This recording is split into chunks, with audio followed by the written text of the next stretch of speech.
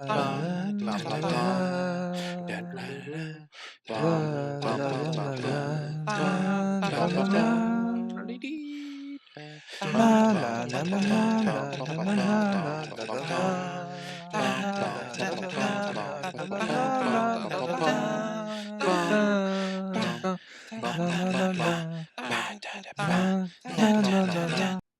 is nothing except this. There is no art opening. There is no benefit. There is nothing to sign. There is the next mission and nothing else. Nothing else? Not even a podcast? On the contrary, there is a podcast. Welcome, everybody, to the next season of the Cheap Seat Critics Podcast, CSC MCU P1. What an acronym. Maybe Coulson will pick up on that. With us today, we have... Hello, everybody. I'm one of your hosts, Yukiki Ryder. I'm Crimson Maroon. And I'm Sprinks, and very special guest welcoming back onto the pod. Yes. Hello. Hi, everyone. It's Cass. There we go. Cass is back. Yeah, thank you for returning, Cass. You seem to make quite an impact on our audience when you were here for Twilight. Did? Nice. I still think that's our most popular season, to be honest. It is. So far. It is. And the episode that Cass is in is popular. Well, it's also the first one, which is the best one. It's also a huge discourse, but we're not here to talk about Twilight. We're here to talk about... That's in the past. We're here to talk about Iron Man. That's true. We are covering Iron Man 2008, Jon Favreau's baby, kind of starting off the MCU, going into this season, which is just the covering of the Phase 1 movies. Let's start with history, and then we'll go into facts, coverage, and then ratings at the end. Kind of our normal deal. Oh my gosh, and before we do that, I should go over socials. Yeah, maybe. Just a little. Yikes, I am scatterbrained. Hey, if you are also scatterbrained, a good way to organize and follow anything we put out to keep yourself on track is you can follow us over on Instagram, Facebook, TikTok, Twitter, Blueski. We also have a LetterBoxd where we have all our averaged out movies and graphs of everything we've covered, with all our ratings in there. And we also have a YouTube and Rumble for visual side of things, which is very cool. I want to make a shout out to Crimson, who does all our artwork, and our PNG tubers for this season look incredibly well done. So just a little round of applause for Crimson there. Yeah. But hey, Crimson's a good artist. Crimson's a good artist. You should harass him in the comment section about it. He keeps denying it. So we have to overwhelm him. Da Vinci of our time. So, but if you're, on the interstate and you're trying to look at that while looking on the road, maybe you just want the audio format. Don't worry, we got plenty of audio formats out there for you as well, so you can safely listen to it. But let's start with history about Iron Man. Can be just about the movie, can be about all-encompassed character if you wish. Let's start with probably the biggest Ironhead here. Let's go with Ryder. All right. So back in the 2000s, 2008, I was starved for good content there for a bit. That's a joke. I probably saw this movie in theaters twice. I was genuinely surprised at the time as a kid that my mom let me watch the movie, because it skirts the line between grit and gore pretty well. So it never really crosses over into the gore line, but it definitely can be very gritty at times. So it's never like oversaturating in the content. And I think it was kind of the first movie, one of the first movies I've seen of its kind. Obviously, the other ones were probably Batman Begins and stuff like that, where it had a more realistic take towards a superhero. And my history with Iron Man is mostly tied to the MCU. That being said, I've read a few comics. Don't ask me which ones. I didn't bother looking at the numbers or the universe or whatever. I played the video games that came out around the movie releases. They were fun, if very bad. I still enjoyed them as a kid. I had a mobile game that I used to play on the Iron Man ones, and my whole goal on that game was just to get the Avengers, his Avengers outfit, or the Avengers are Mark 7. And that was a lot of fun. And with regards to, I guess, this movie in particular, twice in theaters. I probably have seen this movie a few times a year, outside of the last few years. It's been actually quite a while since I've seen it, and I was kind of happy to return to it for the podcast. And that is my history. Lovely. Let's go with Crimson. All right. The first time I saw this was on TV. I did not see this in theaters, and it was just on one day, and watched it with my father. And since then, I've been engrossed into the MCU up to a certain point. So I've seen all the way up to when did I drop off? Wherever Wakanda Forever is, I think that's where my next film is in the MCU. But I've seen like Deadpool, Wolverine, whatever. That's not Iron Man. Anyways, a lot of MCU stuff. I've played games with Iron Man in it, like Lego Marvel Superheroes, Capcom versus Marvel. Actually, was he in that one? I don't even remember. I think he is. And yeah, that's the one I played. I also played an Iron Man mobile game. I don't remember what it was called, but it was kind of like Temple Run or Subway Surfers. Oh, but my he's flying God. around. We played the same game. It was a great game. Yeah, where it you was so fun. could buy armors and stuff. It was pretty awesome. Very good graphics for a mobile game at the time. Yeah, it was a lot of fun. So that was There we cool. go. Some shared our history I didn't know we had. Yeah, where you're fighting against AIM and MODOK and stuff. I forgot that game existed until you brought it up. I mean, played on the bus on the way to school and stuff. So did I, yeah. Amongst many other games. I have an Iron Man figure, a little one from Infinity War. And is that about it? I feel like I'm missing like a game or two probably, but that's probably the bulk of it. I've seen this maybe 8 times, probably not more than 10, but I'm going to land up probably around 8 times. And it's been a couple of years since I've seen it, since the podcast year. All right. Let us then go with Cass. I think Ryder and I saw it in theaters together. That's very possible. I cannot remember because I was very young. And I've watched it on and off since then because I do love comic books and at least the comic book storylines, but I've never actually read an Iron Man comic or I played a game with Iron Man in it that I can remember. So my only view of Iron Man is Robert Downey Jr. in the MCU. All right. That takes me to be last. Oh boy. I did not see this movie in theaters. I don't know when I first saw it. Probably around maybe a year after it came out, so maybe 2009, 2010-ish. It's very foggy, me trying to remember my early years of MCU.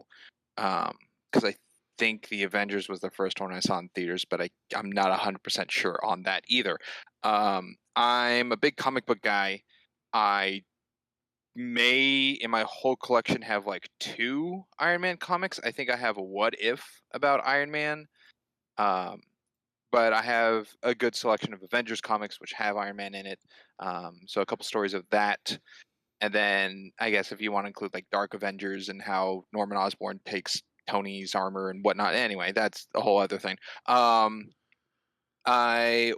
the height of MCU, I was really excited for the Avengers game by Square Enix that came out, and I wanted all my friends to play it, and we could all be the Avengers, and boy, did that shoot me in the ass. and I made a mistake by that. But I did put a lot of time into that, and played the Lego Avengers game, Marvel Capcom 3, the Iron Man game for the 360, the mobile one Crimson brought up. Jeez Louise, Lego Marvel 2, a bunch of games. There was, I feel Ryder didn't bring it up, but there was a animated Iron Man show, like the Adventures of Iron Man, where he's like a high school Yes. kid. Yeah. I've seen a couple episodes of that. I mostly remember that for the And theme song, to be honest. I've seen, I'll save that for later down in the phase to talk about. But I think that's overall. I've seen this movie maybe 10 times, and from my LetterBoxd logging it, I have not seen it since 2018, when I went through the whole MCU phase, prepping myself for Endgame. Makes sense. And I also forgot I've played Contest of Champions. So, another one. My only thing I'll add on is I've also played the 360 games as well. Okie doke. I didn't even realize there were games back then. Oh, there's a lot. And then there's Every the movie VR had one. games. I haven't touched that one. But anyway, I got some facts here. Please, audience, take these with a grain of salt. Found them on the internet. Who knows how true or false they are? I did not get to sit down with either Kevin Feige or Jon Favreau or Robert Downey Jr. himself to fact check. So, the initial release date of this film was May 2nd, 2008. It has a runtime of 2 hours and 6 minutes. Its budget was 140 USD, whereupon its box office was 318 million, which was domestic, and a total of 585 million worldwide. So it did fairly well. You think that's enough to get a sequel? I think so. Maybe even 2. Maybe even launch a whole franchise. You know, possibly. Wow. That's reaching for the stars. Rating of PG-13. Its genres fit under action sci-fi, and it is directed by the one and only Jon Favreau, who before this movie made things such as Maid, Elf, Zathura: A Space Adventure movie, as well as directed Zathura the video game, all before Iron Man. But then after Iron Man, he did things such like Cowboys and Aliens, the live-action Jungle Book, and the live-action Lion King. And The Mandalorian. A bunch of hits. And The Mandalorian. That's right. He was a creative process on it, but he did not direct every episode. Yeah, he didn't direct. He was one of the lead writers, though. Yes. And then a couple fun facts I have here. The script for this film was not finished when filming began. Since the filmmakers were more focused on the story and the action, the dialogue was mostly ad-libbed throughout the entirety of the film. Jon Favreau acknowledged this made the film feel more natural, whereas Tony Stark's dialogue, when he demonstrates the Jericho in the desert to the troopers, was conceived on the spot. And Robert Downey Jr. wasn't wearing sunglasses for protection from the bright sun in the scene, but it was to hide the fact that he was reading lines off of cue cards. Some shots throughout the movie were shot with multiple cameras to capture lines improvised on the spot, and Downey would make many scenes, one scene like a one take, and do them again and again to try to do something new. On the other hand, for other actors, Gwyneth Paltrow had difficult time to match Downey's ad-lib lines because she never knew really what to say next. And Jeff Bridges was quoted that he felt uncomfortable not having a script or rehearsals, since he normally does in his other films, and that he usually memorizes his lines word for word. Realizing though that the film was more of like a $200 million student film, it took the pressure off of him a lot and kind of just made him have fun with it. Yeah, I can definitely feel a lot of the ad-libbed vibe that they're trying to like push into the film, because as Jon Favreau described it, a lot of the writing or a lot of the dialogue was ad-libbed. I definitely get a lot of that sense in the scenes where he and Pepper are arguing and they're talking over each other. Yes, that's kind which of where does help. Yeah, with Pepper trying to kind of like in the acting try to be calm and collective, like gathering her thoughts at all times. Yeah, I think those are the scenes where I very clearly feel the ad lib, because I do think a lot of the other stuff, there's a lot of stuff in here that doesn't feel ad libbed, but a lot of it, what does feel ad libbed, makes the scene feel more natural. It's a And then rare. there's Fake blood. Multiverse of Madness that didn't have a script. Yeah. Yeah, but they also didn't have a good director. So Hey, And Cumberbatch is Hey. not Downey. they had a good director. They didn't have a good writer. No, he didn't direct the film. That's a lie. Remember, I feel like directors we've covered at this that point directors are cast. They didn't actually make the movies. You can It's see not Sam deja vu. Raimi's handprints on that film. All right, moving on. According to Paul Bettany, he did not know what film he was working on throughout all his lines. He merely did the job as a favor for Jon Favreau. For kind of the two of them met while working on a film called Wimbledon or Wimbledon. The tennis movie. Yeah. But he was unaware. And then the last fact I have here, which is a little for writer, the production met with about 30 different writers, and they all passed, as most of them felt Iron Man was a relatively obscure character in the Marvel Universe. They were also a bit nervous about working for an untried studio before better known for its movies, and even the rewrites led to many refusals. In the end, the film credits 8 writers for the making of the film, being hopefully I get these names right, Mark Fergus, Hawk Otsby, Art Markham, Matt Holloway, Stan Lee, Don Heck, Larry Lieber, and Jack Kirby. I recognize a couple of those. As do I. Yeah, it's what a Iron Man kind of in retrospect, because you kind of hinted at it with all your facts. Iron Man in retrospect feels a lot like so much had to go right, and it really felt like they were up against the wall for a lot of it, because stuff like that is just, it's kind of, when you hear stuff like that, there were a lot of writers passed on it just because he's a quote unquote obscure character, and there's also the history that Rob Downey Jr. had before this film. There's a lot that feels like makes the filmmaking itself feel very gritty and on the ground, where you learn stuff like that. Yeah. No, agreed. Wonder if they told all those writers that passed if this was going to be the entry point into a whole universe or not. Because I don't obviously they even were know planning on with a post-credit scene with Fury. That they're definitely hinting towards a plan with that. Yeah, I don't think the plan was solidified until Iron Man's success. But they would have added that post-credit scene in, as in like, this is just, making it feel like a part of a larger world. It's hard to say. I don't know. Did you find anything regarding that in your fact finding, Sprinks? I did not. Actually, that was the last fact I had. Oh, okay. So, well, Alright. kind of. I mean, there's probably a few through our coverage that'll be sprinkled in. But from what I wrote down, those are the facts I have. So, does anyone else have any facts of their own they'd like to throw into the ring? They should have said Iron Man will return in the Avengers or Iron Man 2. That's it. Do you think they needed to place the movie? Into the what? Like, place in the movie, or just the character? Like, Iron Man will return. Period. I'm just joking because that's what they do in the future from MCU Oh, okay. stuff. Obviously, we even debated now whether or not they planned something or not. So obviously that wouldn't be a thing at the end.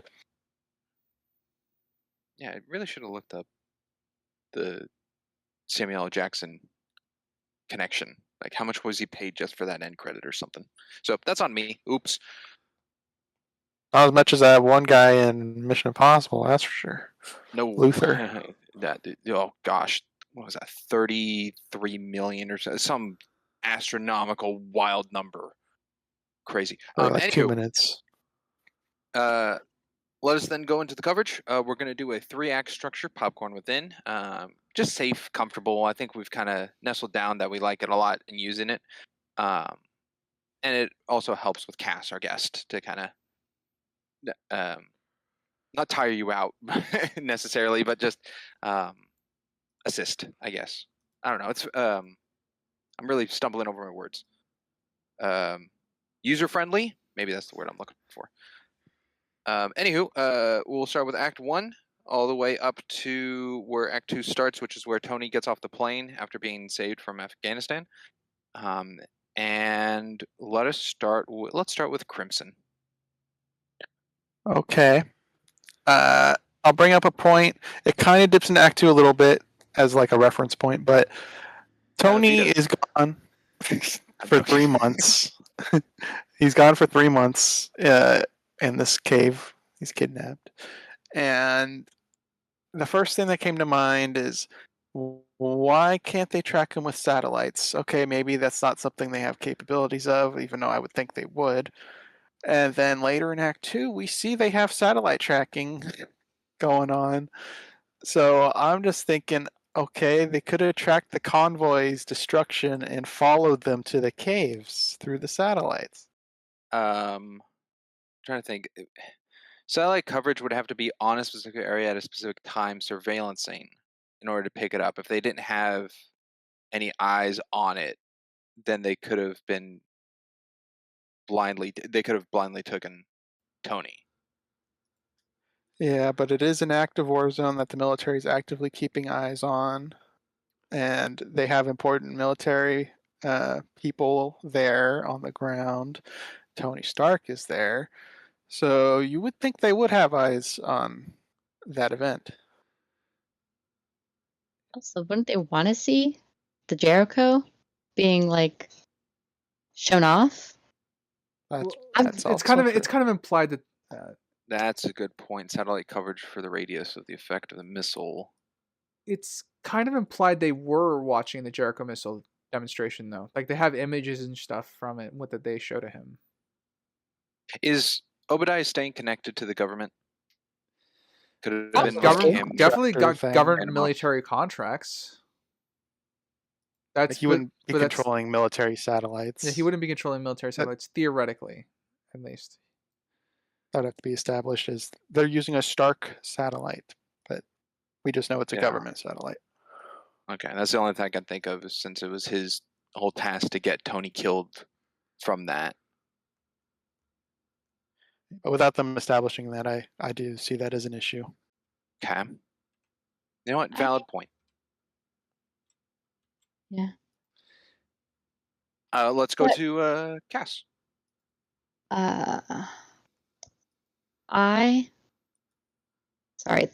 For me, it's the Humvee scene. But I love the Humvee scene where it shows him right in the beginning where he's like, he's being Tony. He's being Tony where he's just being silly. He's got an ice cold glass of bourbon or whiskey, whatever it was, in Afghanistan in an active war zone. And he's just chilling. But I do think that I don't understand why they put people in the Humvee with him as like a military standpoint, in the sense of, I guess other than the fact that they must have felt really secure because Tony Stark was with them, but there's just not a lot of protection or coverage. They seem very iffy. It's about a Humvee, stuff. yeah. Like The fun V. He The does have a Funvee. convoy with him, so it's not just like one lone vehicle. But Are we Yes, to there's believe no- that Rhodey there's was no in communications to other Humvees. Yeah. he was in the back cheap the one in the back? behind him. Okay. Theoretically, he was in the one in the back. I assume he was supposed to be, That's- but I have some issues. I assume he was supposed to be. I don't know if he is though, like in that scene, because I think that would have been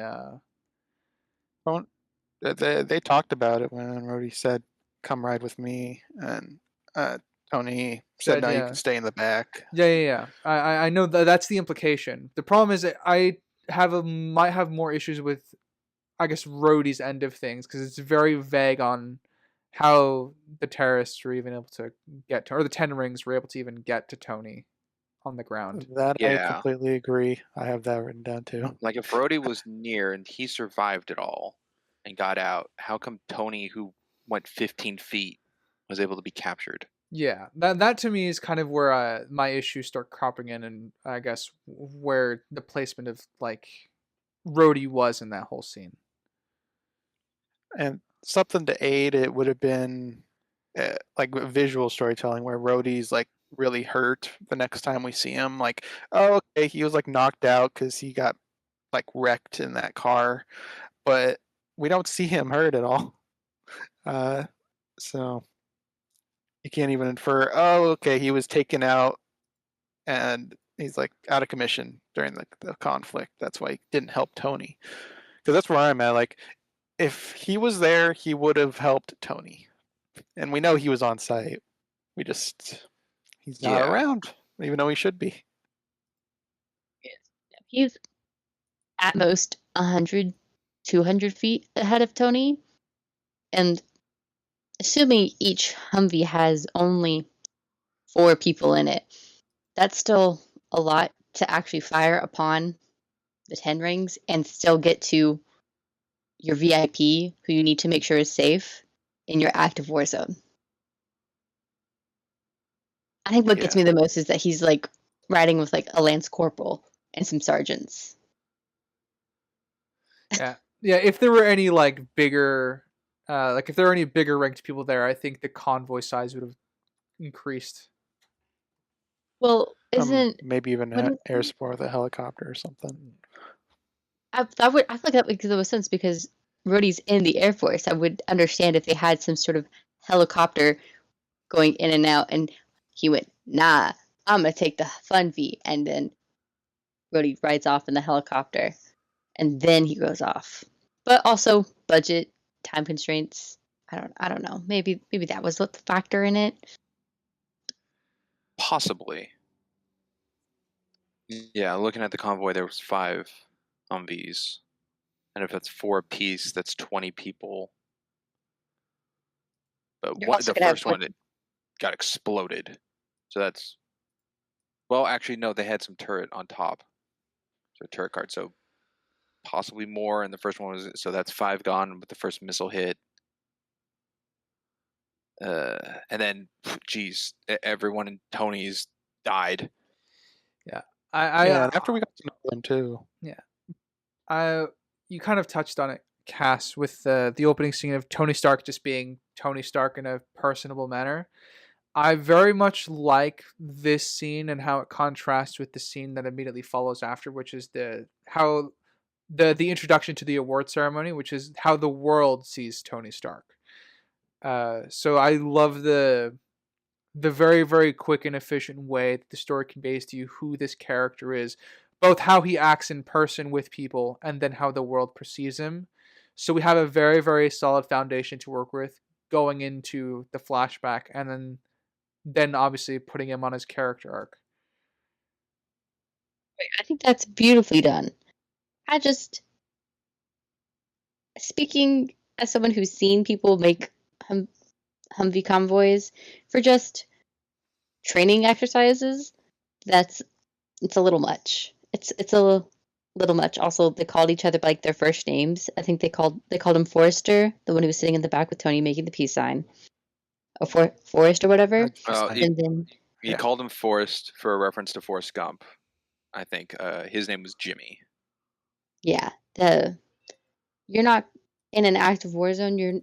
The possibility of someone actually calling you by your first name is very minimal because it's just not going to happen, especially if you're used to calling someone by their last name for so long.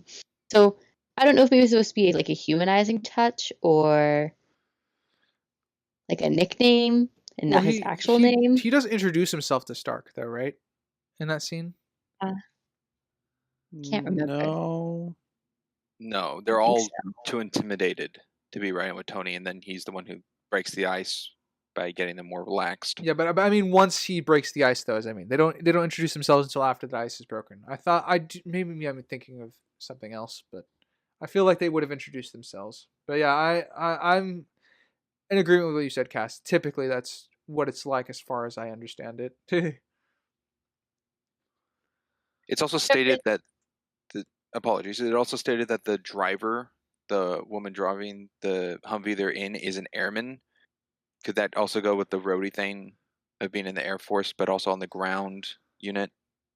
I mean, Humvees are a very, very normal thing, but I just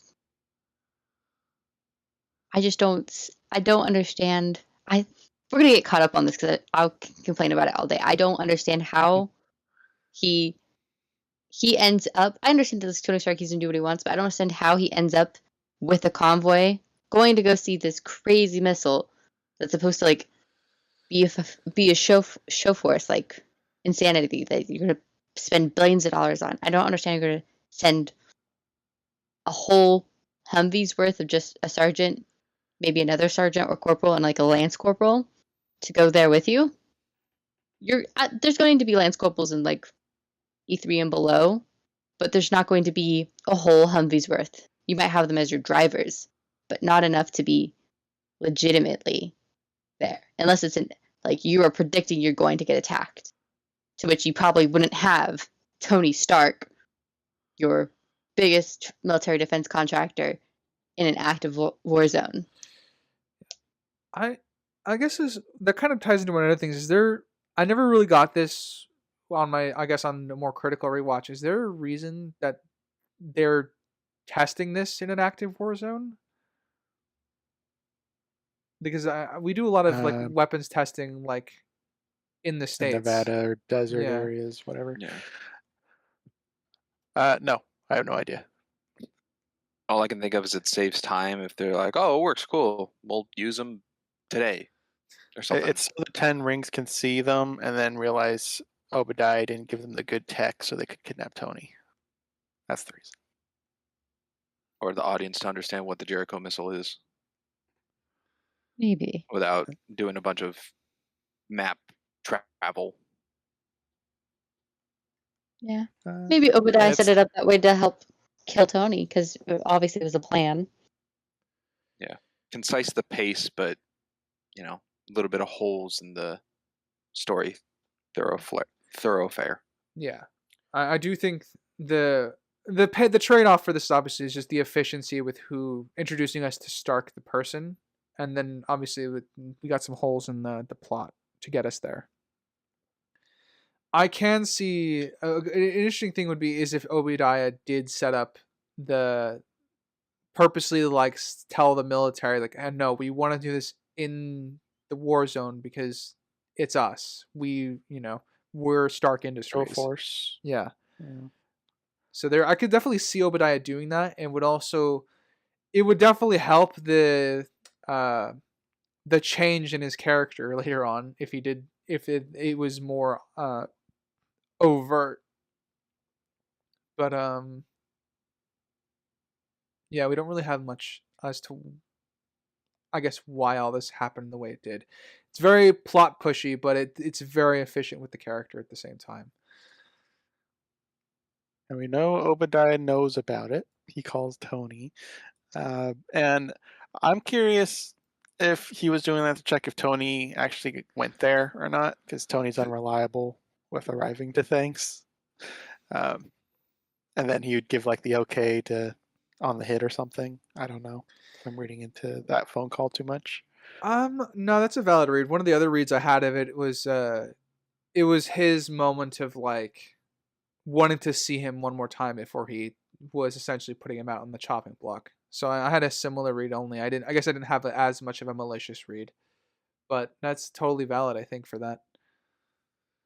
Because at this point, he already had the kill Tony plan. Mm-hmm. Yeah. Well, he's very relaxed in that call. Also, I don't know if that technology works with 2008 phones like that. I think that may just be like a Tony Stark tech thing. Yeah, it's like it's a different world. Yeah, I'm like that quality of picture is too high res for that phone. And I mean, we're gonna get a really big jump in Tony Stark phone tech into Iron Man 2. Yeah. But yeah, just Obadiah being very relaxed and calm about it kind of helps. But anywho, those are all very good points. Let's go to Ryder, the next one. All right. Kind of already got a few of my opening ones out. I will jump to our introduction to Obadiah Stane, which is through the newsreels as like we get to see him on magazines about what happened when Stark's dad passed away and stuff like that, and we get to see him always in the background with Tony, kind of showing that the two of them are the titans of Stark Industries. And then we also have him cleaning up after Tony because Tony didn't show up to the award ceremony, which if I He didn't got have close. which I didn't He was have just in the other room. yeah, but he's he's covering for Tony, and you get the impression that he does this a lot. And I do like that a lot because it adds a bit to Obadiah Stane's character. And if I really want to read into like him turning villainous, you can see some of the ground tracks, at least is with the annoyances towards Tony. Yeah, no, I agree. Like I had something. Oh, the kind of slideshow of articles of the papers. Those are actual articles, not nonsensical words just thrown in for the second they're on screen. Yes, yes, they are. Oh, like And with something I the never- newspapers with like the death of Howard Stark and stuff like that. Yeah, the papers or the articles of like the Rolling Stones, like that was there. I paused and read them. And I'm like, oh, this is function. There are some repeats, like of how Tony at the age of like 17 graduated, is copied on like 3 of them, but at least they make sense. And something I never noticed with the articles was that the robot arm was in it. I never knew that. Oh yeah, Oh, dummy. yeah, I love Dummy. Yeah, I never knew Dummy was set up before.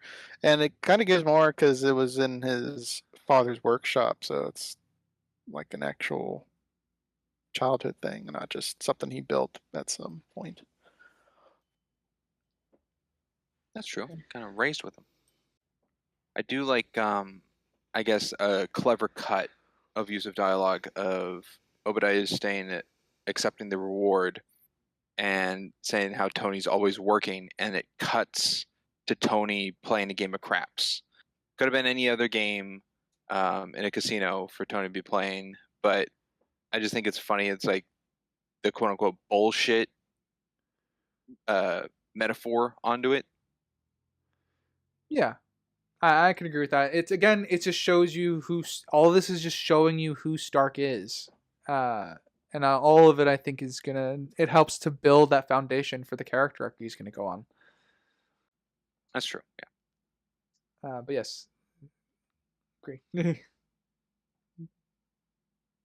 I don't know if you got a little tickle about it, Crimson, but just more MCU stuff. Having seen and watched the what's the word? The ransom video, I guess, of Tony with the 10 rings. It reminded me very familiar to kind of the big plot of Punisher season 1. I suppose so. I get where you're going with on it. Yeah, I can't remember where their Black Op operation was. Kandahar. The show. And yeah, no way I would remember that. Kandahar. Yeah, I've heard of that a few times with the MCU or within relation to Marvel. Yeah, it's mostly with the Netflix stuff. Yeah, good show. Recommend it. Maybe we'll cover it sometime. It is short. Cass, did you have anything you wanted to add to the introduction of Obadiah Stane? I just love how smug he is about it because I don't know. Maybe I rewatched it knowing that he's going to be the bad guy because I've rewatched it recently, obviously for the podcast. But rewatching it with the lens of knowing that he's going to be the bad guy, all of his steps seem very clear. You know, like Yeah. everything makes sense. Very And, like, poised. Yeah, I He- do he, I do like- have some issue with the pacing of it, but I do overall think all the groundwork is there, I guess, would be the way I would phrase it. But as we said in the beginning, I felt it's a student film that's like what? We got a $200 million budget. It was 140. Hmm. But yeah, I think it works really well. Good. Let's go to Crimson for a point. All right. So after Pepper took out the trash, aka Christine Everhart, Ooh, good burn. she goes downstairs and sees Tony working, and she said he was supposed to be gone an hour and a half ago.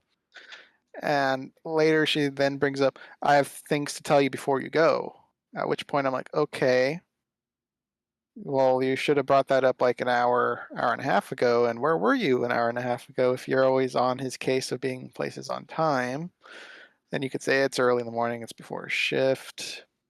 I don't know. There's a lot of like weirdness to me on this particular moment regarding all that. That is a fair point to make. Why wouldn't she have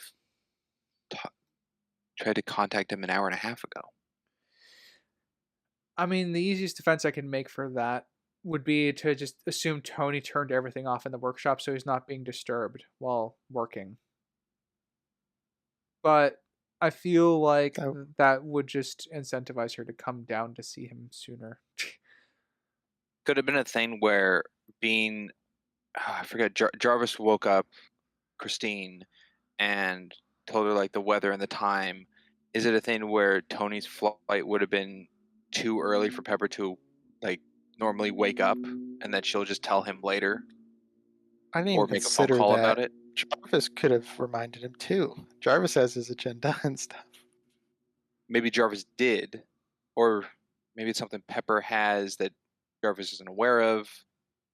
But I'm just thinking of like if it was an early morning flight out, then Pepper could have done it by phone call later. But if she knew Tony was still present, then reprimand him about being late and just tell him there in the present. But And she knows him well enough to where he needs to be handheld to do these things.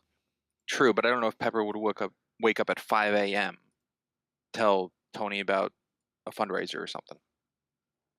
She kind of does seem like someone that would do that. She obviously cares about him to some degree. Employee-boss relationship at this point, I guess. She's very good at her job. I think he also could have been busy making sure that, because it doesn't seem like he's got a maid or like a butler. He probably has some sort of maid that Pepper makes sure is there to help clean up while she takes care of other things. But like it seems like Pepper handles pretty much everything and just gives him the most important bits, which is what in my opinion, what a good personal assistant would do. So instead of being able to be like, hey, we gotta get you out the door, let's get going, she's like, crap, I gotta take this girl, get her in her car, make sure her clothes are clean, make sure that it's not spread too much in the press, or it is spread too much in the press, or like cover up stuff, or help the PR department be like, well, he was late because he was doing this, and that's why he didn't accept his reward, and stuff. So I can see why she would be busy, why she'd be annoyed about him, but like, I was trying to tell you something earlier, but she got overloaded with Tony true. being Tony. Pepper's morning was to take care of Christine being the mess of dry cleaning and getting a car ready. And it's not fully confirmed in this film, but I'd hunch that Pepper doesn't live in this Malibu home. So it's not an ease where she can just take 10 minutes to go to Tony. She has to probably travel time from wherever she is. Probably. So, I guess at the end of this whole talk, I'm going to label it as just off. I think something's off with it. Yeah, I think the dialogue could have been retooled, which working without a script kind of makes sense. I do wish they could have probably done a little bit something a little differently with the dialogue in this. But I do like the point, I guess, he gets across of how Pepper functions in his life. Like he doesn't even, like, Tony Stark is so like, his mind is elsewhere, so he doesn't even know it's her birthday. Is kind of this setup to their little dynamic, but they still care for each other. They just have a lot of distance between them. He doesn't even know the second number in his social security. Yeah. I was when we get there, but um, okay, I'll go to a point. A little bit of film stuff, and hopefully this is timed up right. But at 2:17 in the film, when um the I guess the soldier in the passenger side of the Humvee is turning around to take a photo of Jimmy and Tony, there's a weird manual zoom that isn't smooth, and I don't know if it's just to give an unease or foreshadow to what's to come, but it just felt kind of out of place or unprofessional look. And then following suit to that, when Jimmy gets out of the Humvee to kind of defend Tony by leaving after being told not to leave, it's too quick of a cut for a human to feasibly get out of a car that fast and shut the door. I mean, in a So, realistic sense, but the point of the scene is to show how quick and erratic things are escalating for Tony. That was something I was complimenting in my notes regarding the editing in the car, not necessarily this door part, but every time they cut to Tony talking, it's a quick cut to keep his words quippy and quick, really added. Yes, keep the wit going. But it does come across very much as a real-time shot. Like there is no time skip or jump. So the one visual of how quick Jimmy is, where everyone else, like we actually see the driver get out of the car and go to the ground. The passenger take his time to tell Jimmy, take care of Tony, get Tony down. It all seems to be flowing very real. So just the cut of Jimmy not being that visually stutters comes out. I don't think it's I think as so. pace breaking as you're saying it is, but they had to have filmed the whole shot. So obviously on the cutting room floor, they felt it was too long to show that, and that itself broke the pace of the sequence. So this could have been the lesser of two evils. I don't think it would have taken him that long to get out of a Humvee. I mean, yes, he's got a lot of gear on, like the weapon, but he's only got, assuming he's got his camis on, he's got his boots on, he's got his Kevlar on, which we can see. He's got the vest, the Kevlar. The only thing he needs to grab is his rifle on the way out, which I think he holds anyway. But Yeah, so He has it in he's hand. he's got about, maybe including his body weight, an extra maximum 35, 40 pounds on him. That's not like he's got like a whole ripsack and a bunch of mags and like grenades. He was there to see a demonstration or drive for a demonstration and come back and make sure nothing happened. He's not carrying anything crazy. So I could see him being like, oh shit. Five friends or 5 people in that convoy just died. These 2 are dead.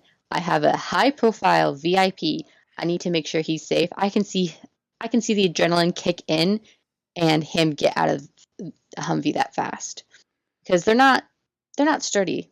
They're not great. they're not bulletproof, as we can see. That's one of the things I did appreciate. I'm like, oh, they're not bulletproof. That's nice. Well, to a degree, when you get that scatter shot of a bunch of holes in the side of it, I'm like, oh, Tony didn't get hit by one of those. Yeah, no, that is plot armor. That is That's insane. yeah. I was gonna comment that's plot armor, but him getting out of the Humvee that fast, I've seen people do that. Hell, I did that and pregnant. I can see him getting out that fast, especially when you have so much adrenaline. Just looked off to me. Yeah. I mean, so for the visual side of it, right? There's the other. When it comes to editing, there is the. I'm gonna go shit on Zack Snyder. So everyone brace yourself. Shock, surprise, surprise. There is a sequence because Zack Snyder is kind of the opposite of quick editing. So I always like to use him as an example of. If someone's editing for efficiency, and I will assume that this is edited down to for efficiency's sake, just because it's supposed to emulate the feeling of the chaotic escalation of what's happening right now. In opposite to that, there is Zack Snyder who will show someone going up every single step of a building and not focusing on anything else but like the briefcase, the shoe, and maybe the gun in one person's hand. And that will drag out the sequence to an absurd degree. I'm not saying that's a good thing. I obviously don't think that's a good thing. It's kind of comes down to trying to find a middle ground, I guess, and what the efficiency was. In the cutting room floor, there's a part of me that can imagine that, like, the extra second to fully show him getting out of the Humvee might have been just a second too long to really cut into the pacing of what they're trying to convey. Whether it's feels off. I mean, like I said, I've seen the best and worst of both worlds, I guess, at this point, with through all of our movies and stuff that we've covered and stuff that we haven't. So I don't know if I have I don't think it's an issue for me just on the, I guess, the editing side of it, because I don't necessarily think I don't think it derails anything. I guess would be the way to phrase it. Yeah. Also, the actor could have had a really hard time getting in and out. It could have been just it did not Peter. look as smooth as they wanted it to. Sorry, you just brought me to Lord of the Rings. Peter, I can't get up these goddamn steps smoothly. I'm sorry. I mean, it's one of those things where like I full-heartedly believe, especially if you're doing it every day, you can get out of a Humvee that fast. Which, in a realistic sense, if this was not a Marvel Cinematic Universe movie, like I do believe that adrenaline, repetitiveness, he would be able to get out of it that fast. But the actor might have just taken a hot second, because it's like the Indiana Jones ride at Disneyland or Disney World, if they have it there too. Like trying to get out of that onto the platform. If you're not doing it every day, like 3-4 times a day or multiple times, it's not going to come as quick. So I can see him taking a little bit more than he should, and them just being like, we're not going to keep this 5-second clip of him trying to get out. Not when we need to get to the meat of the film. Gotcha. Okay. So, with all of that, let's go to Ryder for another point. All right. I want to talk about Yinsen. What an important person this is to Tony Stark's character arc. I'm actually kind of sad he doesn't really come up all that often going forward into the MCU. And nor this experience, because I feel like this experience is something that Tony would have talked about with people, with other Avengers going on once the MCU is more formed and he has a bunch of characters to talk about. And I feel like this whole experience is something that would come up more often. It doesn't necessarily need to, but it would have been interesting to hear Cap's reaction to Stark's story being in this predicament, being that he's the one who rescues Bucky's division in his own film from German encampments and stuff like that, or prisons. And Yinsen's been living under these conditions for presumably a while now. He's obviously there as a doctor, and his family is spoiler alert for going forward is dead at the start of the film. So I think they're dead by the time he's already there, judging by what he says in his dying lines. But Yinsen is so integral to Tony Stark's character because he's been a victim himself of Stark Industries tech, because the 10 Rings captured him, and they probably would have raided his village with Stark tech. But he also greatly respects Stark for just the genius that he is. But he's kind of like the last push that Stark needs to go on to complete the character journey of I am, the Merchant of Death to I am Iron Man. that's the journey that Jensen is like the catalyst for. Yeah, he's a pretty big guy in Tony's life, and I kind of agree with future stuff. Obviously, we're not covering that currently, but I do wish he would have been mentioned more. Yeah, a scene of Cap and Tony talking about Jensen and God, escaping the name. Doctor, I know who you're referring to the doctor, right? That's Yeah. what you're meaning? Yeah. Be a good person, doctor. Yeah, just be a good person to don't waste your life. Stanley Tucci. Yeah, the actor. I can't remember the character, but yeah, that would have been a nice scene between the two of them. Yeah, I think that would have been great because I feel like it also, but also I feel like it probably wouldn't have happened just because, the Versus or Civil War, whatever the frick it's called. yeah. I don't blame Phase 3 for that. I blame Phase 2 for that, because Phase 2 had ample opportunity to flush out the relationships between all the Avengers. But that's a world building criticism I will save for Phase 2 if we ever cover that. But I now, because having rewatched this, I kind of actually, funny enough, after rewatching this, one of the first things I went to go look up, I went to go to see a clip of Tony Stark snapping his fingers at the end of Endgame, after like the "Don't waste your life" line, and with that more fresh in my mind, I think that hits a lot harder. It does. Okay. I was trying to figure out the time, if it fit with the cut back to Las Vegas being quote unquote 36 hours earlier, and how feasible that is. Because I was trying to change it out. So they're in Vegas, and by the time Tony leaves, it's nighttime. But we don't know what time of the year it is. But it is dark. And then he takes Christine in a car ride to Malibu. That's a 5-hour drive. And then direct flight travel from Malibu to Afghanistan is roughly 24 hours. So it is feasible, but it's really like Tony got no sleep.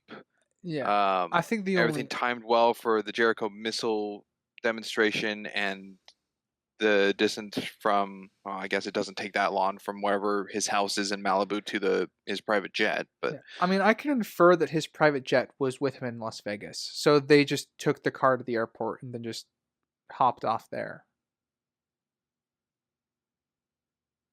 Well, that would, if it's in Vegas, that would add another 5 hours. No. From I Malibu.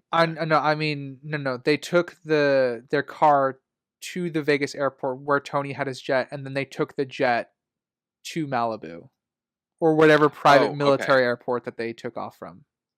Gotcha. To cut 5 hours, Yeah, possibly. There's also a lot of air bases in that's true. California. I don't know how. I would assume Tony Stark has access to a lot of those air bases, considering government contract, but biggest government military contractor. But yeah, I mean the easy fix for this is 48 hours. Just say it's 48 hours before it happens. Yeah, a little more time. Yeah, I don't know the choice of the 36 hours, but maybe to show just how quick paced his life is. He goes from Vegas to Malibu to freaking Afghanistan. Yeah. I mean, he is. You definitely get a sense of that too with just the pacing of the film. Everything is so densely packed together. The first 25 minutes to half hour, you don't really slow down until you're in the cave with Yinsen. And that might be purposeful as well to convey the pacing of his life for sure. Okay, yeah. Let us go to Cass for a point. I'm talking about Yinsen still. I love the father figure, not father mentor figure Yinsen has in the first meeting with the 10 rings and stuff, and how they meet, and how he's telling him, you need to do this, you need to listen, and he's just telling Tony, like, this is what they're saying, and just the growth it has with that. And like, Tony just trusts him. Like, he's still questioning everything, but he's trusting what this man is telling him. So I don't know, I feel like that's supposed to show a vibe or a feeling he gets around Yinsen. Maybe he reminds him of Jarvis. Maybe. Well, even then, he doesn't implicitly trust him either, because when he gets his initial plan and he's working on the suit, he's like, it would be a lot easier if you told me the plans here. And Tony hasn't told him about the suit plans yet, until eventually he does, once he feels the full trust of Yinsen. Yeah. One of the scenes that I think goes a long way into starting that trust between them is that scene where he's like, and after you finish the missile, he'll set you free. They shake hands. He's like, no, he won't. And then Yinsen goes, yeah, no, he won't. So, like, I think that also kind of, for me, that's a small bit of, like, they're both kind of stuck in it together. And Yinsen is willing to tell Stark the truth of the situation, which I think is one of those things that kind of worms the way into the slow forming trust between them, because it's efficient how they the trust that they form with each other. It is efficient, but I also just like the fact that he's obviously, no one else is speaking English to him. The only one who's speaking English to him is Yinsen, and like, you kind of have to trust, but the way he does, instead of just being like, is that what he really said? Like, because even in captivity, he's still. Yeah, I mean, the only other person that speaks English to him here is the 10 Rings leader. True, but you don't really want to have a conversation with the lad. No, you really don't. I mean, if he's just gonna throw some burning charcoal down your throat. Very true. Questioning Yinsen, but I also like the fact that they don't really show him legitimately questioning him. It shows that, like, okay, I'm gonna have to trust him with this. This is what's going to work. This is how it's going to have to get done. Yeah, I mean, you could see it too in just the actions on screen, because eventually Yinsen's also helping take down missiles. He's helping to build things and construct things. Like, his heart is in his hands literally when he's making the arc reactor, because he's like, we only get one shot at this, and he's carrying over the molten palladium to form a ring. Yeah. So you definitely get a distinction that Stark has to trust him, but then he ends up liking that he trusts him. I guess would be the best way to phrase it. Yeah. Yes, I had a little confuddle with the palladium scene, because Tony tells Yinsen, we only have one shot at this to pour the ring, but isn't it said they have everything they need to make the Jericho missile, and palladium's one of the things in the materials to make it? So wouldn't they have as much palladium as they want? I think the palladium is more for the arc reactor than it is for the Jericho missile. True, but just like having it on hand to believe that it's possibly available to make the Jericho missile, because they tell Tony, you have everything you need to make it, and palladium's one of the materials to use. I guess it's up in the air if it actually is used in the Jericho missile, or is it a part of anything else. Yeah, they don't know how to make it. Yeah, the only thing about the Jericho missile that I know about prior to the quote-unquote design of it is that it has some of Stark's repulsor technology, kind of to show that he's already familiar with making something related to repulsors, even if it's not related to the arc reactor. I don't know if I can draw enough between those two, though, to say that the palladium is a requirement for the Jericho missile. Because we never see him actually build it. We don't. Yeah, I don't know that how it's either. constructed. And that wasn't the question I was posing. It was just like Tony saying they only have one shot. I don't know if that's fully believable. Oh, okay. No, that is answered with the amounts. So he says we need like at least 1.6 grams. 6 of them. Yeah. So he's holding like a, what did you say, 0.05 grams or 1.2 or something. yeah, They need 1.6. yeah. So he knows that they're with the material that they have, like they can make it. So I guess that's where at least I understand where the answer to your question is from. Okay, I don't know what makes it a finite resource. Well, it's from other weapons that they have of Stark tech. So I'm going to go off of his statement of it is limited, and it's going to require several of these presumed missiles that they only have a small amount of that particular missile with the palladium in it. Because I don't know if every single missile Stark makes has palladium in it. I don't really know what the palladium's used for in the missiles. So if Tony's saying it's limited, I have no reason to not believe him. Okay, I'm still 50-50. I haven't swayed. Why?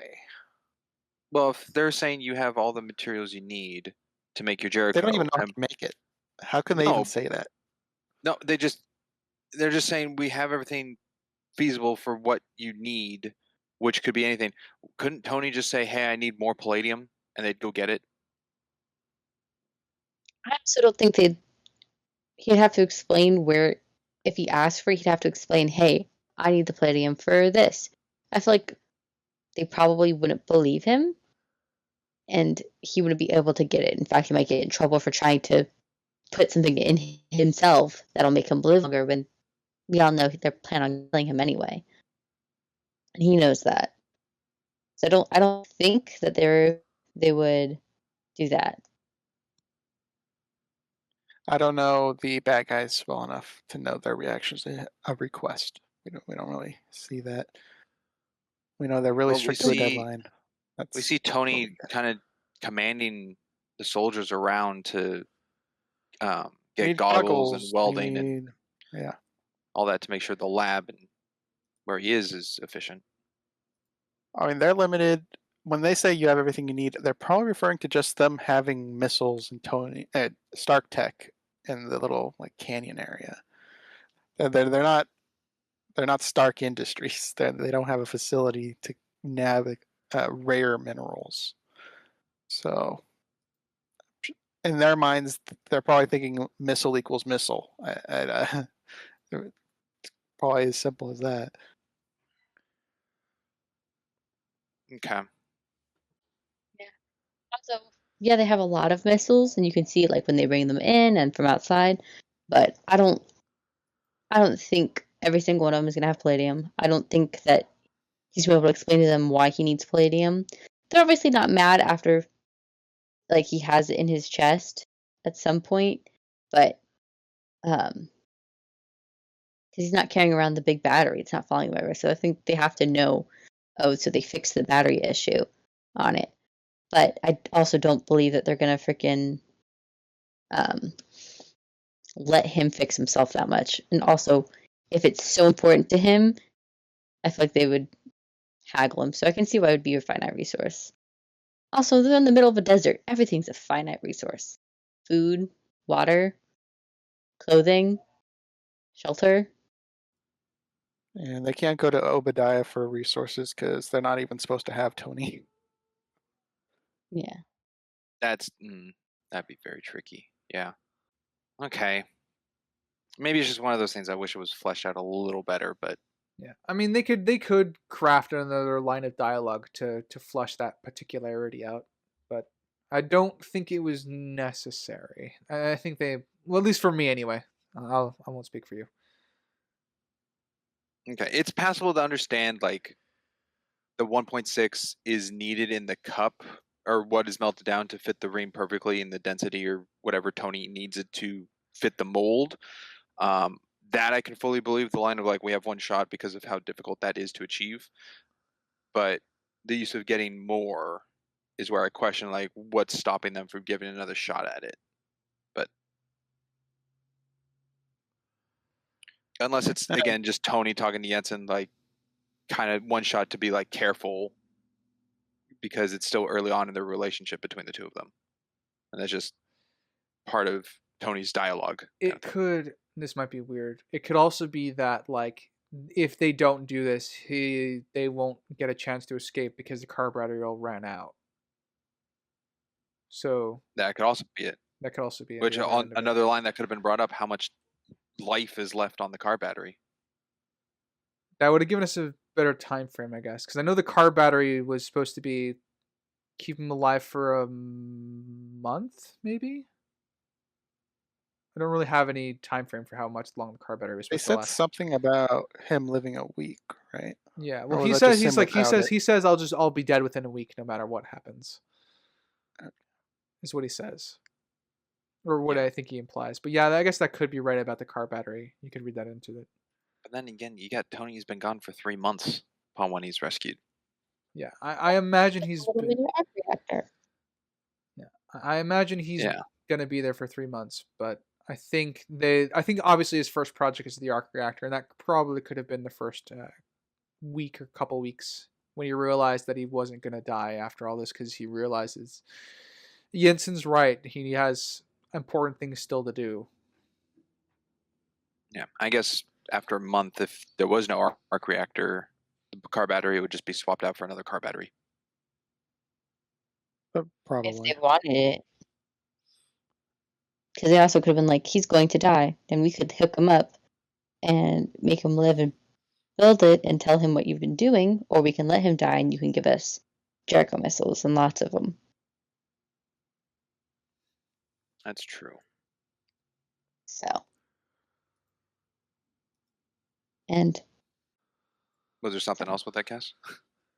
no, sorry. It's okay. I just also have it playing on in the background, and I'm actually in the scene where they just put the arc reactor in, and you can see that like on camera it shows like the fuzziness of the camera that they can see the arc reactor in his chest. So maybe it was just a finite resource of like what they had or what he was able to work with within like missile equal missiles, but it obviously wasn't something that they were worried about. That's true. Since this is the one that when he returns home, he has Pepper remove because it's obsolete because he made a better one. Yeah. All right. I'll go with just a little thing I noticed of 920 when Christine's looking out from the Malibu home and it's panning out to show. I don't know if it's a drone shot because it's 2008. I don't know how feasible drones were for camera work, but it could be a helicopter shot because it's not stabilized. It is a bit of a bumpy shot for a pan out. Yeah, I would imagine helicopter. I suppose it is. Yeah. Anyway, small little point. Let's go to Ryder. All right. I guess a bit on the pacing. I said the first 25. We move at a blitz pace until we're in the cave. But one thing I would like to touch on is the only slow part within that time frame was, at least I think, was just between him and Pepper when they have their first moment together. Where I like it where things slow down, just kind of to show that Pepper's a constant in his life. It worked for me pacing wise, I guess. I also like the fact that like yes, she's also like she has her fast pacings, but even her fast pacings are, I think, they come off slower than his like day-to-day life without her in it. So I like it that it kind of shows that she's some sort of like calming effect. Yeah. Yeah, I guess I could read that into it as well. Okay, yeah. Let's go to Crimson. All right. So the Mark 1 suit. It's cool. It's bulky. You feel the weight of the punches. His walk, everything about it feels grounded. That is a cool camera shot. I'll go with that. When he walks out of the cave and the camera is shaking to the footsteps. It's well crafted to build this imposing force that he is, this weapon. The thing that was kind of like bugging me about it, though, is him making the mouth holes. Unnecessary. It's just more avenues for bullets to enter. It's not like it's hugging his face and he's going to have trouble breathing. He can breathe through the eye holes.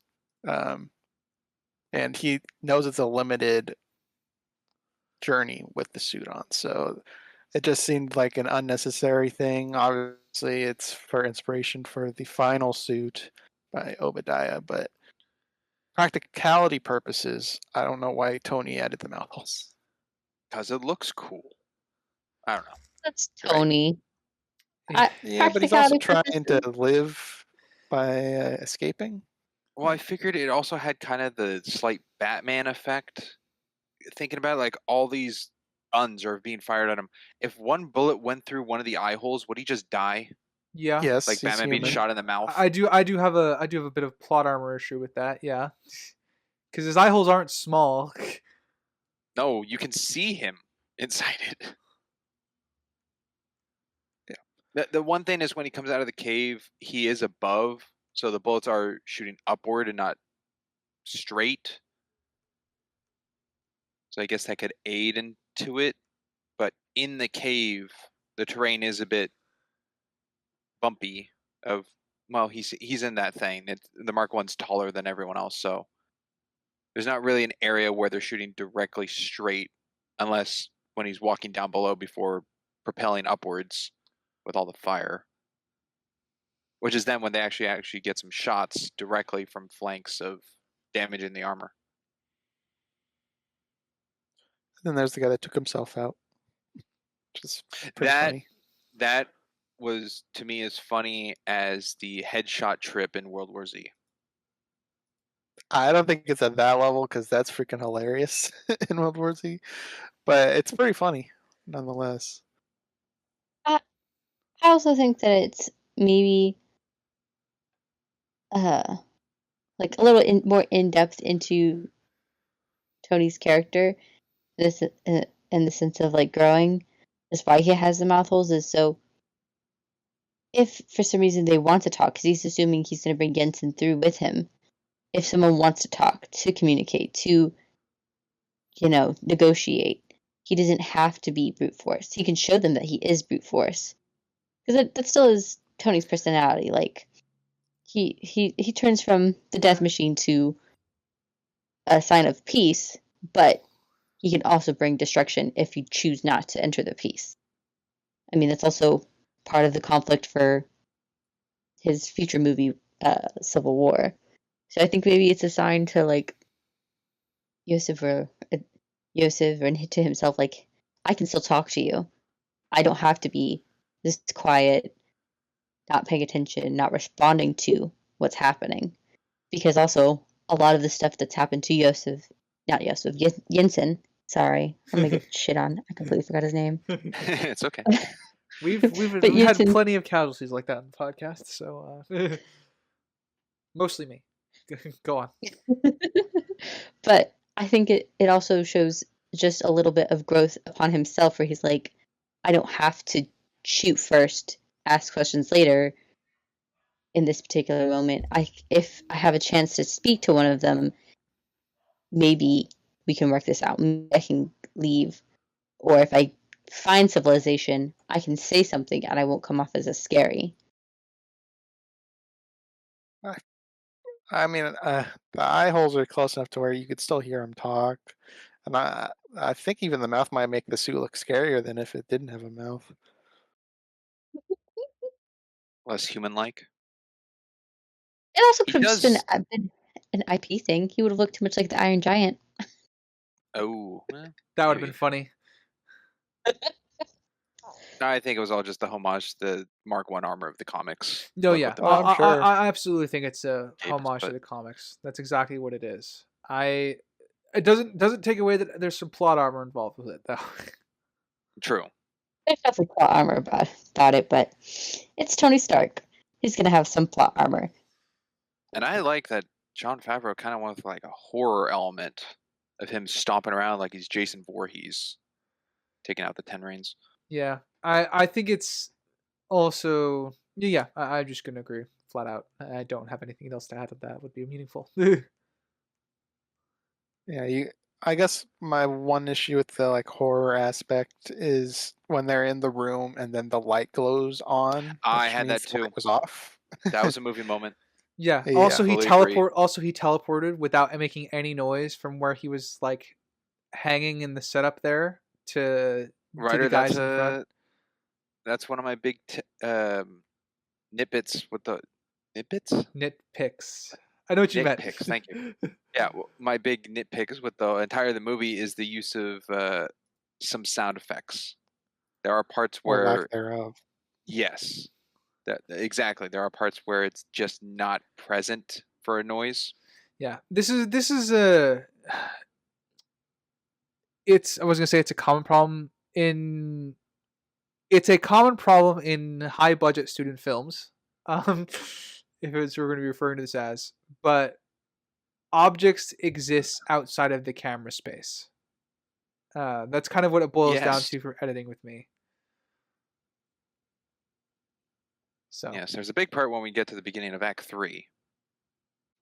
But Crimson, I got a question for you, and then hopefully Ryder and Cass can assist. But it's directed at you because I thought you may have a different take to it than others. Do you think it's necessary that sake goes with sashimi?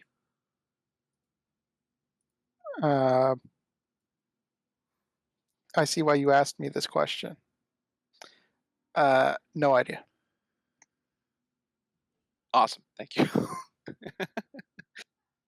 Just You're trying to lighten the welcome. mood. Yeah. It's definitely in my wheelhouse of knowledge. I guess my 2 cents. I'm on the bar where it's not needed. I guess for me it depends on how authentic we're going for this.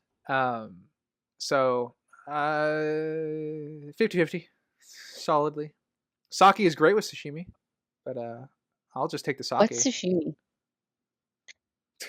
Ooh, what's sashimi? Okay, well that's also a great answer. It's just raw fish.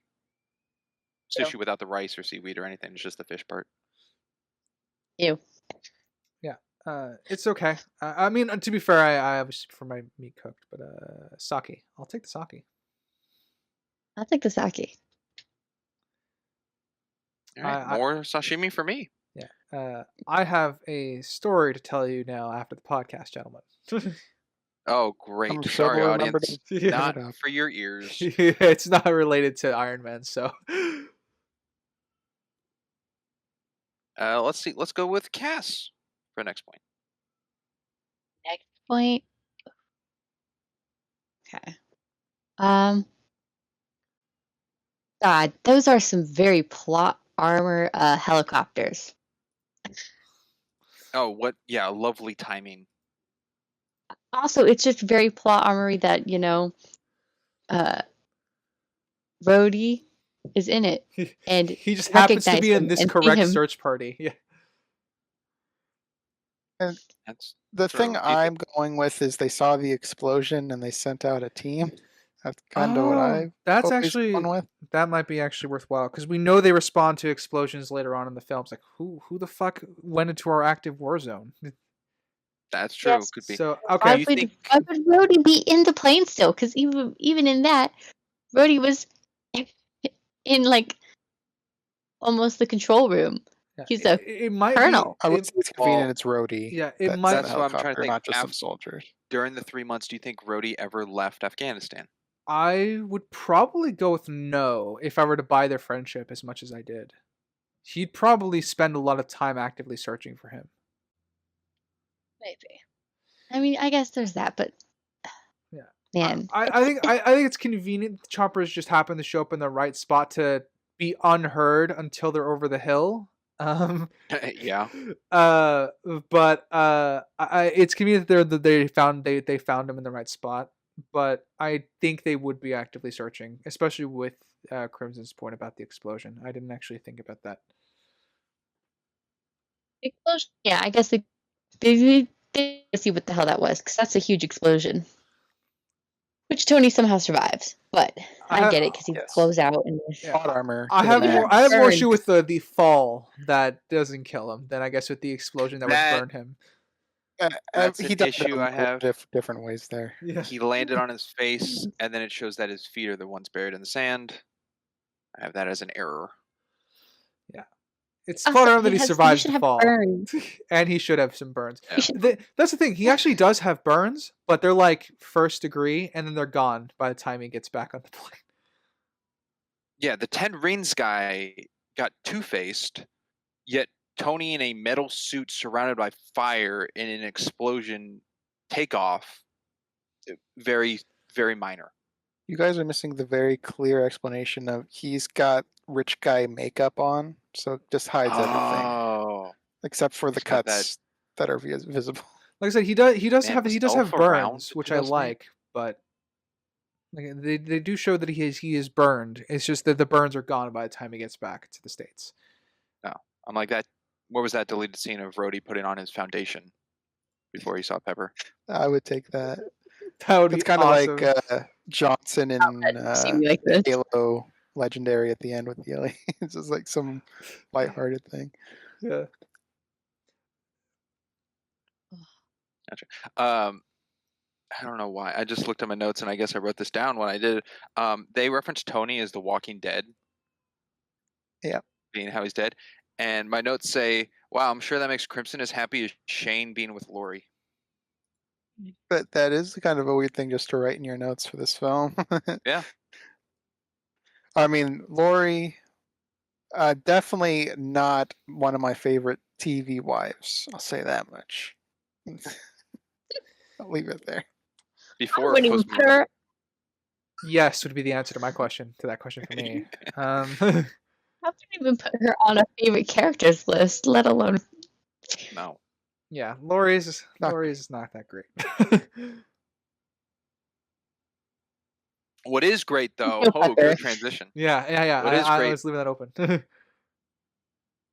Is when they first come into the room with Jensen and Tony and they're speaking Arabic, it does not subtitle that first discussion of Arabic words to keep the audience as lost as Tony is in the situation.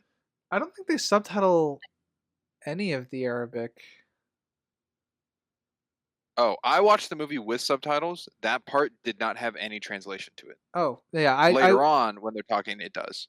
Okay. Yeah. That was what I saw. I didn't watch it with any subtitles at all. So none of the Arabic scenes are subtitled. Oh, interesting. Yeah, like when he's looking at the monitor and then says something that's not subtitled with what I watched. Oh, okay. To me, that's what do you say? Like that's the tail of the missile, and he goes, "No, it's backwards," or something. I remember Sounds that like a from picture. previous viewings.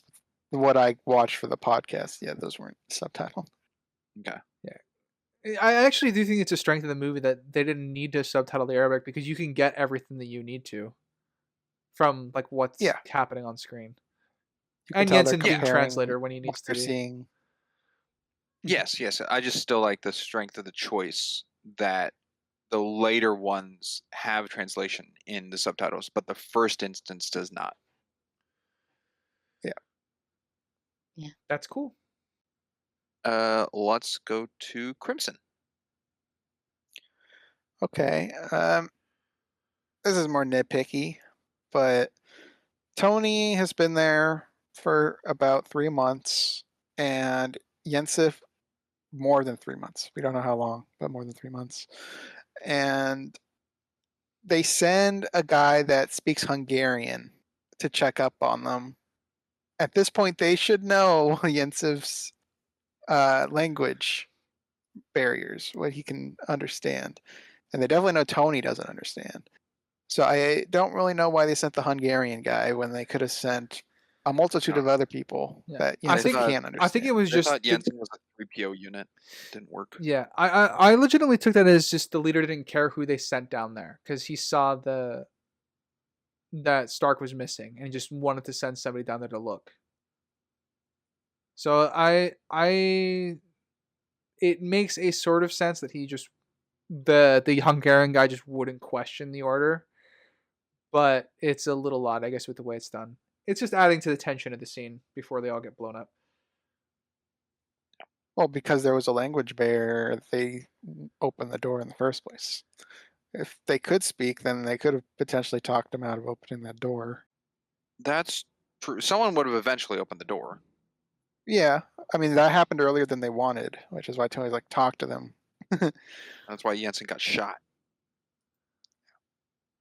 I also don't know why, if they're in this situation knowing they're going to escape, and Jensen has to go buy more time, why isn't Jensen shooting the people? Because He's he's a not a doctor. killer. I took that as Yeah, I took that as Hippocratic oath. Yeah. Do no harm. Okay. No, I think it showed a lot of his character that he was just shooting the ceiling. Yeah. It showed exactly who Jensen is as a person. Also, he knows what it's like to have your family killed. He also understands as a doctor and as like a human that like these people still probably have family and people that they know. Like he doesn't want He doesn't want to be the one to kill do anyone it. else's baby. Yeah. Yeah. I also think it's his, for him, it's also his, like, well, it's my opportunity to be with my family again, and I can do this by helping Stark, you know? There is that feeds into it a little bit. Gotcha. Okay. No, that works for me. Of Jensen's choice, then. I guess I'm just thinking me in this situation, then. Oops. Yes, you're a bloodthirsty killer. I don't know about that. You sparkle. Hold on. I can do this. Captain America is the worst superhero ever made. All right. You're getting shot in the knee. You're my friend, so it's just one knee. Ooh, get to spread the other. No, it's like Spaceballs when Princess. Hold on. Oh, I can add on to this. Yep. You know who's worse than Cap? It's when she gets. Batman. No, quiet, shush. Shut your All mouth. right, please. No, it's the princess in Spaceballs when she gets handed the gun and she goes, "I don't know how to shoot this thing. I'm not gonna shoot." And her hair gets singed, and then she like kills 20 people. Yeah, I feel like that. It's like thought about that. it's all fine until like, oh, you're trying to kill me. All right, time to kill you. All right. It's true. But I no, mean, everyone that's has that kind of. I mean, that's a very human thing, though. Usually, a lot of people would do that. It's just very particular people. There are people who wouldn't do that too, I guess. And Jensen would, for me, would fall into the pacifist category, almost pacifist category. Yeah. Yeah, the Desmond Doss behavior. There's a historical figure for you. Bam. Okay, just a check in. How's everyone's kind of notes looking currently for Act 1? Sure, everyone has a Pretty couple dry. still, but pretty dry. Okay. I will do a quick scan through. One last note. I really love Tony seeing the helicopter, dropping down to his knees, and doing the peace sign. Yeah. I think it's such a great. It's such a small, quick, and fast tidbit, but it's so great to show where he's going and like the change that has happened to him in these 3 months and some odd day and a half from where we first see him, or I guess are introduced to him. Yeah, he's throwing up gang signs.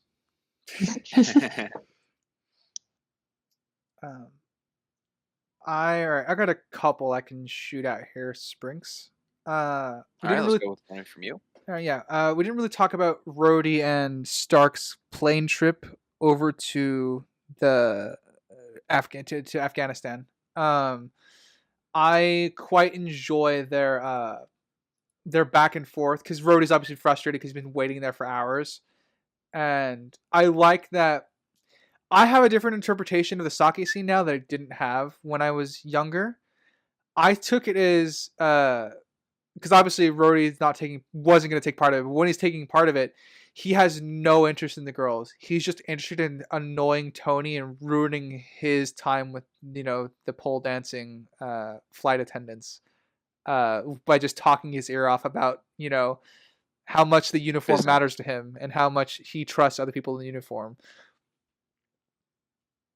which I thought was Tony being like, can you allow me to be distracted? Yeah. No, you can't be distracted. Yeah, exactly. I took that as, I didn't really read that as petty, like just Rhodey being like a petty friend and getting back at him from waiting for hours. I very much enjoyed that bit, I guess, on this this rewatch.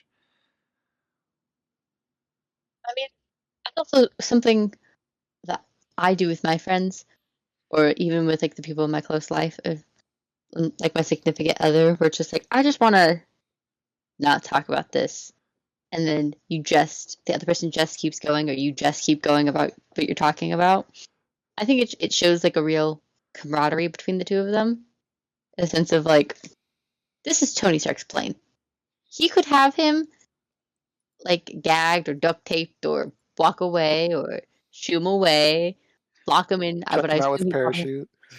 I assume he probably has some sort of like private suite on his plane. Like he could put him away, but he's still there enjoying Rhodey's company and being like, okay, yeah, Rhodey, I'm sure you can trust the people in uniform. It also sets it perfectly for him to recognize the people in uniform coming out of the helicopter.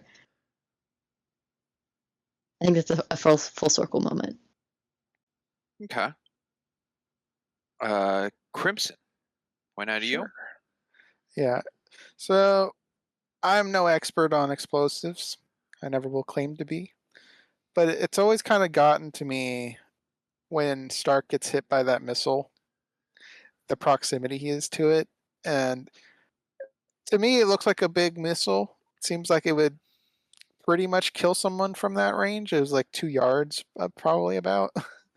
At which point I'm like, okay, this missile's like as strong as a grenade or like weaker potentially. It does seem like a very weak missile for Tony to survive.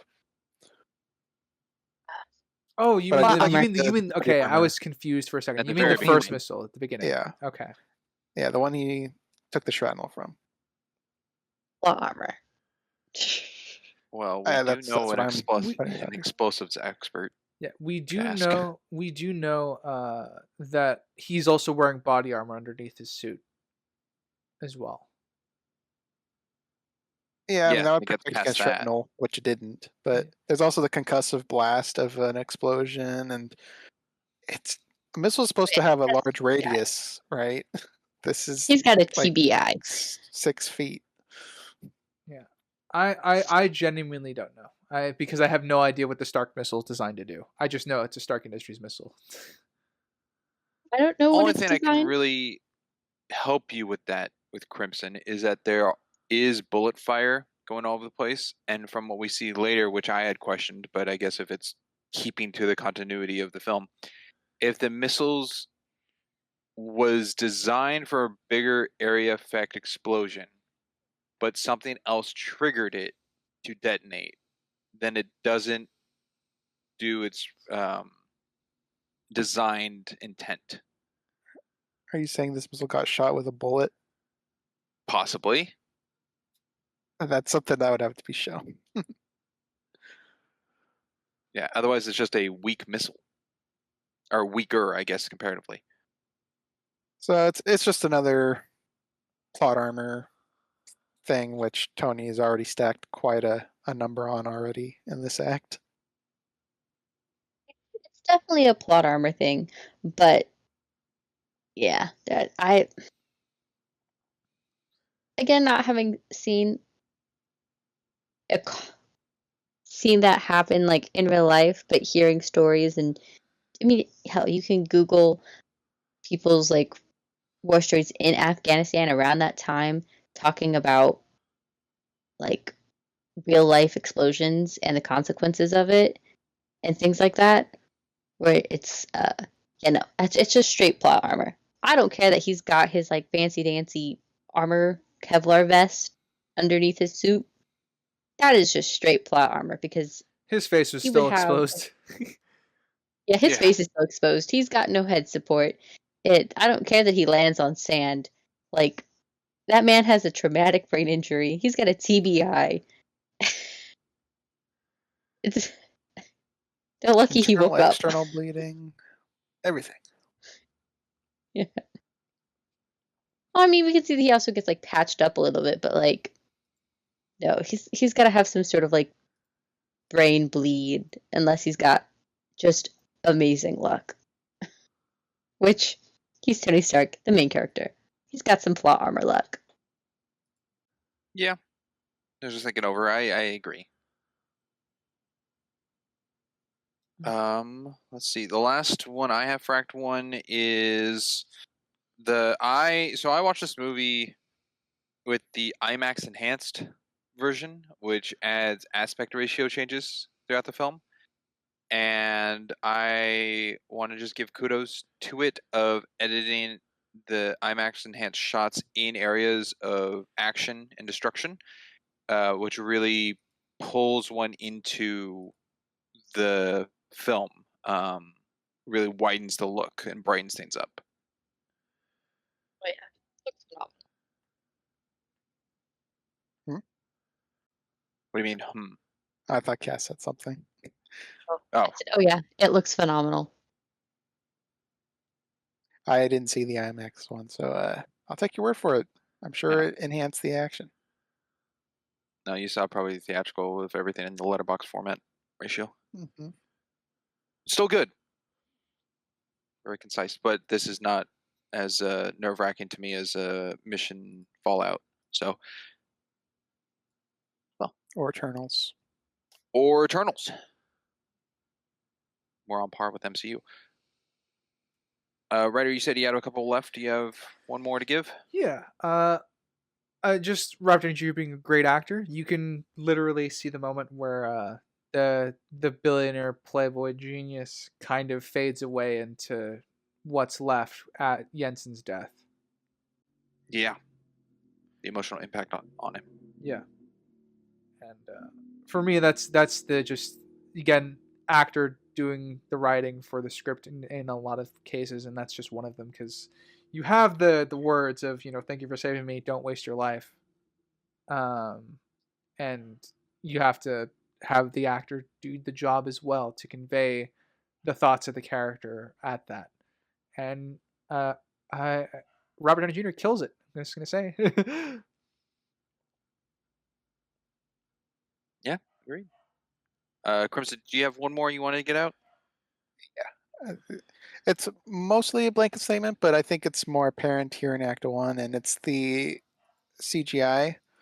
I'm sure a lot of us have probably seen comparison videos of like modern Marvel versus Iron Man in the CGI department, because this movie holds up pretty well. There are some moments where it's not amazing, like Obadiah in the suit at the end, but overall it looks really good, and I think it's because they do a lot of practical stuff mixed with the CG, especially in Act 1 with the Mark 1 suit and the fires going on in the missiles when he's coming out of the cave. There's real fire, there's CG fire, there's just a good mixture to where there's moments where you can't tell if something is CG or not, and that I think is a mark of good CG. Yeah. As I've said often on this podcast, it's about the implementation. I This love was also the age of early 2000s films, or the age of 2000, where they cared about CGI. well, or Yeah, they weren't it was overworked in their a dungeons, tool whichever to you prefer. use, it was a tool to use instead of a crutch to rely on. Yeah. I've always been about the mix between practical and CGI. The mixture is always when I think they're both working at their best. Gotcha. Well, with all of that, let us now go into Act 2, where it goes from Tony getting off the plane all the way up to Obadiah Stane visiting Afghanistan. That scene is the start of Act 3, so up to that point. Okay. And let us start this act. Let's start with Cass. Just looking at the scene, I love Tony's like, no, I'm not getting in a freaking wheelchair. I'm not being wheeled off. I'm gonna walk off. But I really do love. It's a hint to see their personalities and how they feel about each other. But I really love her reaction to him stepping off the plane. I think it shows what she like truly does think about him and like feel about him, because you can see there's like anxiousness on her face of like, is he going to be okay? You can see the worry in her face as she sees the silhouette of the wheelchair and him sitting down and his arm sling. But as he's coming up and he's got that Tony swagger, and she's having that moment of like, oh, he's gonna be okay. It's gonna be okay. You can see like a giddiness build up in her eyes, like with the tears and the little smile and the little lip bite. It's beautiful. I think it's just a quick 3-second interaction and camera work that shows like 20 pages of like emotional character. I love it. I think it's like a perfect way to start Act 2. Happy tears, and she doesn't have to look for a new job Yeah, to win. it's one of the classic. It's unrealistic. But, They arrive punching, hitting on the shoulder. Never do that to me again, and then embraced with a big hug and tears. Essentially. Yeah, but I also yeah. think because she doesn't really do that. She doesn't say that. I don't think she says that to him. No, she's far No, more he's saying the calm vibe. and collective. But yeah, But the same thing, but it shows exactly who they are, and I think it's beautiful. very good. Let us go with writer. I'm gonna make a joke, but when Tony Stark has his iconic tank missile moment, this is what the kids today would call aura farming, I believe.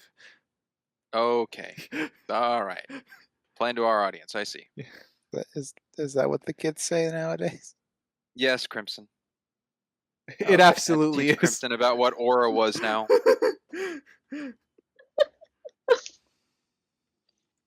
Yes, cool guys don't look explosions is far too old of a saying. Yeah, it's just aura farming now is what we refer to those scenes as. On a more logistical level, since I'm on the scene, I might have a different interpretation this time around, because I always thought that the missile was cool and everything, that it blows up the tank. This time I watched it, and I think Tony Stark's missile goes down the barrel of the tank gun, and Explodes it from the inside. yeah, and detonates the ammo, which is what causes the Interesting. Could be. explosion. That's cool. Notice that. Yeah, I think Makes sense for his homing tech. Yeah, like I said, if that's true, I mean, like the tank missile memes are freaking awesome, but I think this is more real, quote unquote, cool in the sense of realism, that his tech is so good he can aim down the barrel of a tank and have it detonate the ammo, which I think is what happened, because the tank was in the middle of reloading at that point. He omnidroided it. Yeah, pretty much, which is fucking cool if that's was their original intent. It's cool either way, cool, but and I just like the additional. And boy, can that tank shoot! Shot him out of the air. Yeah, That's true. Should have been a fucking. It should have been a fucking N-Law. It's not impossible of a shot, but It's incredibly near difficult, impossible. with my Yeah. understanding. Yeah. Yeah, should have just had an anti-air weapon nearby. It would have been more sensible. It's cool though. Now, oh yeah. Now, for me, being someone who's gone through 95% of the MCU to this point, I think I would say Mark III is arguably the best looking Iron Man suit. It is. I like the construction. I'm not a fan of the color scheme on it. I do like the color scheme on other ones more. I even like the Mark II silver more than this Ugh. one's colors. That's depressing. That being said, favorite suits. This was gonna come up anyway. Mark III is up there. It's probably top 3, but I think my number 1 is still very firmly the new suit he gets in Avengers. That's, I think, close to tying with mine, with Mark III for me. Yeah, I think for me, I like the shoulder the shoulders on the Mark 6 or the Mark 7 in that. Yeah, Mark 7. That's what that is. Yeah, because Mark 5 is the suitcase. Yeah.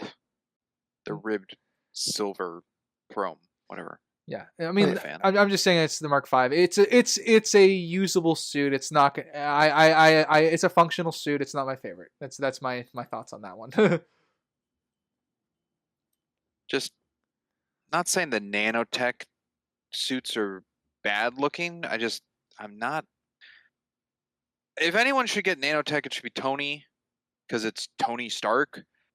But I really not a fan of like every hero now in the MCU has nanotech capabilities. So yeah, that's a whole MCU debate we can have. yeah. We can once we get to that point in the MCU. If we get to that point in the MCU, we'll definitely have that talk because I'm probably in agreement. I'm agreeing with that. Yeah. I just don't like it because they don't have enough time for CGI, and so it kind of just looks rushed and not good. I get it in like he's a billionaire. These are all superheroes. Yeah. He's gonna want to make sure that they're like covered, and like specifically, I'm thinking of the Tom Holland Spider-Man. But yeah, I mean, Iron like Boy Jr. Ant-Man's one helmet is way better than the nano helmet. Yes. Oh, fully agree. Agreed. I do think I like the first Avengers. I think Stark's nanotech suits look fine. I don't have any issues with them, but I don't think they're ever going to top the look on Mark 3 and the look of Mark 7 for me. Cass, you were saying something about the Avengers? Yeah. Tony's favorite suit is the Avengers one for me, but I think it's just because it was finally when I was paying attention enough to movies and like really enjoying the Marvel Cinematic Universe that it was one of those things where it was just so good that like it's nostalgic for me. Yeah. I love it.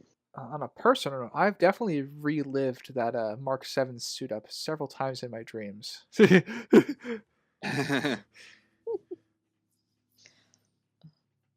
Gotcha. Let's go to Crimson next. All right.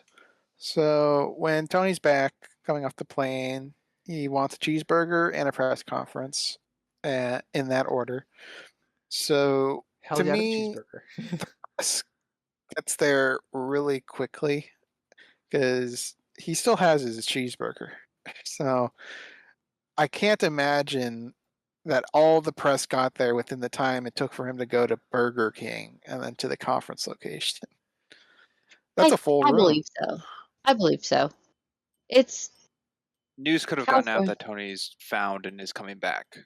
Yeah. Like so reporters could have already been. They could have been like, they know he's coming back today. They want to follow him to the hospital and see if they can cover that or what have you. I think there's plenty of reason to assume he can get from Obadiah. Yeah. Yeah, no, Cass is right. Even Obadiah brings it up. He's like, I thought we were meeting at the hospital. And he's the first one at the car when he arrives to the press conference. Well, yeah, Obadiah would have been told. I don't know if there's enough to just assume that it leaked that he's safe. I think they would announce it. I don't think it's a leak. So when would you think they would have announced it? Because he just got back to the States. Oh, I think they would have announced that he was rescued, and then so even before he got a flight back to the States, that would have already disseminated. Oh yeah, it would have been breaking news. Tony Stark rescued out of Afghanistan and scheduled to come home sometime tomorrow or later tonight. Yeah, it wasn't a covert op to go find him. Yeah, I'm sure there was missing. I'm sure him missing would have been all the news for a while, at least. Yes, especially since they would have brought it up because I'm sure when he disappeared, their stock went down. So they have him back. Oh, I would have announced it. That's also true. The board would be happy. For the time being, at least at this point. A little fact I know that I didn't bring up is the use of the cheeseburger was Downey's choice to do because in a time of his life when he was really down, he went to Burger King for a burger, and it was so bad.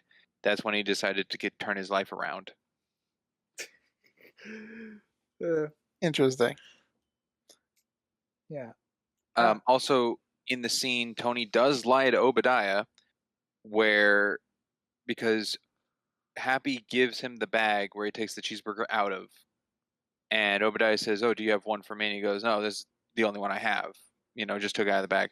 And we see him walking in, and he's finishing it up in his hand, and takes the last bite as he's coming up to the press, and then tells everyone to sit down, and he takes one out of his pocket. So he did have a second one. Oh, did we see that come out of his pocket? Because I wrote that down of where did this burger come from? Oh yeah, you can see him take it out of his pocket. I don't know if we see him put it in his pocket, Yeah, but he said we do see the him burgers take are it for from his him. pocket. I'm fine. I took that as just him and Obadiah having banter, not a literal. Oh, you got to bring one for me, and I'm like, Yeah, I think that's banter. I just don't know where the second burger came from. oh, I think he just put it in his pocket before he left. Genuinely, he So- could have, for all I know, he could have had 3 and then just ate one on the way there. Started eating one on the Oh, way so in. he had one when he got out of the car already in his pocket, Yeah, and Happy just gave him a bag of a second one. yeah. Like don't forget your last one. That sort of thing. Okay, well, I mean, if he's Possibly. craving a If he's burger in that a bad, I cave- can totally buy him eating on the way there and then just keeping that going. Oh yeah. Also, it gets well established that he's a snacker, so I can see him. He's Eating, he's such a like, snacker that it was a 4 or problem on 5 the set of burgers. Avengers. He started sewing his pockets shut. didn't know that. Yeah. I think they sewed his pockets shut, and that's why Chris Evans is so taken aback when he goes blueberry or whatever he's got, and he's just no, because he's just eating. That's just Robert Downey Jr. legitimately snacking. Yeah. Oh, Yeah, the got whole Brad Pitt effect. yeah, so the funny thing about that is they sewed his pocket shut because he likes to eat everything, and he started hiding snacks for himself on set, so that's why he could do that. He got away with that live on camera. I gotta respect the Stark. Well, Robert Downey Jr. is Tony Stark at this point. I don't think anyone will dispute that, but Yeah, I remember.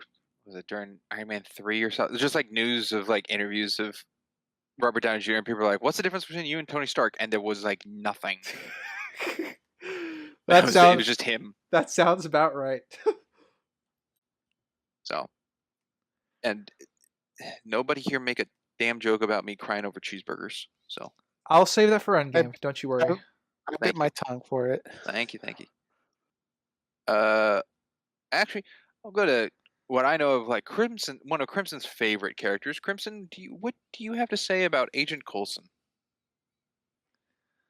Phil? I do like Coulson. I did watch First name Agents of Agent. Shield.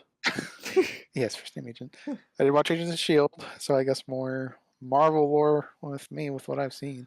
And I think it's a good introduction to Coulson. He's just this by the books government agent. He doesn't have too much character to him yet, other than he's uppity.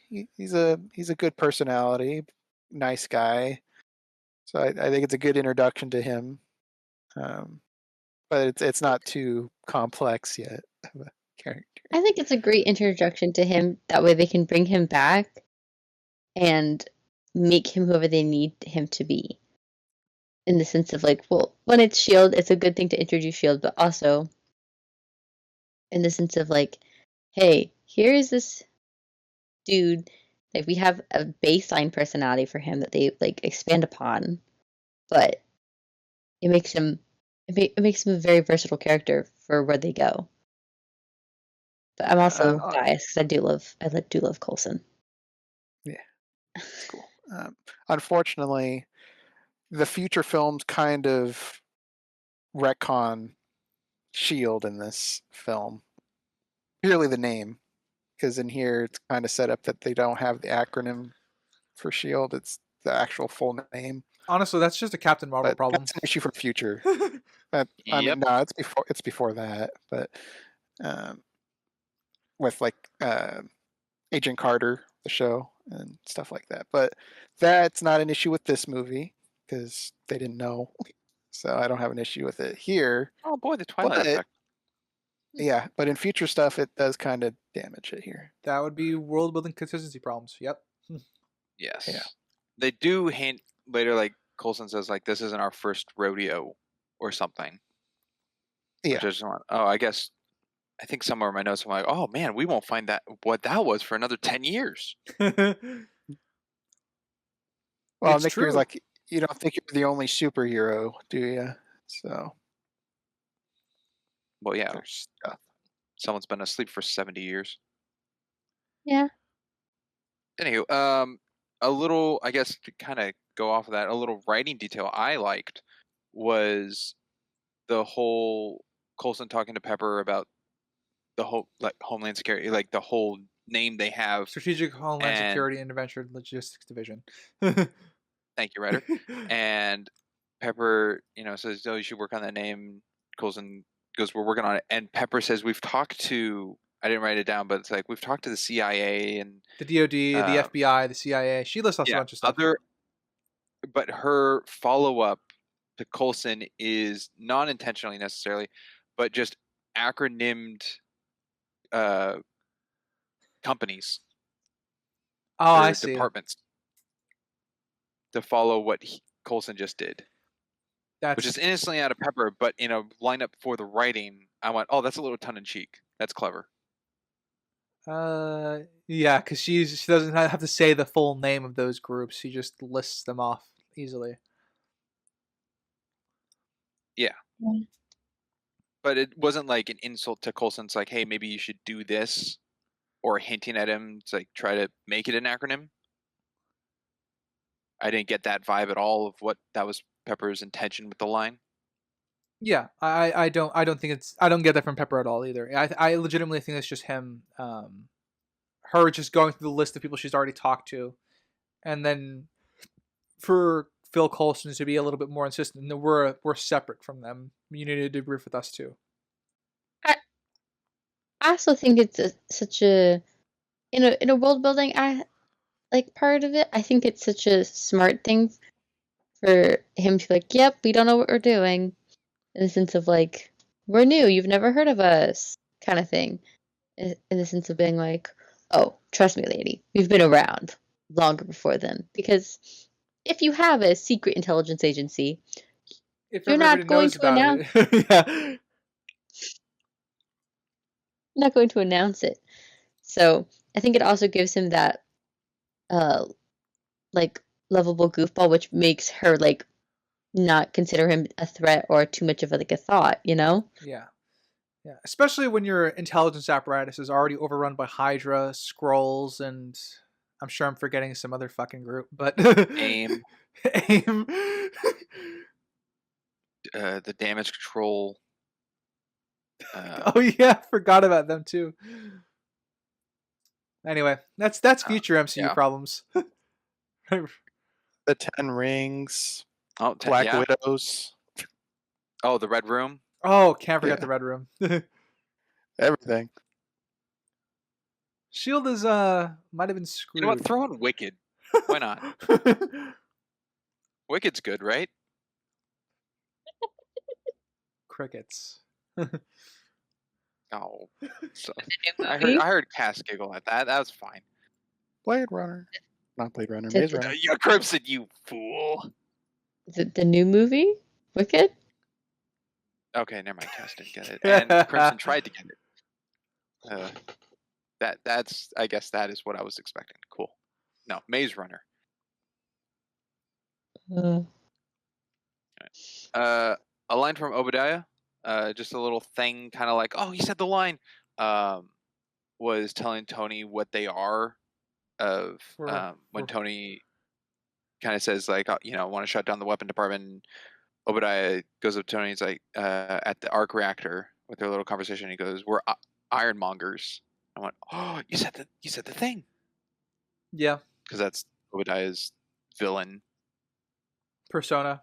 His villain Yeah. name or whatever. Yeah, at least comic wise.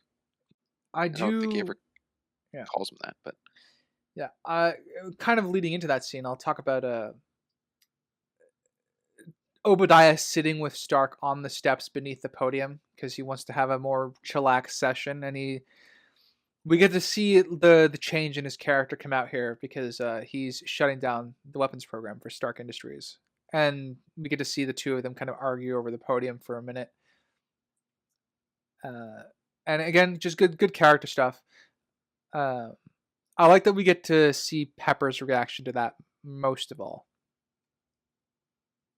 Yes.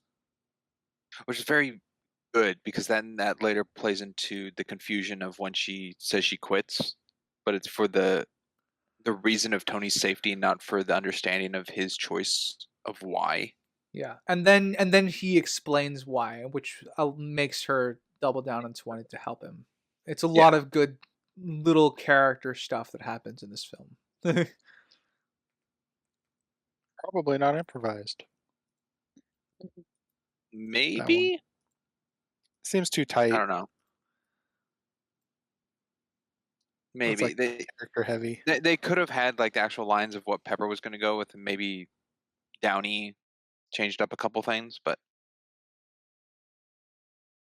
never know. I don't even know if Jon Favreau knows. The 50-minute mark where Tony asks Pepper to change out his arc reactor. Pretty darn cool practical effect. Yeah, my only issue is when he gets up out of the chair, he's at a different angle than when he was sitting with the prosthetic on. And his nipples change. I'm glad you were paying attention to that because I noticed that too. You can tell by the light hitting his chest where it's lit enough to cover the seam of the fake torso over him. So I'm glad they used lighting to help mask that. Yeah. I didn't notice that, so Yeah, I mean, we don't we do this for a living to look at Stark's titties. So, what I was gonna say is for that scene, the only problem that I had with it was the importance surrounding like the magnet from the first arc reactor. Yeah. Like she wasn't supposed to pull it out, but it doesn't go back in. I think I can infer that he's messing with her a little bit, and his first one just has it all built into it. But I feel like that should have been made more explicit because that kind of creates a bit of a problem that's unanswered. Well, he goes into cardiac or about to go in cardiac arrest because of it. So it definitely was important to be in there. Yes, was it more of a safety thing? Like Well- he wouldn't have gone in cardiac arrest if that remained in to be attached to the new one? Well, they refer to that as the magnet, so I assume that's what's keeping the shrapnel out of his heart. Well, Yensef said the thing on his chest was the electromagnet. That was what was keeping him up. So that which makes it kind of sound like there's two magnets involved. Maybe. I 'Cause they mean, already took off the front piece. yeah, maybe. Well, the original pieces of the first one could have been connected where the power of the car battery was put into the one they made in the cave just so the car battery wasn't there, but the magnet was still from Jensen's device was still in. So that was just kind of like a power conversion. So it's hands-free with the car battery. The new one that he's exchanging with Pepper, he could also just be with the knowledge he has that the magnet keeps the shrapnel away and doesn't fully know until, I guess, tested how powerful his new one is to keep it away without the magnet. But it could still work with or without it. But without it, he didn't know fully, possibly. Yeah. Which is why he was trying not to panic. Yeah, like I said, I think it works. I can hand wave the cardiac arrest stuff as him messing. I can hand wave that more away to just him messing with Pepper a little bit. But I feel like with the stuff with the magnet not needing, like he explicitly says that shouldn't be pulled out. I feel like that should have been explained because I don't know if I have enough to infer to the scene that his new one is going to be enough, if that makes sense. I think it works. It's just some tweaking of the dialogue was needed. Okay. Let's go to Cass for a point. Ooh, okay. Give me a sec. I know we'll probably go in depth about it, but I love the fact that yes, him building the new suit is like pretty fast compared to the beginning half. But I also love the fact that we get to see him test out the different things and like him eat shit and fly through a wall or the ceiling. I think Yeah. You know, like Rey did during her training, and Captain Marvel did with Jude Law. And Bite your tongue. Look, even Merry and Pippin got more training than Rey did. Wow. You mean when they just No, bear hug Boromir to the ground? Well, they're Boromir's explicitly training them, so yes, they got more training than Rey. Jude Law was training Carol Danvers by just beating her ass and saying, "Do better." No, he's saying control your emotions. That's what he control your emotions. Yeah. Control your emotions. So we put a emotional training, power dampener on you anyhow. But yeah. you know. So anyway, you're 100% right, Cass. This is so important. This is the hero learning to use their powers, their abilities. In this case, Stark learning and making the tech and learning how to use it is so important for a hero origin story that when it's missing, it's becomes an issue. A hero that uses tech. Yeah, especially for a hero that uses tech. Like Superman. Just want to phrase it that way. Yeah, Superman learning how to fly, or Carol Danvers learning how to fly, right? Like those still need to take their time because that's not something you can do easily. Yeah. Even Zack understood this when he made Man of Steel. Superman does fail at flying. So when he does ultimately... Even humans have to learn how to walk. So. I feel like more things than just that. Oh yeah, well he feels it a lot. But just touching on that subject is... It's very important to show us that Stark is learning how to use his tech and how the Iron Man suit's going to be improved by us watching him build things, design things. Foreshadowing the ice problem. Yep. Also, go ahead, Cass.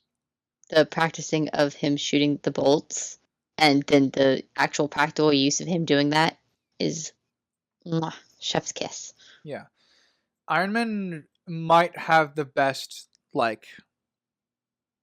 training to usage later in the film, just the amount of stuff that he does to make his suit, train with it, and then it comes into necessary relevance later. As far as a superhero concerns, I struggle to think of a better one. There might be one. I can't think of one right now. Maybe in Batman Begins, but it's more about the delivery of the you never learn to align your surroundings bit than it is about the actual training. Yeah.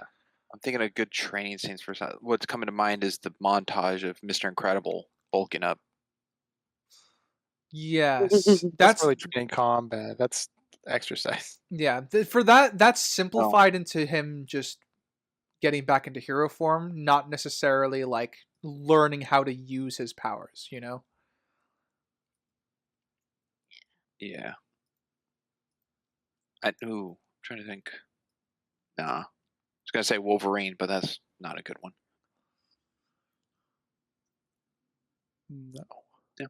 Maybe something to think on for the recap. Maybe indeed. A crazy thing. Is Mad Money still going on? Or is that a dated reference? That is a dated reference. Even if he's still going on, he is not relevant to pop culture anymore. Okay. Who is that? I'm gonna take a controversial stance. I don't think he was ever relevant to pop culture, but people knew who he was. So yeah, it's the guy who's Stark Industries, new business plan. He's smashing cups. He's that guy. Smash the mug.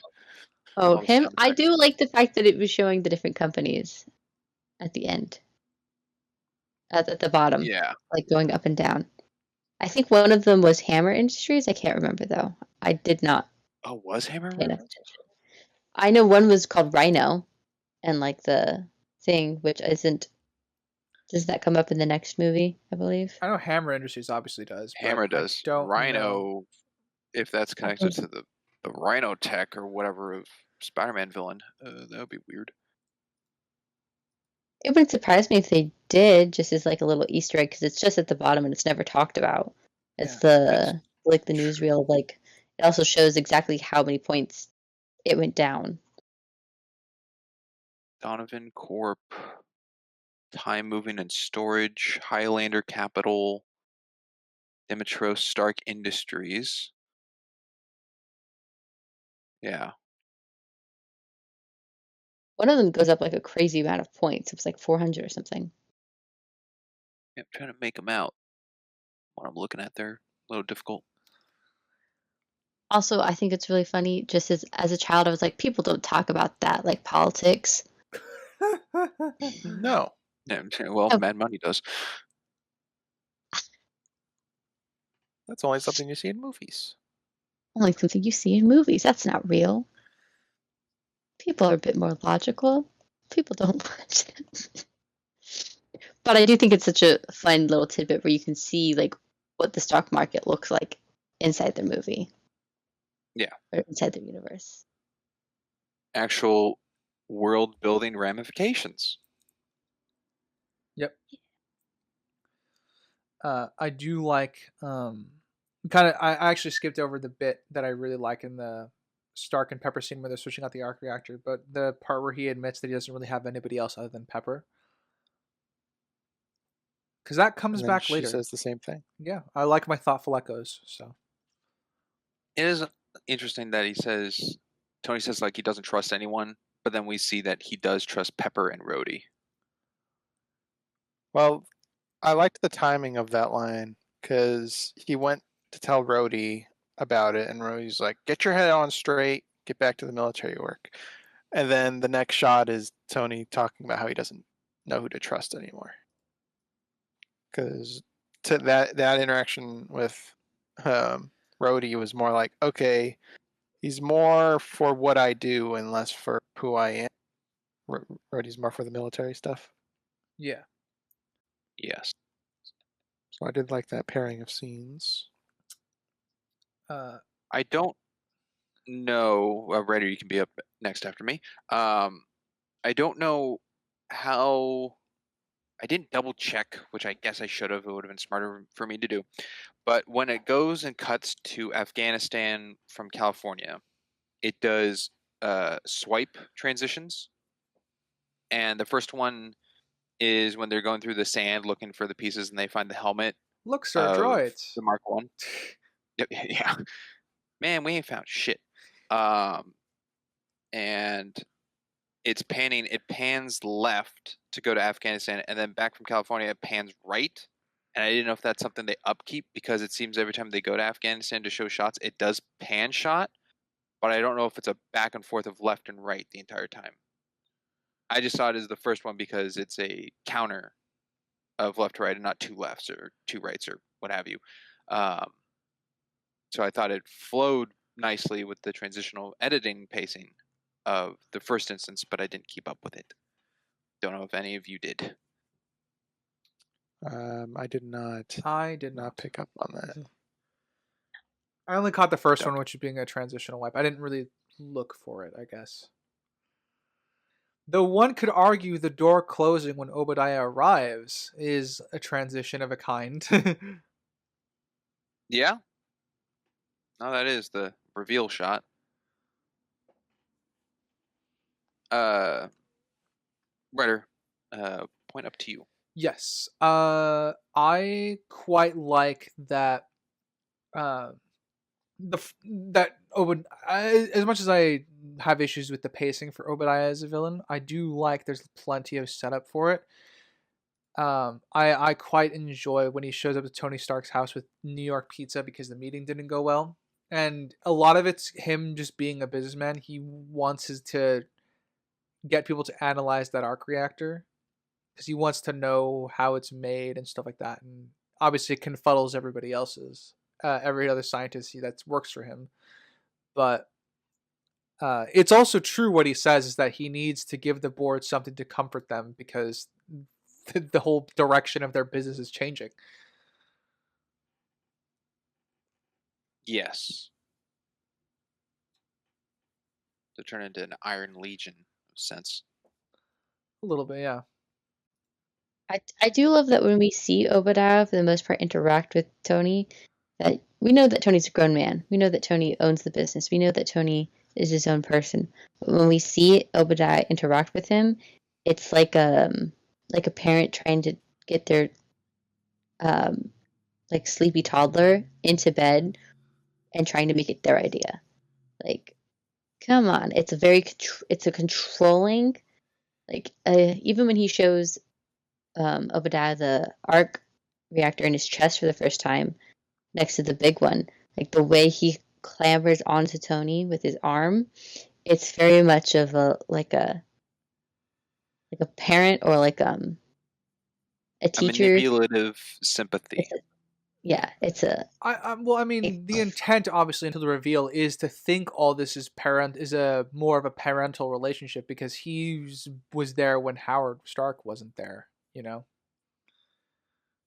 Yeah. So I do like the fact that they use that, and I also love the fact that, especially if you can watch it again with when you watch it again with your eyes clear and you see Obadiah for what it is, you can see exactly what he's doing. But you understand how Tony would not see it because the way he puts his arm around him is just so manipulative. Ugh. One of my favorite things. Yeah.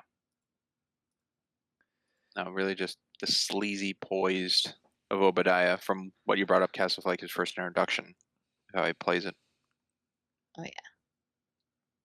I love the fact that they do continue that pretty well throughout the entire movie. Yeah. Jeff Bridges stuck to the character. What did I had being that Paul Bettany's lines were recorded off on their own for Jarvis, and it wasn't really a back and forth and probably only what they had lines for him to say at that time. I'm going with all this speculation of what I think is the reason, but there's a part during the test when Tony says vocally to change the percentage from 1% to 2.5 on the thrusters, and there's no confirmation from Jarvis, which is what I'm picking up as the reason for the thrusters change is Jarvis confirmed it. There's just a lost line there, which I feel is because of the doing of the line work and the script not being fully made. Yeah, I can see Potential. Don't really know the order of was the Jarvis lines done first or second. I think one of the no, that's an Act 3 thing. I won't bring that up. I feel like it's kind of behind the scenes where Paul Bettany's sitting in a recording studio looking at footage, but I don't know if that's the Iron Man, the first one. Yeah, he did a lot of Jarvis voices until Ultron movies. Yeah. I think one of the interesting things about Jarvis's inception into the MCU is that, as far as I understand in the comic books, Jarvis was just a butler. But to differentiate Stark more from Bruce Wayne, Batman, they made him an automated, like, voice-activated system. He's both. Yeah, in the Agent Carter show, and I guess in Endgame, he's in Endgame. He is butler, or just chauffeur. An associate, something with Howard. He is an actual person, which Tony based Jarvis off of. Okay. Yeah. No, I do recommend that show. One day. It is canon. I don't know. Maybe I'll get around to Pennyworth first. I watched the first couple episodes of Pennyworth. It was fun, but I did not get to see Agent Carter with Jarvis in it. I haven't gotten around to watching it yet. Yeah, I think 2 seasons. I believe so. Important thing in this act is all the setup and payoff with Dummy, Yeah, because that there's was pretty cool. there's a lot of verbal abuse that Stark throws Dummy's way, and Dummy is doing his best to help Stark out. Kind of get the sense that this has been their relationship for many years, and this is all it happens repeatedly within the testing and even after the Mark II crash. Uh, and all of that's set up for Act 3. Good stuff. Yes. Remind me, I is Dummy's last MCU appearance currently No Way Home? I have no idea. Because No to clue. me, I think in is it 2? 2 or 3, whichever one Stark's house gets destroyed. I feel like That's the third Dummy one. would have been in there. That would be But 3. I don't know. Okay, I thought Dummy was in like Happy Hogan's apartment. A version of him might have been. Maybe, yeah. I don't know. I don't remember when Dummy's last appearance is, because I was thinking about where Dummy was after watching this film, and I can't tell you. I don't remember. Hey, maybe Dummy's in Ironheart. You know what? It's possible. Please Maybe no. she stole it from Tony's. like don't she know. steals everything. Yeah, that sounds about right. Don't get me started. I haven't watched it. I've just seen the I think probably like a beginning clip of her, or maybe like an ending clip of like that. Careful now, we're covering Iron Man. Don't be spoiling other things. I'm sure she'll probably end up as I'm going to say decent character, and not because it's a girl or her color, but because the writers don't remember where they come from and how to write anymore. It's just about how much can we turn out to get profit, and very disappointing. I'm just from what I've seen, I'm sure she could be much better. Another clone to add into the Young Avengers cast. Pretty much. Sorry for the big Ironheart fans out there. Don't mean to diminish it. Sorry I for haven't all seen 5 it. of you. I haven't seen it either. I like the little thing, and Cass, I think you touched on it during the training of Tony, that when he just has the repulsors of his hands and feet, and he's using like small percentage power, that power is only sustaining flight for his own body weight and not the actual weight of the armor he's in. So when he's in the Mark II and cuts power on the roof, he's not taking into account the additional weight of the entire suit. Yeah, I have only minor issues with that, in the sense of like, if that suit was heavy enough to crash through the entire house, he would not be able to walk around in it. Unless it's a point of the power. Because I guess going into Act 3, when he's on emergency power, he says he needs to remove it. Possibly if he cut power, would he be frozen? Yeah, I think that's one of the things that I wish I had more on, to more foundation on, because I can infer all of that, but it's still very vague. Okay. I kind of lean that way. Is that it powers more than just the weapons. It's his ability to walk and stuff. The reason I lean, at least I understand why we infer that, is the setup with in the cave, you can see him working a machine, like responding to his legs. So it's clearly like he's working on kind of essentially a mech suit almost. Yeah. It's not just power armor. Yeah. Sorry if that stirred the pot for a bunch of nerds. Anyhow, let's go to Crimson. Crimson Point. Of course, the chute was jammed, is what I wrote in my notes. The parachute had to be jammed so Tony could get his savior moment in for the pilot the pilot that flew into him, I guess, as he put it. It's just of course. I don't know what more to say. It's It's convenient, convenient. Yeah. but And I Yeah. do like the line out of isolation to the movie of on your belly it looks like a man. It's just, I'm just thinking of someone sitting on a guy's belly and then realizing it's a man. It's just so funny. On your belly, it looks like a man. shout out to the actor in the operations room for not turning in Batman and now not helping to shoot that Iron Man. I really appreciated it. Yeah, he's a TV actor too. He's in a lot of TV shows. I wouldn't know that. I just know him from Batman: The Dark Knight. That's where I knew him from. Got Revolution. Yeah. Sprinks, you know, from Revolution. Got it. Yeah, the mustard gas thing? I don't know. You saw the Ew. pilot.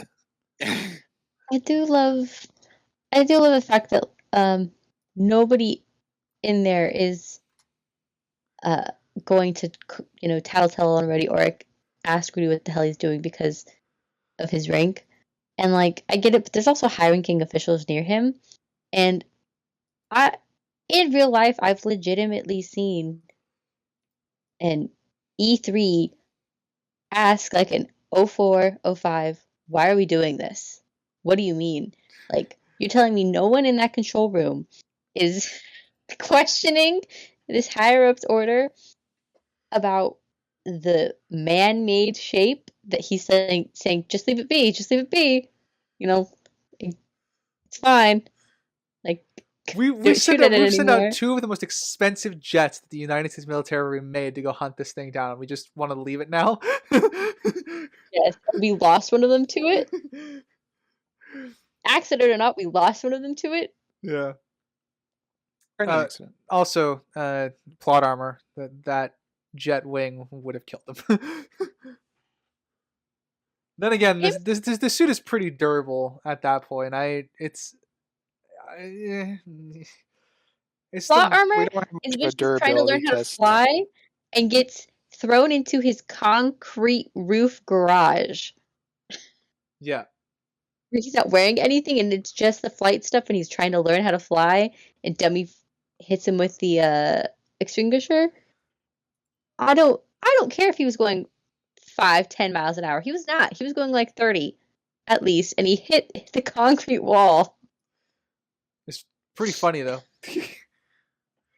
It's hilarious, but that is some plot armor. You telling me his nose isn't broken? Because he went entire body first. There was no bracing for impact. Yeah, he just flopped into the wall. It's pretty funny. He flopped into the wall and then onto the floor. Yeah. No limping. I think Yeah, I think one of my that was pretty funny, and I think my other favorite jokes also in this act, which is training exercise isn't the usual BS. It's not that simple. So an unfortunate training exercise took place yesterday. Cut food train. Yeah. Good cut. Yeah. Very good cut. Back in the day where Marvel knew how to balance humor. Good times. Good times. Yes. And I'm sure we will argue about where it went wrong as we go forward. I know exactly what started it. I'm not saying what started it was bad. Yeah, it's. I guess we copy paste after. Yeah, it's for sure. I agree with that. Anywho, let's go to me. Let's see, what do I have? I know, selfish.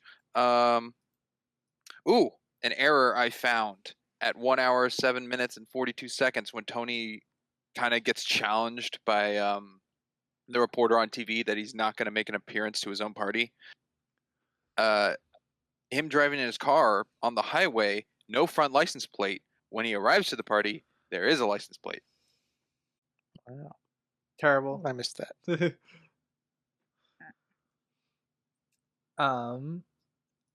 I will jump to the night flight.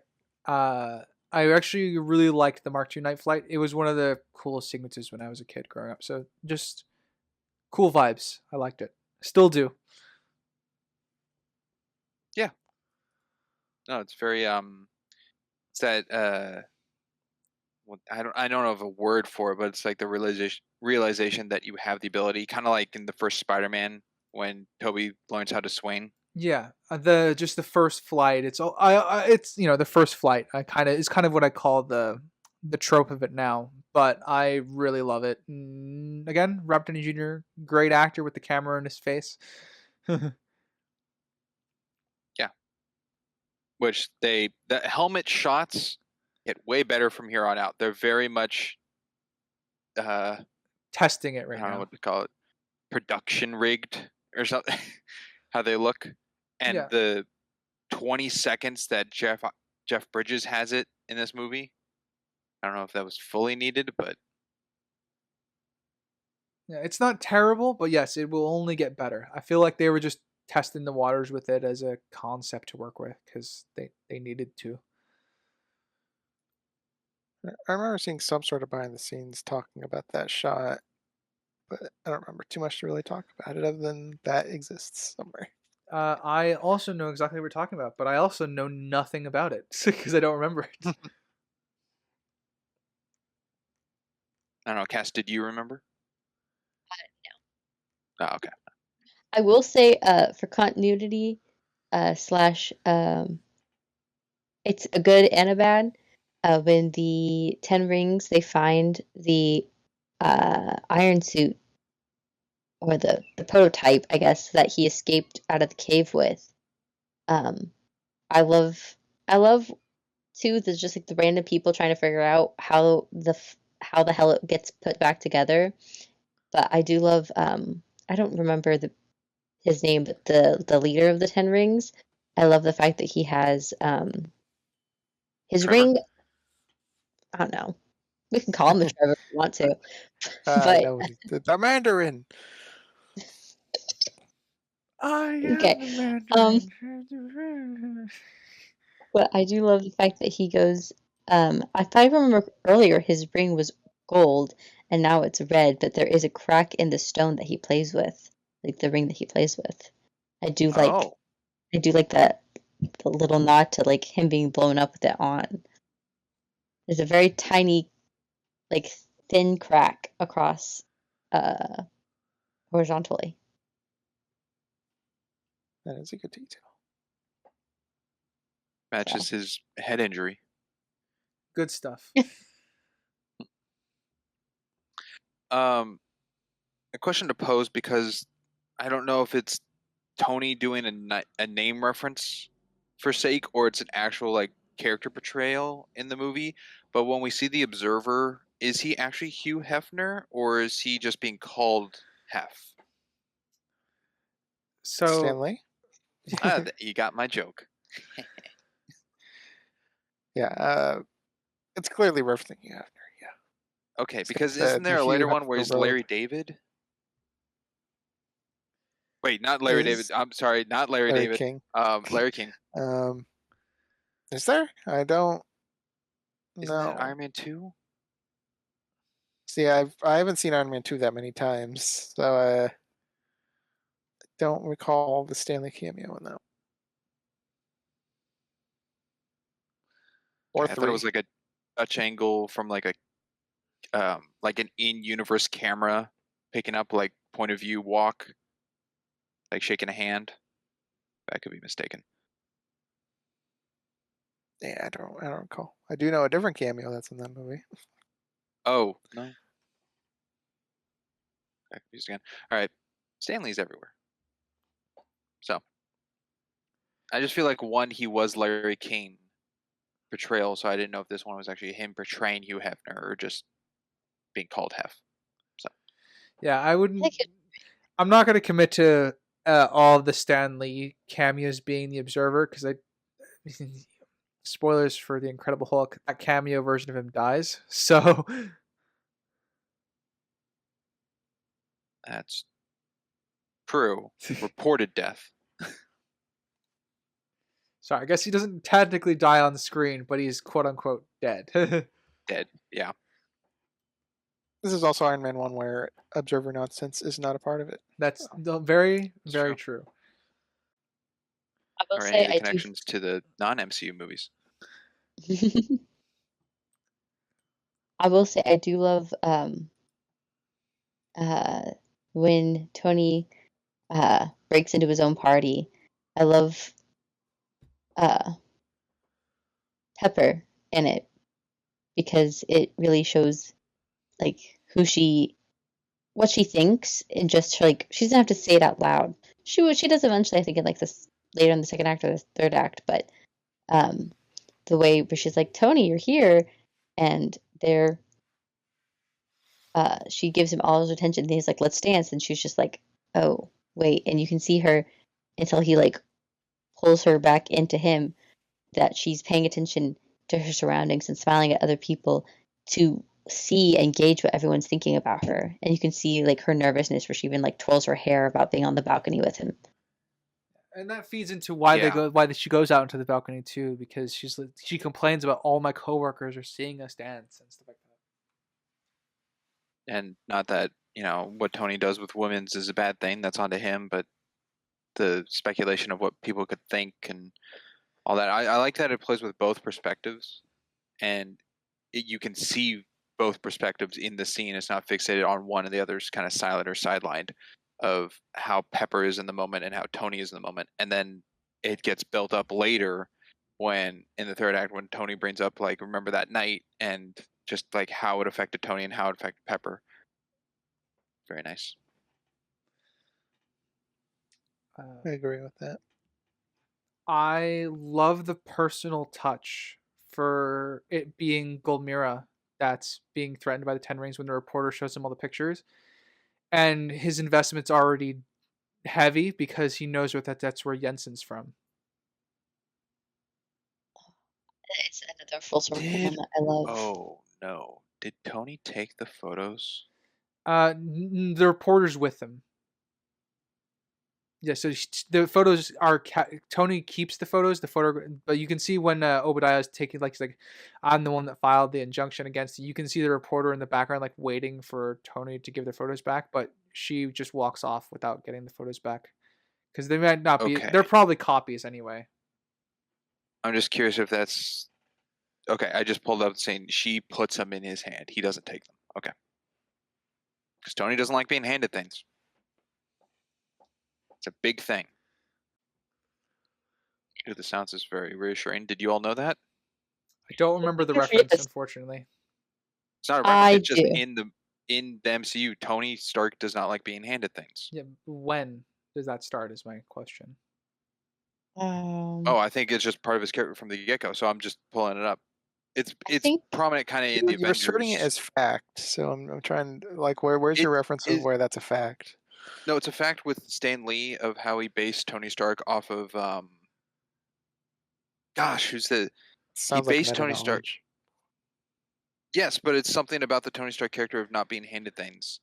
And I'm just keeping up with the consistency of like they start with him not actually taking things from people. Like they kind of broke up with the cheeseburger, I guess, from Happy Hogan, but he did want it. Well, and also Happy's someone he trusts. So it might be that just people he trusts that are allowed to hand him stuff. If you're really going to try and pull this into like a comic related stuff, because I'm going to be honest, I don't see that in the films at all. No, Pepper gave him a gift, and Obadiah gave him pizza. It's just, I don't see it in the movie. That just seems like a meta theory to me. No, it's he says it. Rhodes says it. It's another Stanley cameo. I got a toast for Tony Stank, and then Tony goes, "I don't like being handed things," and like makes Rhodes hand it to him. So it's like only with people he trusts. I don't remember that Civil War later in particular. I can see that, but I don't see it there. Future film establishing it. And two, if it is a thing, I don't think they stick with it through the movies. Probably not. The larger the MCU gets, the more couples get lost from the cookie. That's very true. In Civil War, the mom gave a photo of her son to him. Like she's berating him, "You killed my son," Howard Hughes, I think is who I was looking for. the man that Maybe Tony he's Stark is definitely based off. historically an odd inventor. So Okay. No, I'll jump. I distinctly remember the Avengers scene. Sorry, the Avengers scene of like not taking the thing from Phil, and that's why Pepper steps in to take it. Phil also gave Tony the cue cards for the conference at the end. Yeah. Not a Okay. problem in this movie. If that is a character trait for him, that's not a problem here. It'll be a problem later on. I think it probably also stems from something maybe later on. I just cannot remember currently off the top of my head. Yeah, it might be related to how terrible the MCU portrayed his PTSD after Avengers, but I don't remember. Okie doke. Well, writers sound like you were going to go with something next. I was. Proof that Tony Stark has a heart. 10 out of 10. Good gift, Pepper. Yeah, very solid gift. Life-saving gift. Yeah. Also, would absolutely get a model of this one. I will have a model of this one day. Oh, it exists. I know. Sounds good. Just got to get a large enough wallet. Depending on how accurate you want it to be. I imagine even the cheap ones are probably expensive. Maybe. Depends on what they're made out of. Crimson, you brought it up earlier. Do you think that Pepper knows Tony's social security number? Yes. Yes. I don't know why she would bring it up if she didn't have the answer. She's trying to prove a point to him that she knows more about him than he does. I also believe that Tony knows his social security number, but he also knows that he needs Pepper, and it's not a fight he thinks is worth having. It's a possible read. I could see it go that way. Well, like Tony's very arrogant, yes, but for the way I read it was that in the sense of like you've had a significant other, you've had a friend, you've had someone, and they say something, and you know you could prove them wrong, but also at the same time, there's like, why are you gonna fight over if the strawberry puree is real or not, or something like that? You know, it's not that big of a deal, and I feel like that's probably how he feels about it, especially since he's thinking about everything else. Okay. Sorry, just intaking the info. Yeah. Because if I remember that scene is what, halfway into the movie? I can't remember. Probably about. Yeah, so he's thinking about, the implications of Iron Man and what he needs from it and everything else. He's focusing on the mission. Oh, heard that. Yeah, but you can go. Oh. Okay, sure, I'll go. Brought up earlier with the urethane crimson on the missile that hit Tony and how its intent, if that was the missile's intent or is faulty, or what, why the explosion wasn't that looked big and didn't cause that much destruction.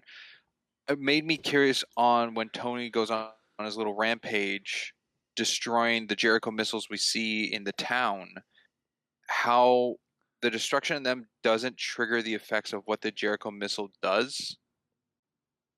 I was confused on like how that functions. How the Jericho works? Like how we see the Jericho is like the missiles hit and it's a big kind of sound boom of the radius of effect when he's demonstrating it to the soldiers earlier on. But now when he like shoots it with a repulsor blast, it just makes an explosion, but it's not to the effect of a Jericho missile going off. Oh, I see. Yeah. I mean, warheads have to be armed before they're used. That's been a thing since 70s. No, 60s, I think. They were testing that technology in World War II, but Okay. I mean, I'm no bomb expert, but just like I didn't know the explosion yeah, ignition they has to would be have to poison. be the warheads would have to be armed before if they exploded and were to give the Jericho missile reaction, the warhead would have to be primed and armed before then. And also there's launcher safeties involved too, so it would need to be if it were to detonate, it would uh you would have to be out of the launch. Okay. I guess more on the Jericho. Maybe you guys can tell me if it is or not, but it looked like a Jericho was shot at the village when Tony was arriving in the background. Yeah, it was shot in the Eh, hills is where the missiles landed. Yeah, and I also think that was one of the worst CG moments was the smoke coming off of that explosion. But uh, it just it looked like the Jericho missile, where it was like the rain of missiles, all culminating from one location. But the impact was nothing like what Springs was just talking about the demonstration moment.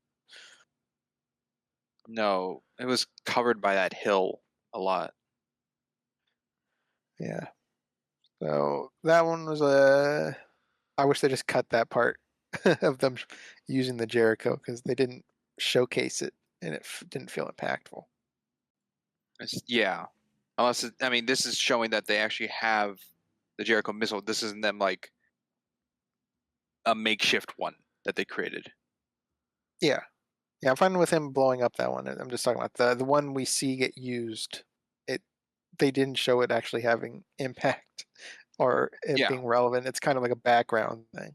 No, that's what I'm agreeing with. Like that one is supposedly to the audience, to us, showing that it's matched to the demonstration one of 1 and 1. Not just like, oh, this is lesser quality of impact to go into that it's a makeshift one that they try to replicate. That's what I'm against, is what I'm saying. Mhm. But yeah, I do believe that is a Jericho missile going off. Has everyone's notes looking for Act 2? I'll do a skim. Not too many left. Okay.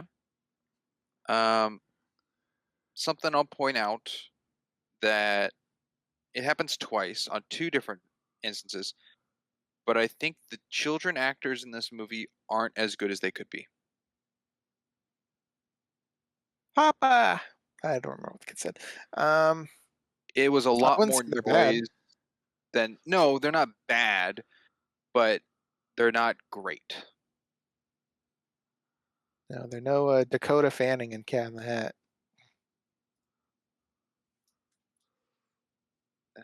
Silence. No comment. They are serviceable. They're not amazing actors, but I think they did fine. To be honest, like I said, it wasn't really looking at them, I guess. Okay, to me, it was again just the more noise and the chaos of the situation at hand of war, but their facial features and no red eyes or tears or wails or anything like that just didn't seem to be in the situation of like, oh, my dad's about to get shot. I certainly felt that with the boy. The daughter, I can kind of agree with what you're saying. It's kind of just sitting there with the mom. But the boy, I think he teared up. He's definitely wailing and screaming. He didn't really have the redness of the eyes thing to talk about, though. Also, direction and how fast did they make the movie? How much filming schedule did they have? And Ooh, great question. What was the production time? Well, while you're I have looking no that up, idea. I will. I'll talk about one of the sequences I like. Is I like that we get to see Stark saving people. It's shockingly enough, I enjoy it when heroes are being heroes and saving people. So him taking the time to make sure all the civilians are okay and targeting specifically the bad guys and stuff like that. I appreciated that. That auto lock, like bullet thing that he did during the hostage moment. I wish that was showcased more in the MCU. That's a Yeah. strong weapon that is not really used. I agree. It's one I'm of just those things I picturing like definitely wish when was like back. storming the Hydra base and stuff. I'm like, oh, that would be a handy, Yeah, I handy know. weapon. I know the Mark 7 can't do it because those shoulder pads are taken up by missile holsters essentially, and we see that used when aliens are coming through the wormhole. So I know the Mark 7 wouldn't be, at least as far as I understand its design, it wouldn't have those. But for the other ones, it'd be nice to see, especially when certain villains walk around without helmets on. From what I'm looking at, it looks like it approximately took 6 months. All right. Really? So I looked it up and it said March 12th-ish to June 25th on the Iron Man Wikipedia. That would Internet, be, grain of salt. yeah, internet grain of So- salt. So maybe 3.5 3 to months. 6 months, So 3 3 and a to half 6 to 6 months. Yeah, somewhere in 6 that months range. probably for post-production stuff. That way they could Maybe. get ready for marketing because it came out in 2008. Yeah. So it makes sense. Full schedule probably about 6 to 9 months, and then marketing, and then coming out. So yeah, they probably didn't have enough time to want to try and find kid actors that were going to look crying and super distraught. Because also this is still the beginning of a universe, and like they want to try to do that with this. I can see what they would. It'd be pretty off-putting, probably. Also considering the Oh. time that we were in Iraq and Afghanistan at the same time.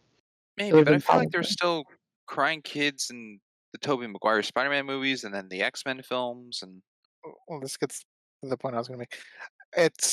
They're also trying to cast a particular look of a child, like the race, right? that's also I true. don't. I would imagine it's a smaller pool, than the ones you just referenced, Sprinks. So I don't know how many child actors they could choose from that applied.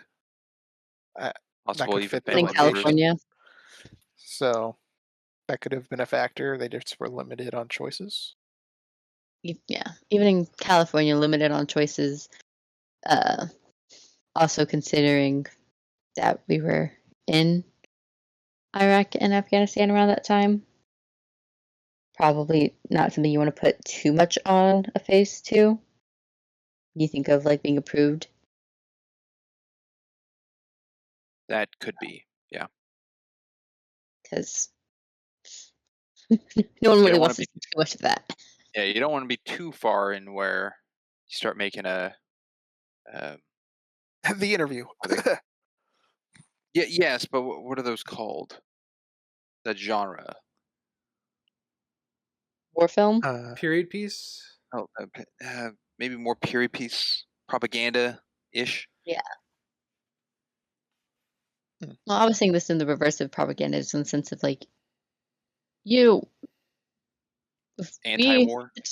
Yeah, you No. don't want to come off as anti-war, especially when you're making a superhero movie, and we had at that time troops on the ground fighting. You don't Yeah. you don't want the people who are going to sign up for your war to watch this and go, is that what the kids are going to look like when we have to go into battle? Because they're fighting like that, but that's also very political, so I'll move along. Let's go to writer. All right. I will jump to the suit up sequence before he goes to Golmira. Probably my favorite Iron Man theme song. That's an OST, and I wish it came back in the other movies. Yes. Who was the composer of this first one? Probably someone we've covered in another thing. That seems to be a pattern. Maybe. I mean, if it showed up more, then I think it would be less iconic to the scene, right? Yeah, it's kind of nice it's that ramen it's a one and Dijwadi. done thing. The- Oh, yeah. Isn't that the one that that's He- the one that Crimson, does you Person really of like? Interest. That's the one that does Person of Interest soundtrack. Yeah, he does Game of Thrones. He did Pacific Yeah. Rim. He does Gears of War. He does a lot. He's around. He gets around. This composer. Told you, Sprinks, it was somebody we've definitely talked about. Yeah, That's how it always goes. you. Oh, he also did Eternals. Yay. That is good music. Probably the best part about the movie, as far as I understand. Then. I think that movie has good visuals. um, It's not a trash film all the way. I'll defend a little bit of Eternals. yeah, like I said, I do want. I'm in agreement with you, Crimson. I would have preferred the theme to be used sparingly, but I would have preferred the theme to come up again. Okay, well, if you're going that route, is there a moment in the MCU you would want that placed? At least in the other Iron Man films. I mean, a particular moment in them. No, didn't think that far ahead. But Oh, okay. When he decides to blow up all his suits in Iron Man 3. I don't know. It's more badass. yeah, sounding. it's a badass so. sounding soundtrack. So you'd have to When save he suits up it. to fight Whiplash. Yeah, maybe that would be a good time to use it. Because that one, I think, I don't know. It's I close, can't but remember not that. quite as good as this one. Okie doke. I'm coming up to not a lot left. So let's go to Cass. If you have any else for Act 2. That I can think of. Okay, no problem. Let's go to Crimson then. I'll touch on something that I think was Ryder said pretty early on, and that's the grit that this film has. And it was really prevalent to me in The Village, and I didn't remember it being so visceral, but it was of like, you see the families run into the houses, you start shooting inside the buildings, and one of them, they chuck a grenade in there and it blows up. I didn't remember it being like, we are seeing families getting killed like directly. It's not, you can't see them, but we know they're getting killed right there. It's gritty. Yeah. Yeah, I didn't remember it being that strong. Like I said, it was gritty without being gory, which is And Marvel Marvel heroes kill people. DC does a lot of like, oh, justice system, we'll put them behind bars. Oh, I assure Marvel you, is Zack like, Snyder threw and that we'll away. kill 'em. Oh, I don't. That's not what I mean. I don't know if Marvel heroes kill people, because one like guy named Walker, he killed a bad guy and then he became a whole issue. Good guys Crimson, don't that's killing kill someone. criminals. Killing someone.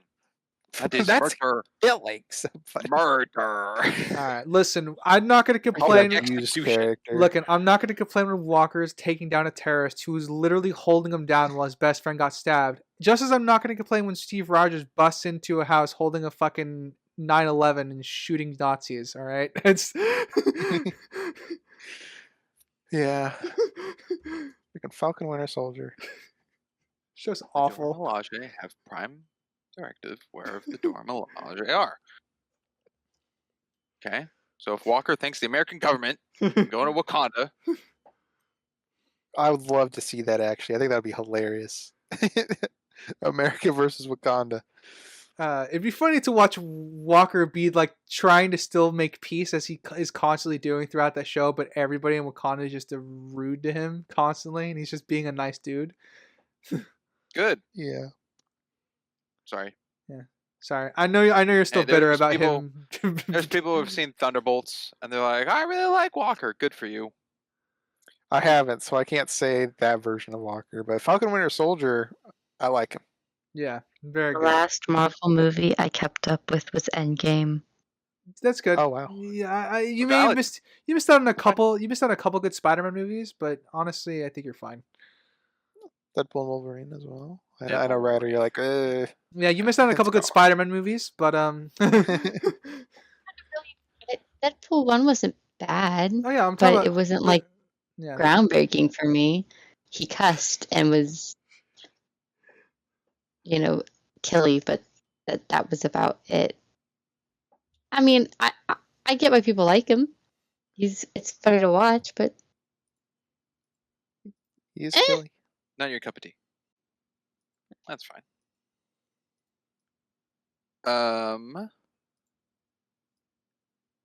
Is everyone good to move on? I From got Act 2. 2 quick points, but I can rapid fire them out. Okay. ahead. All right. I love the banter between Stark and Rhodey when they're over the phone with each other and he's being chased by the jets. Good stuff. Love their banter. Even though he's in a life or death situation, he's still finding the time to backsass Rhodey. I love it. All fun and games until someone gets hurt. Yeah, exactly. And then my last note that I really like, and it's literally the scene right before Obadiah shows up in Afghanistan. It's Pepper seeing him in the suit, and he's like, just goes, "Are those bullet holes?" Trust Good me, stuff. this Not the is worst more thing. annoying. Crimson, I know you said the smoke of the Jericho missile was pretty bad CGI. I kind of feel the CGI didn't line up well with Downey's face with him trying to be removed out of the suit. Or maybe it just looks a little dated. It's kind of like the Obadiah thing I said. Like, it's passable, but there's a little bit of a tracking thing where it doesn't seem quite right. But I do stand by. I think the smoke was the worst. Gotcha. That looks like the movie FX app that you could just. Oh, what a hit! And you're not wrong. Yeah. Wow, another blast from the past. To agree with Ryder, it's a freaking hilarious. The callback to Rhodey. Tony, it's me. No, It's who? you controlling it. It's me. In the You're scene. asking what you're asking. Yeah. It is me. We're asking. It's me. Wait, I'm in the suit. I love that so much. All right. With that, we'll go on to the third act. From here on to the end. And let's see. We start with Cass. Let's start with me. Start with I.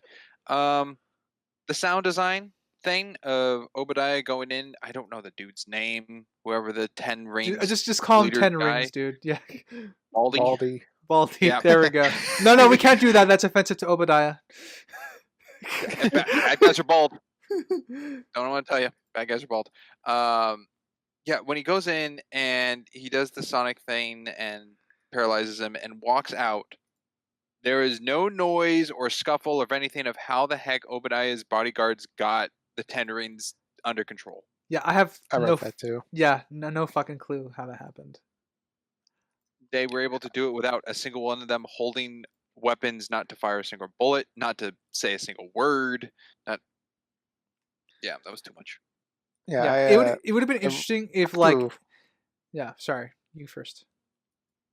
I do erase a note because having seen this before, how did they kill them without any gunfire, and then obviously they leave the town like, oh, okay, they captured him, they didn't kill him, and then I changed it to how did they capture him without any noise? Yeah. The only thing I can think of is they all got paralyzed with the sound thing by the guards, but we don't see them with any of the veiny stuff going on. That would be an issue as well. Does Obadiah's guards all have fucking earplugs specifically for that? Because Obadiah's walking around with earbuds that glow whenever that thing is turned on. When it goes off, that They could do have be helmets on, so but they also have them on the ground kneeling with their hands above their head, and you couldn't really do that paralyzed. Well, I mean, unless they forced them into those positions, I think they would just fall over. Try to move them. Yeah, so I agree. That is just that is a movie moment. So the Baldy doesn't acknowledge there's something going on outside. Yeah, all you need to do is once he activates the thing and he just starts going on his rant, technology, you just hear scuffles and shouting outside, and you can assume what's going on. It's always been your weakness in this part of the world. Cue very distant Wilhelm scream. The There are times where I forget. I mean, I guess Far From Home kind of reminds people, but I forget that William the Scientist is Ralphie from Christmas Story, not Home Alone. The guy who's not Tony Stark. That Obadiah's- one. yeah. Ralphie. Yeah, just like a little role for him. Yeah. Who would have thought he'd make a return as a character? Not I. Yeah, he does. He does. Oh, right. Never Yeah, mind. Far From I Home. remember. He's like, yeah, down with Tony Stark, puke. Ah. They had to give him a flashback so the audience would know who we're talking about. Yeah. Honestly, that tells you the obscure level they were pulling for that. And I get there's a lot of Stark's story, even post his death, is a lot about legacy. So I get why they were still touching on that. Yeah, But man, Iris. Or is it Iris? That's not the name, is it? Friday?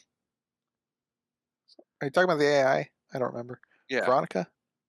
No, Code Veronica's the Hulk. The Hulk thing. No, it starts with an E.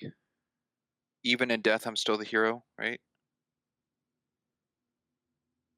Yeah. I don't know what exactly we were talking about Edith. specifically. In Far From Edith. Home, Edith. Yeah, it's Edith. Edith. Yeah. Gosh, I'm like breaking down the acronym in my head. I'm like, why am I being so slow? Edith. That was it. I know, I've only fake seen the fan. movie one time. Sorry. Let's go to writer. Sure. Again, we have about a 40-minute arc thereabouts from Tony being a merchant of death to I'm shutting down the weapons production, to now I have a mission. My weapons are out there still killing people, and I can do this to help people. So again, the arc is still continuing. So for me, the culmination of who Stark is now is in that small, it's not really a confrontation scene, but the confrontation with Potts about him asking her to go into Stark Industries, about stealing all the files to see who's been dealing under the table, and he's going to go solve the problem. And he's like, that line of just like, I shouldn't be alive unless it's for a reason. I'm not crazy, Pepper. I just finally know what I have to do, and I know in my heart that it's right. It's one of those things where the arc is continuing. He's doubling down now. So you can see the transition is like, okay, now I need to do something about this, not just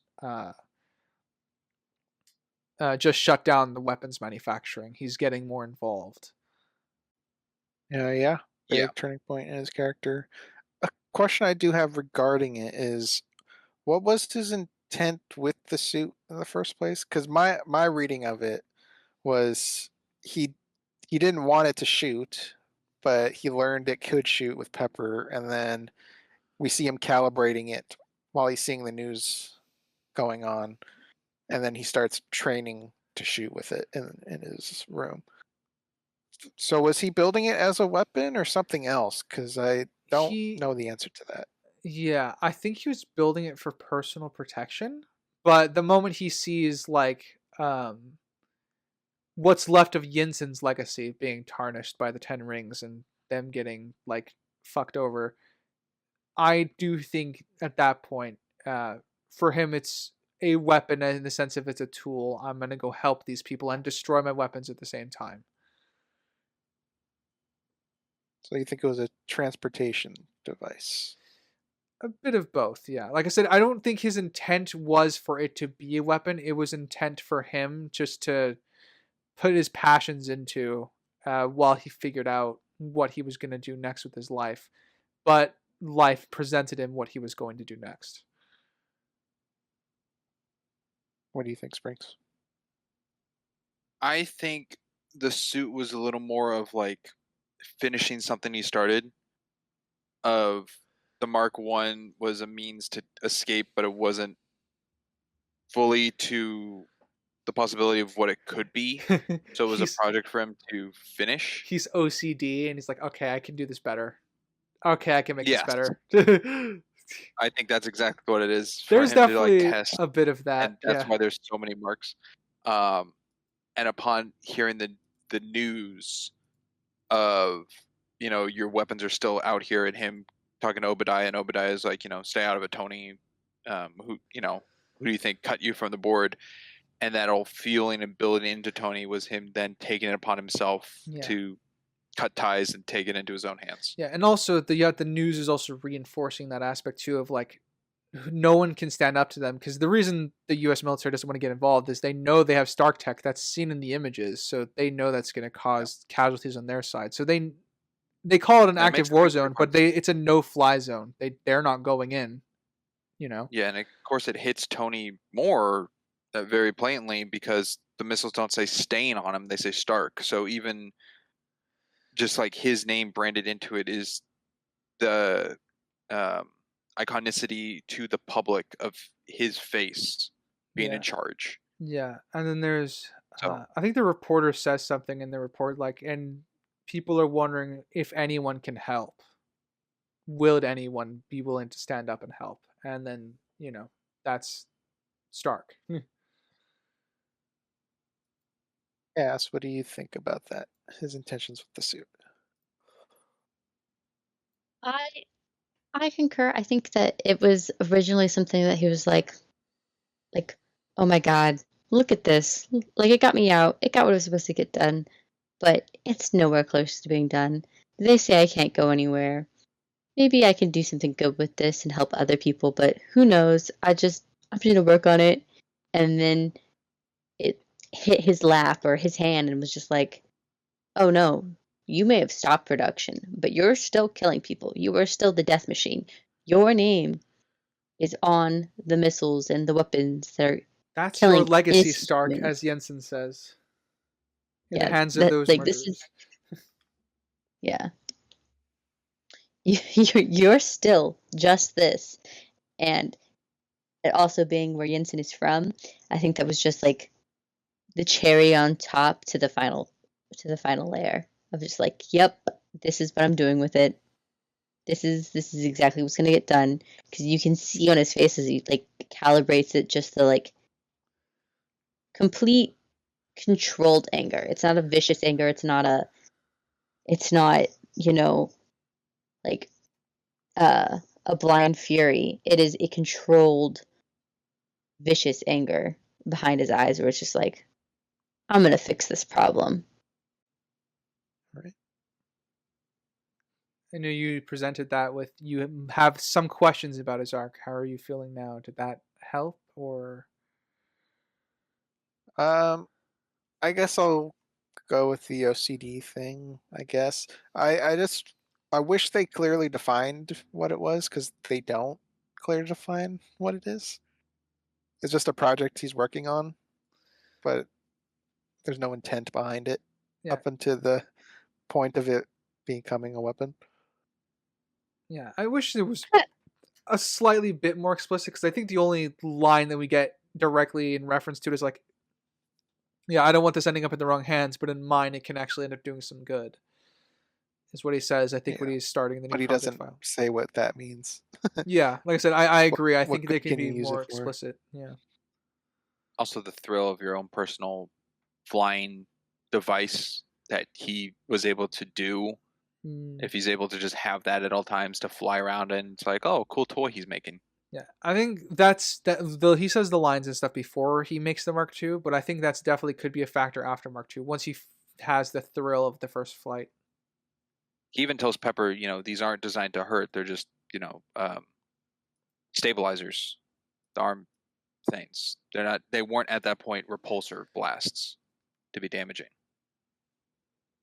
So it seemed kind of that it was just designed to be a flight suit for him to fly around and have fun in. Well, that's just something I would like them to actually establish, so we don't have to theorize on it. Yeah. I mean, like I said, I can infer a lot of this, but it would be nice to have it more explicit, I guess. I can agree with that. Okay. Let's go to Cass for a point.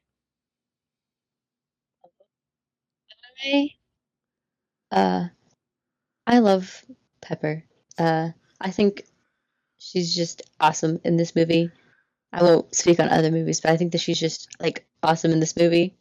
And there's something so hilariously pepper in this movie where she is breaking into Obadiah's office to get the drive and stuff. And she's got like, I think they're like Louis Vuittons. She couldn't see the bottoms correctly, but she's got like Louis Vuitton heels on.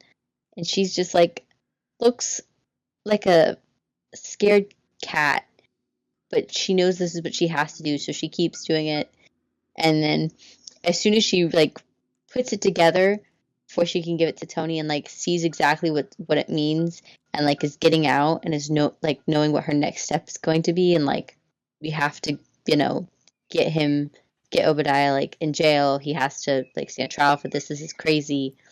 And like it kind of takes over and she becomes this like bossy person about it, while also still being very brand new to this whole like, what do you mean you have a device that can just pick a lock? Oh, it's going to explode? Yeah. What do you mean I gotta do this?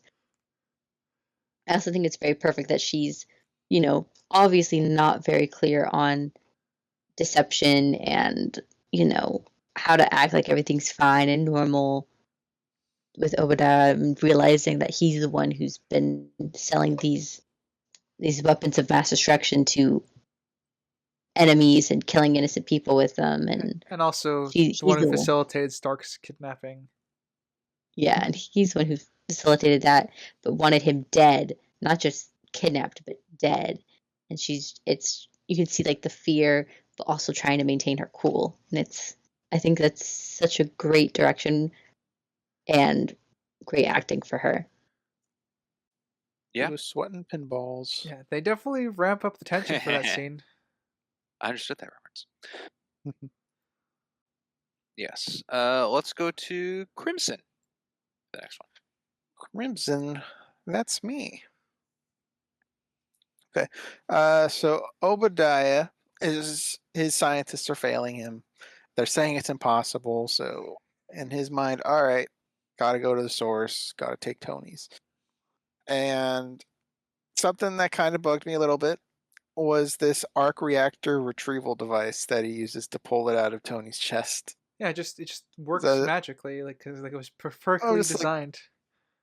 Yeah, it's perfectly designed to retrieve it. And I was like, well, that's convenient that he has that. He doesn't have the He knows how to specs for twist it. it. Yeah, He knows- yeah, twisting it and pulling out the cord. So that was just convenient for him to actually be able to retrieve it so smoothly. Do we know what it is? It's perfectly sized to grab the arc reactor. Yeah. I'm doing a little devil's advocate because I don't know, but the silver rimming around the interior of Tony's chest with his arc reactor of the first one it's more flesh to him with the one Jensen made him. And I'm curious if that's actually like a car part that Tony knows for the shape of it, of his chest, because that's what he's been working on since he's like 6 years old, is like cars and mechanics.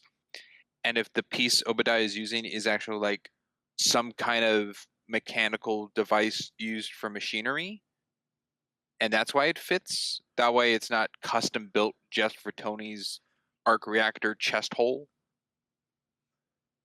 I think that's reading a lot into that without knowing what it is. So I've never seen a device like that in a mechanic shop or in a movie or a show. I haven't spent a lot of time in a mechanic shop, but that's not a device I've ever seen before.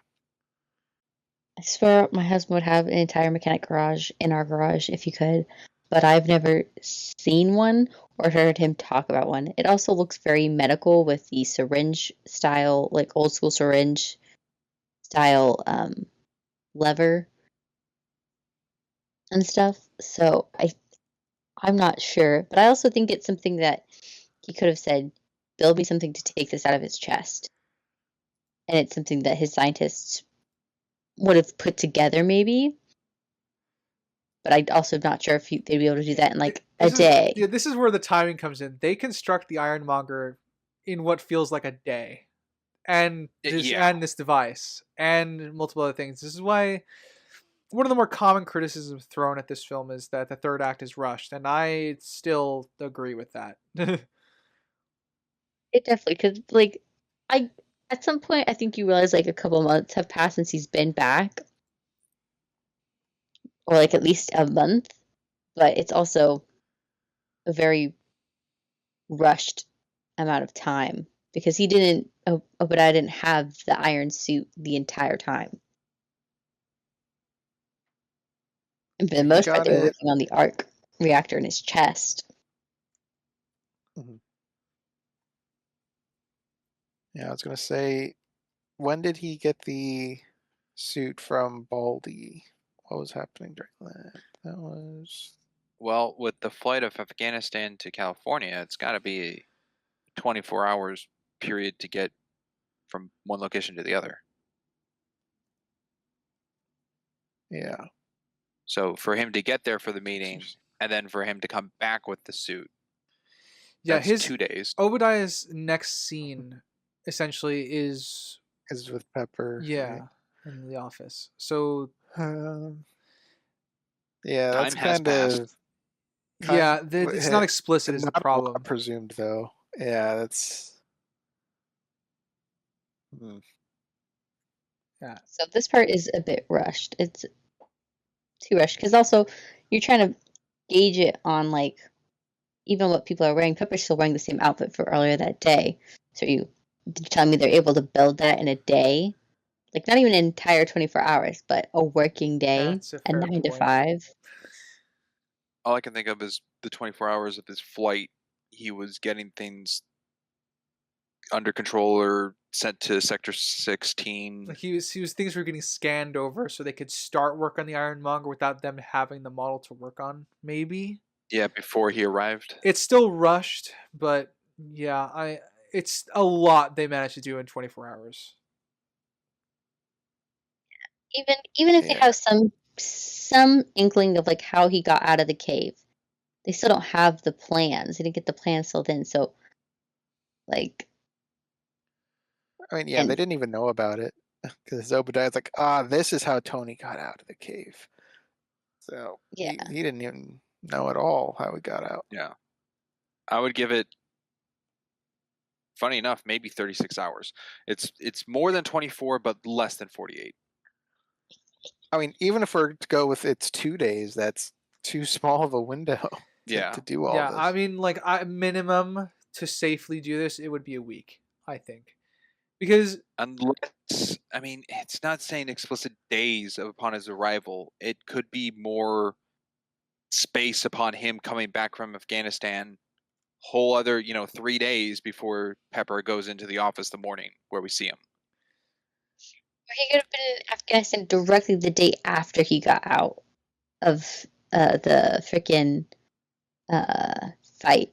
Like as soon as he's realizing what was going on with the fight in the iron suit and that he could have been going there right away, but it just doesn't specify. And if we could get a clear timeline of when Obadiah went to Afghanistan or when even Tony went back to Afghanistan to where Jensen is from. like I said, this is Yes, we Yeah. don't. The only date we ever get, I think, is Agent Coulson asking Tony for a meeting and then being there to tell Pepper our meeting's today. He But we don't know gave- the previous set dates. No, there was She one said date give us that a was couple said. weeks. Where's it? You said the 24th. So we don't know what month that is, I guess. Who said the 24th? Filson did 24th at 7, and Pepper said sure. No, that was Tony. Tony said sure on that one. Yeah. So that was a time, but we don't really know. It's not referential. We don't know what day the party is, do we? That wasn't on like the news. Did Jarvis say? I don't think Because so. Tony asked if they had an invitation to it. I don't remember. Yeah, it was a Okay. Stark gala for firefighters or something like that. Either way, I do think the film failed in not delivering a time frame from this because we do have Tony at the village and then the military involvement, and then Obadiah sees the news and then he goes to Baldy. That's kind of the order of things. So we know Obadiah didn't go earlier to give him more time for the movie's sake. It was after Tony went over there. So Again, this is where I do think it's an issue. It's something they'd have to establish, I think. yeah, I think it's this is the efficiency which you now working against the film a little bit. Because again, it's still very efficient. I can see all this working. I don't have enough to ground me in it anymore. Because we've talked about in the past of like, oh, this could make a scene better, but it's not required. I think this one is kind of required, not just it makes it better. Because it does rush everything. Marvel Film Guide. What is it?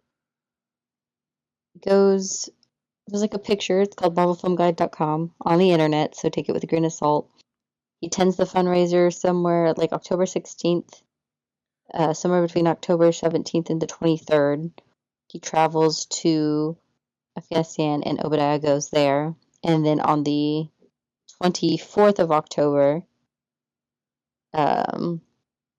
is when Obadiah and Tony have their confrontation. On the 25th, he reveals he's Iron Man, and then sometime later, Nick Fury says, "You think you're the only one left." So if we're going with the Marvel Film Guide website timeline, it's 5 to 1 day. Yeah. No, So a crazy small amount of time. 1 day. 7 to 1 day. So I think it's a failure in the movie depicting it. That's where my final point on it is. Oh, yeah. Okay.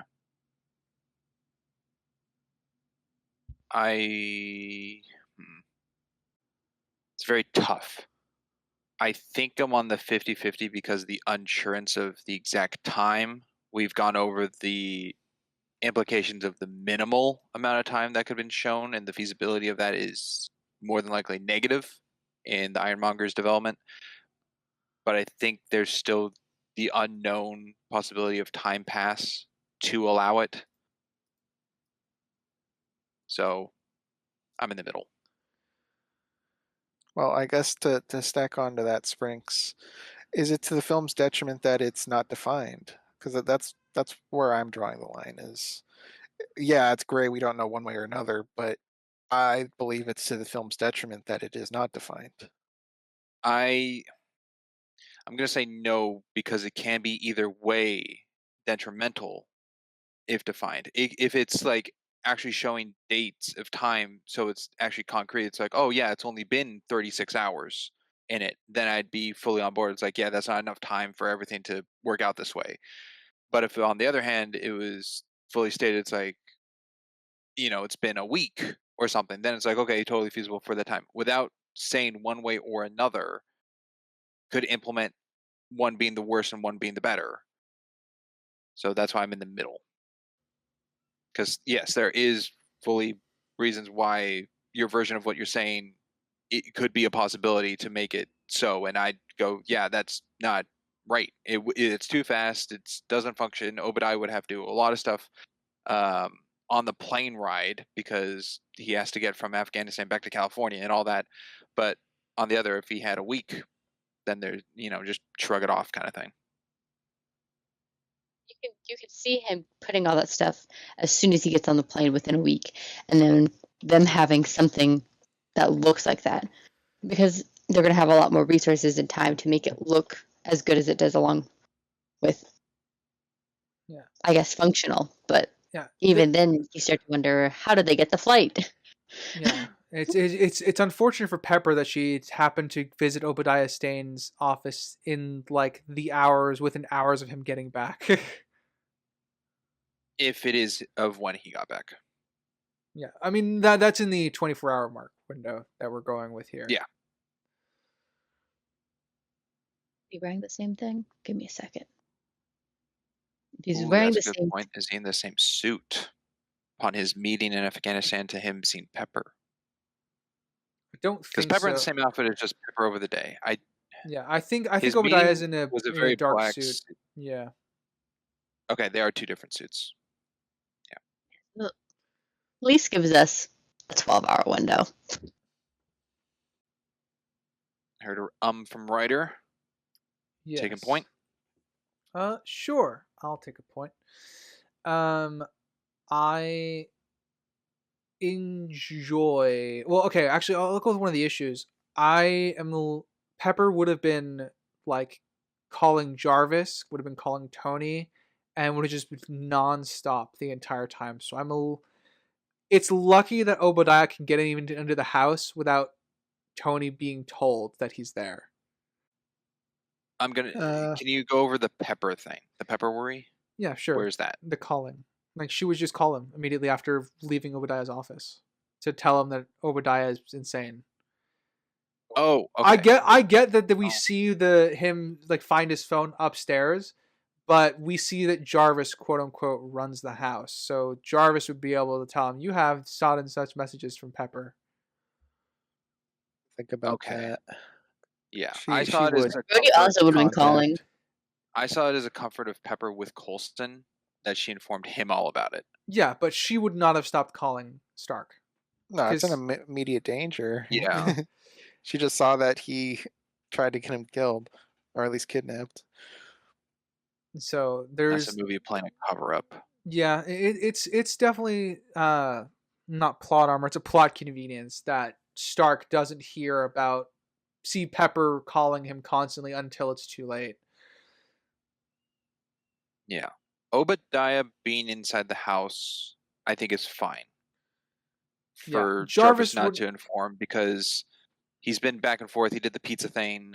He has kind of like what Rhodey or Pepper, just like clearance to be in the house. Yeah. My issue is upon surveillance of the house with Jarvis when the sonic goes off, unless Obadiah Stane shut down Jarvis, but even Nick Fury couldn't fully shut down Jarvis.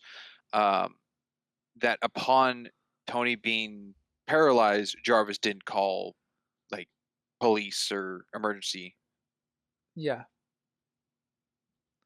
There would be there's still some logistical issues in how this happens. I'm fine with Obadiah being able to get in the house because Stark at that point wouldn't have any reason to revoke his credentials, even though I think Pepper would have gotten a hold of him one way or another.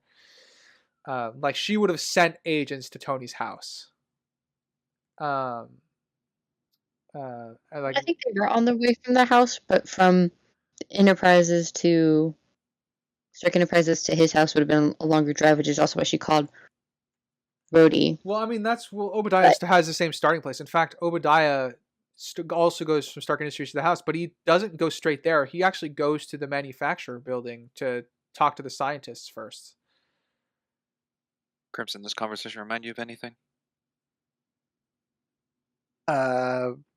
No. Oh, Drat. no, I go what you're saying. That one show we saw. Living with Yourself? Living with Yourself. Yep. Yeah. Just a little bit. We're not getting down and gritty like that one. We're not pulling out the numbers of math, but well, we have no frame of reference with geography. We don't know where his house. I will say, speaking of a frame of geography. There was a confusing shot. It makes sense now. I had to watch it like 3 times. When Tony flies into Obadiah in the parking lot outside the arc reactor and goes through the ground into a room and out a wall into a street. Yeah. That was very confusing, but I get how that works now. It's just like the arc reactor where they are is not street level, it's raised. Mm-hmm. But also, like, the camera is always on the left hand upon the contact hit the room, and then when they exit the wall, it's then on the right hand. That adds confusion, but... Also, Ironmonger rolled a nat 20 on its stealth roll. Why are there chains dangling all over this room? Why is it so dark? Why is there water lighting without a single thing of water shown? I mean, that could be water in there, but that's still kind of weird anyways. It looks like a scene out of Deep Blue Sea. It seems like a set design problem, not talking to storyboard. Yeah. And Kind it could be like hydraulic fluid or something else. Oh, I see the chains then of being holding up all the metal for the pieces to combine the suit. Yeah, or blanking on what it's called. When you dip metal into water, I'm blanking on it. You mean the molten metal, blacksmithing, metalsmithing, Well, not that. metalworking? No, the actual term of dipping metal into water, that's got a name. I'm trying to remember. It's quilting. Yeah, that. That's right. Maybe they got it for that. Bridge of the Fair. Oh, that could be. I get why when Pepper went through the chains and was like face to face with the mask before rising, just simply probably for Obadiah to get in the suit, it has to be low.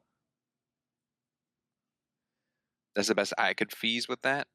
Otherwise, why is he hunching?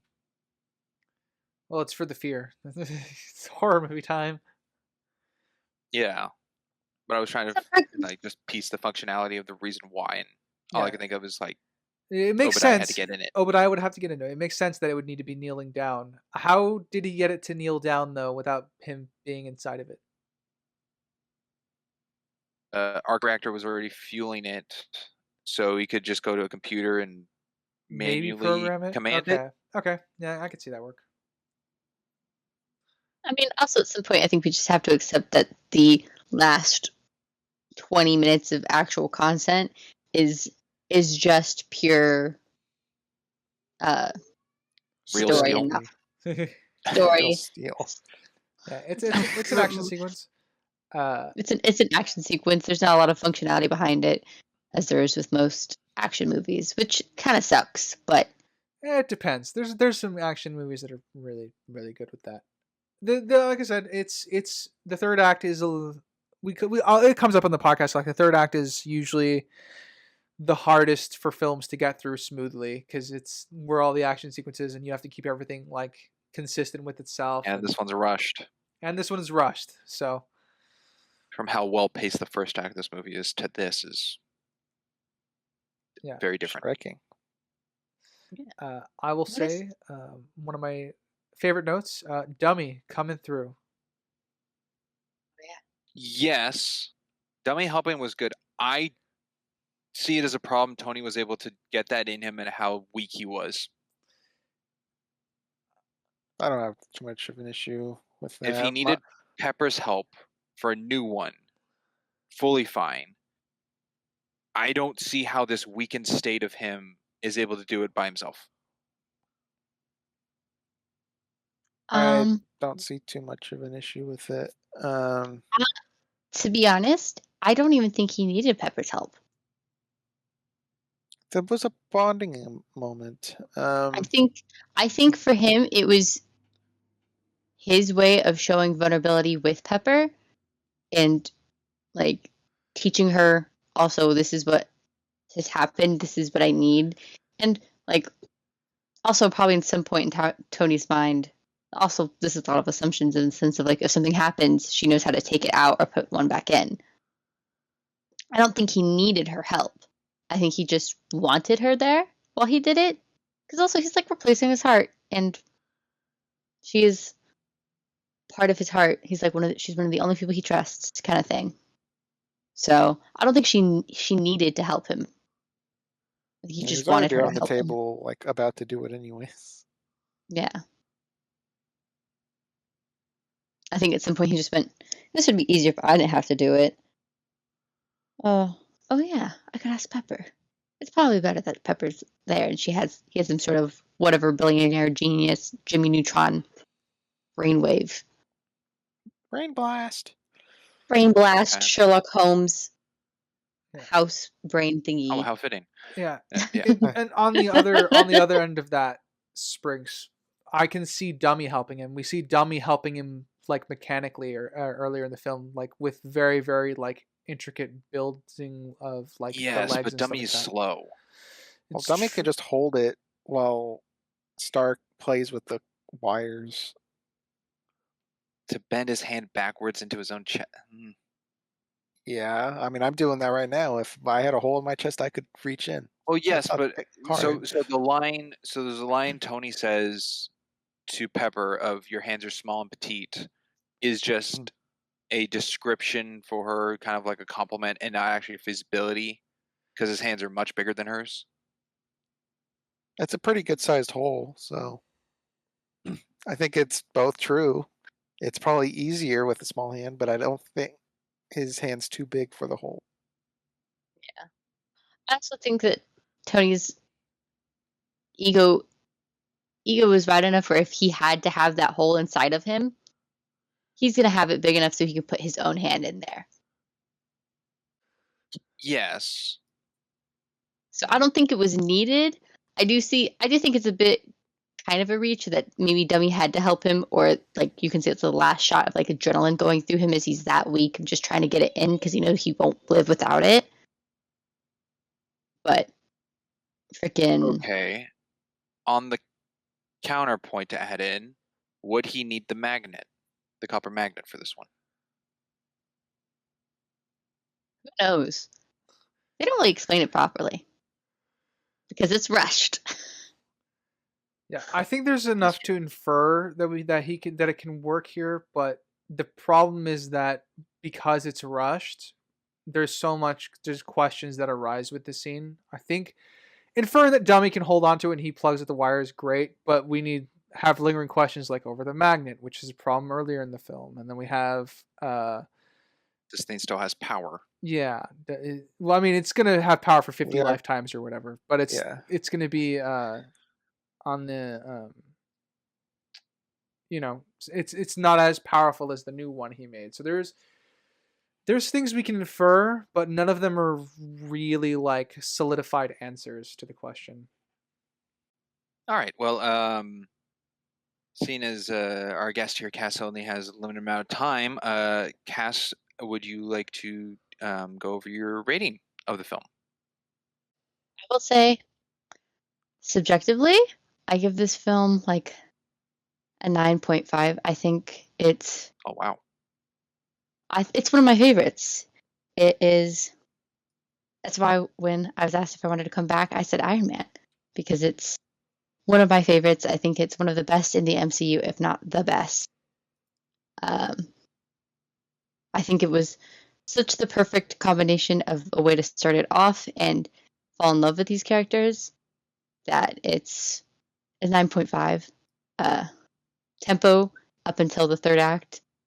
And I would probably say like the better half of the third act is pretty swell up until the fight, because the fight should have happened that fast, but it's a 9.5 for me. And then objectively, from film and writing, I'd probably give it a 7.5, just because the pacing is awkward in some parts, but also very, very fast at the end. And there are some cuts that just don't look perfect, but I think it's a overall pretty perfect subjectively. It's also got a nostalgia boost, I will say that. Okay. All right. I didn't realize it was that high of a subjective, but that's cool. Yeah. That might be our first 9.5, actually. For a sub? On the overall pod, that's not true. From a guest, maybe, yeah. From a guest, yes. I will say that I'm pretty. I don't really go full into detail of like, this shot looks wrong or this colorization looks wrong. For me, it's more so, is the writing good? Is the acting good? Can I see what the characters are doing? Looking at you, Can I Game of understand Thrones the season 8. behind it? Garbage. Anyhow, looking at you, House of Dragons. If I can see what they're doing, I can see what they're inferring, and for what it started and the nostalgia boost, and like this was the start of a very big part of just forget about even just personally, but culturally, that it's so good that if it wasn't for the last act being rushed and not having like a proper like timeline, just even just a shot of the scientists and the engineers working on Ironmonger to like bring some sort of perspective into it, I think it would be a perfect 10. It's perfect. Robert Downey Jr. was perfect. I can't remember the actress and the other actors' names, but they were perfect. Paltrow, Jeff Bridges, Terrence Howard. Samuel L. Yes. Jackson. Samuel L. Jackson. For his 1 minute, yeah. It was a I very admit, they're important 1 minute.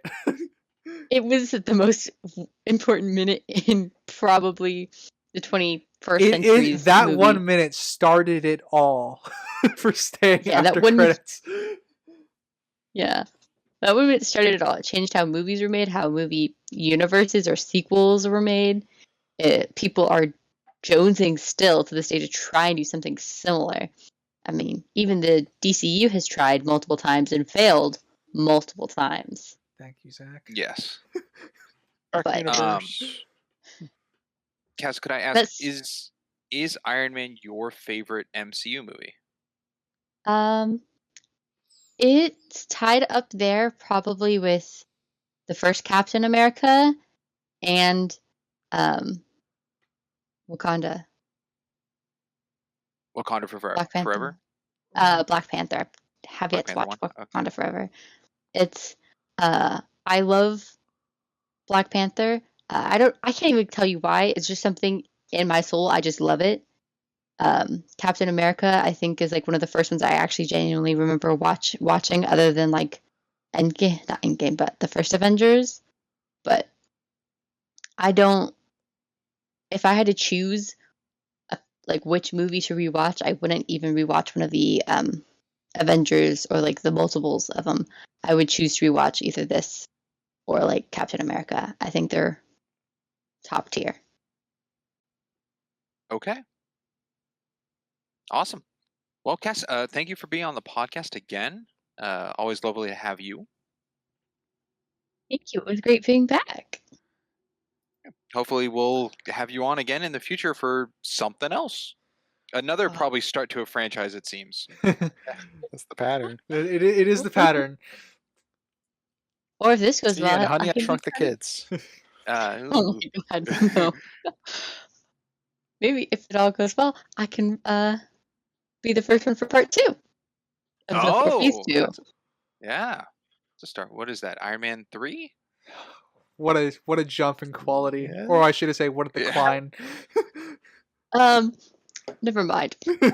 Oh, I see. Oh, okay. All right. Thanks for coming by, Cass, as always. Nice to have you. Thank you for having me. All right. Let's go to Ryder for the next point. All right. I will jump to the what is it called? The unibeam? Is that what he uses? The when he fires Yeah. from the chest piece. It's Yeah. not called that, but I loved to see it, even if I wasn't an Iron Man fan. Now that I know what that is, it was just nice to come back and see that in this film. And we can see a fair amount of gadgets on the suit for it being the first movie. Because you got like the shoulder missiles, you got the pulsar blasts or repulsor blasts in the hands, the unibeam. You get the like arm shield that doesn't come back as far as I remember. Yeah. You got flares. Well, the you arm got shield flares. kind of flaps, but that's more flying. Oh yeah, I forgot to mention over the flares bit. Chaff works better than flares, but I understand why films prefer to use flares because it's more cinematic. Funny enough, the tank buster missile. Yeah, that is different. So good amount of gadgets for a first outing. Flamethrowers. You want to throw that in too? No, different suit, but because that one also has a different missile if you want to go for that suit. The one where he has to manually hit the back of it to shoot it. Rev it. Yeah, like a lawnmower. I don't know if it's my favorite. It's one of my favorite shots in this movie. But when Obadiah steals the arc reactor out of Tony, that Dutch know what angle you're is talking really about. good. Oh yeah, Or there's a and then couple it turns great. into a And then it turns horizontal. into a normal shot of them sitting on the couch, but just that Dutch of taking it out and the more focal center point forward of the shot is the device taking the arc reactor out, where Tony and Obadiah are on the sides, and being that it's Dutch, Obadiah is looking down onto Tony, being above him, and Tony's lower in frame or in the shot. When if it wasn't angled that way, they would be more eye to eye. Mhm. So Yeah, I can agree with that. Definitely a great shot in the film. yes. Crimson, let's go to you. Sure.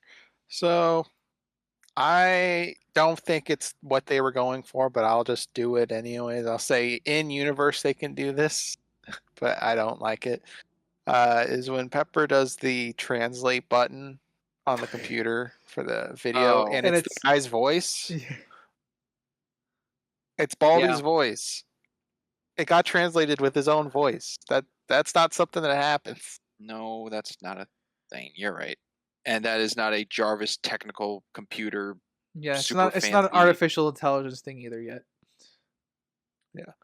So I guess are you guys labeling that as in this universe that can happen, or that's Nope. just a stupid thing they did? I'm going nitpick. Yeah, Alright, it's Then a I'll nitpick for I'll me. go stupid thing then. That is not Jarvis connected technology. Also, looking at that hub on the computer, I don't know which of those indications at the bottom is the browser. I don't know either. I couldn't make it up. I didn't recognize a single one. I think they're all just gibberish. Probably. I mean, this is an indie film, as we keep saying for some reason. no It was couldn't make what sense. Jeff Bridges said, right? That it felt like a student film, like It high felt school like a student film, which made him relax more. But yeah, I couldn't tell. And Crimson, you might know this, being an Agent of S.H.I.E.L.D. fan. Is the S.H.I.E.L.D. logo in this? Is the center a Captain America shield? Or is it just like an American flag-themed shield logo? It's not a cap shield. It's definitely a Cap inspired logo, like the shield your avatar's holding, the one where he gives all the performances in. Like I remember, It's not. It's kind that- of shaped like it's that, close. but Yeah, there's a part where Pepper is leaving, I guess, S.H.I.E.L.D. with Coulson, and the logo's on the wall, and the look of that has the shield in the center of it, and I was questioning if that's Cap related, because S.H.I.E.L.D. is connected to Cap. And then it's even mentioned earlier that Howard Stark worked on the Manhattan Project. I don't know if that's completely separate, and I'm not a history buff, or if that's code for the Captain America serum. no, well, funny enough, that will be answered in the Hulk. Oh, lovely. So something like that, but I just didn't know if it was connected in that sense, because by the time we get to Avengers, it's a completely different logo. Yeah, I mean, I don't know why they included Cap Shield. Obviously, it should have been based off of Captain Marvel, who inspired everything.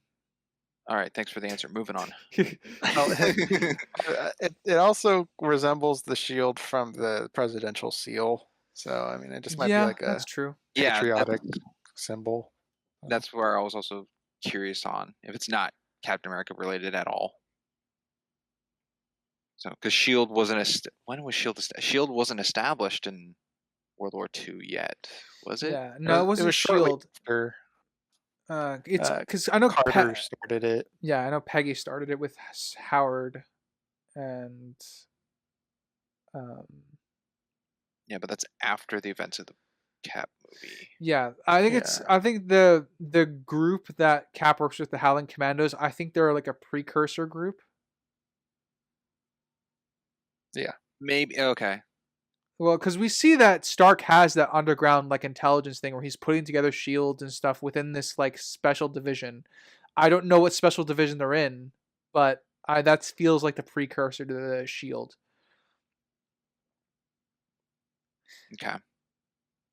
I don't know what I'm talking about. You know, the Red Skulls group. I know. They're the precursors to Shield. Yes. Okay. Well, I was just curious about that. Yeah. So. No worries. Let's go to Crimson. All right. Another nitpick thing. When Tony's crawling on the floor to get to his old arc reactor, let me guess. he pushes over. Yeah. He pushes Yeah. over the cart instead of Yeah. riding it. Doesn't use the undercar roller. But however, he does want to use a tub full of scraps to leverage himself up. Yes. So that was dumb. They didn't need that at all. They should have just gotten rid of that cart so we didn't have to see him do a stupid choice like that. Yeah, or just put something different in his way. Yeah. Something not on wheels. Because they clearly want the visual of him pushing something out of the way. So I think a bin. The struggle. Yeah, just a small bin would have been suffice. Maybe a toolbox. Yeah, toolbox would have worked. Do the two of you like the little war machine hint of Rhodey looking at the Mark II? Yeah, It's funny. That's happening him next time. Not with Terrence Howard. No. Yeah, I don't remember. It's funny. I don't remember Terrence Howard in coming movies. No. Which is unfortunate because I like him as Rhodey more. More than Don Cheadle? Oh yeah, 100%. And we don't even get that much of Rhodey in this. Yeah, I think Terrence Howard's a great Rhodey, and it's don't. definitely a sense of what could have been for me. But I think Don Cheadle does a good job. I'm not gonna I don't really have a favorite. I don't feel. Sorry, go ahead. Yeah, I said I'm more used to seeing Don Cheadle as Rhodey, but that's just because of exposure. Yeah. I don't feel that much chemistry between them, between Robert Downey Jr. and Cheadle on screen, but Terrence Howard and Robert Downey Jr. I could feel it. I could feel the chemistry there. Yeah, I'll say this. I can see that. Rhodey has a lot. Terrence Howard's Rhodey has a lot more swagger, which is great to play off of Stark's swagger. Don Cheadle has much more subdued military man. Very much different flavors of Rhodey. Yeah. Yes, they do play them both very differently in the MCU, much like Ed Norton and Mark Ruffalo playing Banner. Two very different. Yeah, I suppose. Ooh, the sounds from Ryder. Deafening. I've seen the movie, so I'm just gonna agree. Yeah, it's different. Oh, okay. Sorry, I didn't have any actual commentary for that until we got to the Incredible Hulk. Oh, good. Ooh, hint. Nice job. I know, doing my job here at Cheap Seat Critics Podcast as one of the hosts. I know. Careful, you're gonna take all of Crimson's material away. I like. Well, let me rephrase. I don't know where I was going with that. That was motion of thought. I don't like how the Ironmonger gets stuck trying to get Pepper by a door frame that clearly gets dented in from the Ironmonger hitting it. And he just crawls up to the floor. Yeah, he decides to go underneath and crawl through asphalt to get to Pepper. I feel like that's harder to do. Yeah. We're also lucky he didn't just spray the room with bullets. Yes, or knowing that when Tony hits him to go back under, that it's a floor, so coming up out of the asphalt didn't leave a hole. It like crumbles in on itself or something. It's just weird. There's like no hole. It's just rubble, which makes it play like he came before Tony hits him, and we see that it's a room underneath to go to the street. It plays it off like that's solid concrete and asphalt for him to dig through, which is it piling on itself. It's just very.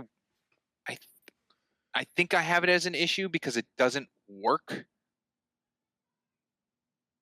Yeah, I'd file that under nitpick for myself. Okay. Lots of nitpicks I have in this act. I know it's for kind of the movie moment of like turning her back to the outside world and it's like safe and the threat is inside the building, but then it's like, oh, lo and behold, the threat's behind you. So it's that kind of like little fear move, but it doesn't work 100%. Yeah, I agree with that. Plot armor again for Tony Stark when Pepper overloads the arc reactor. He is more exposed to it than Stain is. That blast. Yes, it pushes him out of the way.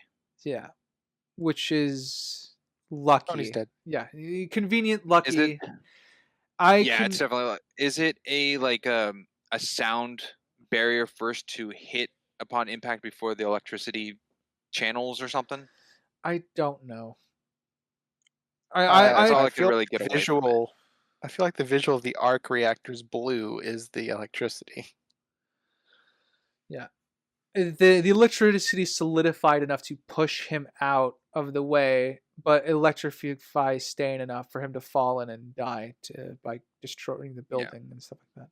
Well, it still could have electrified Tony. We don't fully see the aftermath. It's a very close-up shot of just the arc reactor on his chest slowly dying out. Yeah. So it could have affected them both the same way. It's just Obadiah died or went on vacation by falling into an arc reactor and exploded. We had a flight incident. Yeah. Yes. A training exercise. Another training exercise. God damn it. I don't find it smart. I know it's just for here's a tool in a bar fight kind of look. But two mechs are fighting in a street where there's piled up traffic now from a collision. And some Neanderthal-brained dumbass thinks it's smart to drive a motorcycle past them. Hey, he's got to get out of there. Yeah, if he needed to skirt around much further for me to believe that. I am in complete agreement. He was brain dead. It felt like something out of a Transformers movie. He was a pre-TikToker, okay? He was getting footage of the action. Oh, I see. Oh, he was getting to do it for the Vine. He's a vlogger. On that note, we kind of forgot to touch on it, but when Mark 1 is going through the cave, we have a GoPro cam on a camera, on a gun. On the side of a gun? Yeah. Yeah, that was cool. They only used it a couple times because the muzzle flash was not a lot of lighting, but it was cool. It's definitely one of those student films. This is going to be such a cool shot. That kind of thing. Yeah. This fight is very, very sluggish comparatively to what we see Stark's suits be able to do later on. I'm fine with it, mind you, because Stark is on low power mode essentially for this fight, and then Ironmonger is obviously a big fucking superior in every way, Tony. Yeah. Yeah. I hate that line. Problems. It's so stupid. How can you look at Tony's suit and think yours is better in every way? I don't get it. It's bigger. It's better. Yeah. Again, this is why I feel like Stain becomes a cartoon character by the end. I get the transition. Like I said, I think all the supporting pieces are there despite the pacing being off for him to be full blown, I'm gonna murder you instead of being a greedy business asshole. You think this gave him the opportunity to be hired for Tron Legacy? Actually, he's a pretty good clue. Yeah. A real clue or fake clue? Because this is feeling a little like fake clue. Well, there's only one clue. Oh, what am I thinking? Isn't there a clone version in the game and then there's the real one? Yeah, the clone is named Clue. The real one is a different name. I don't remember what his name is.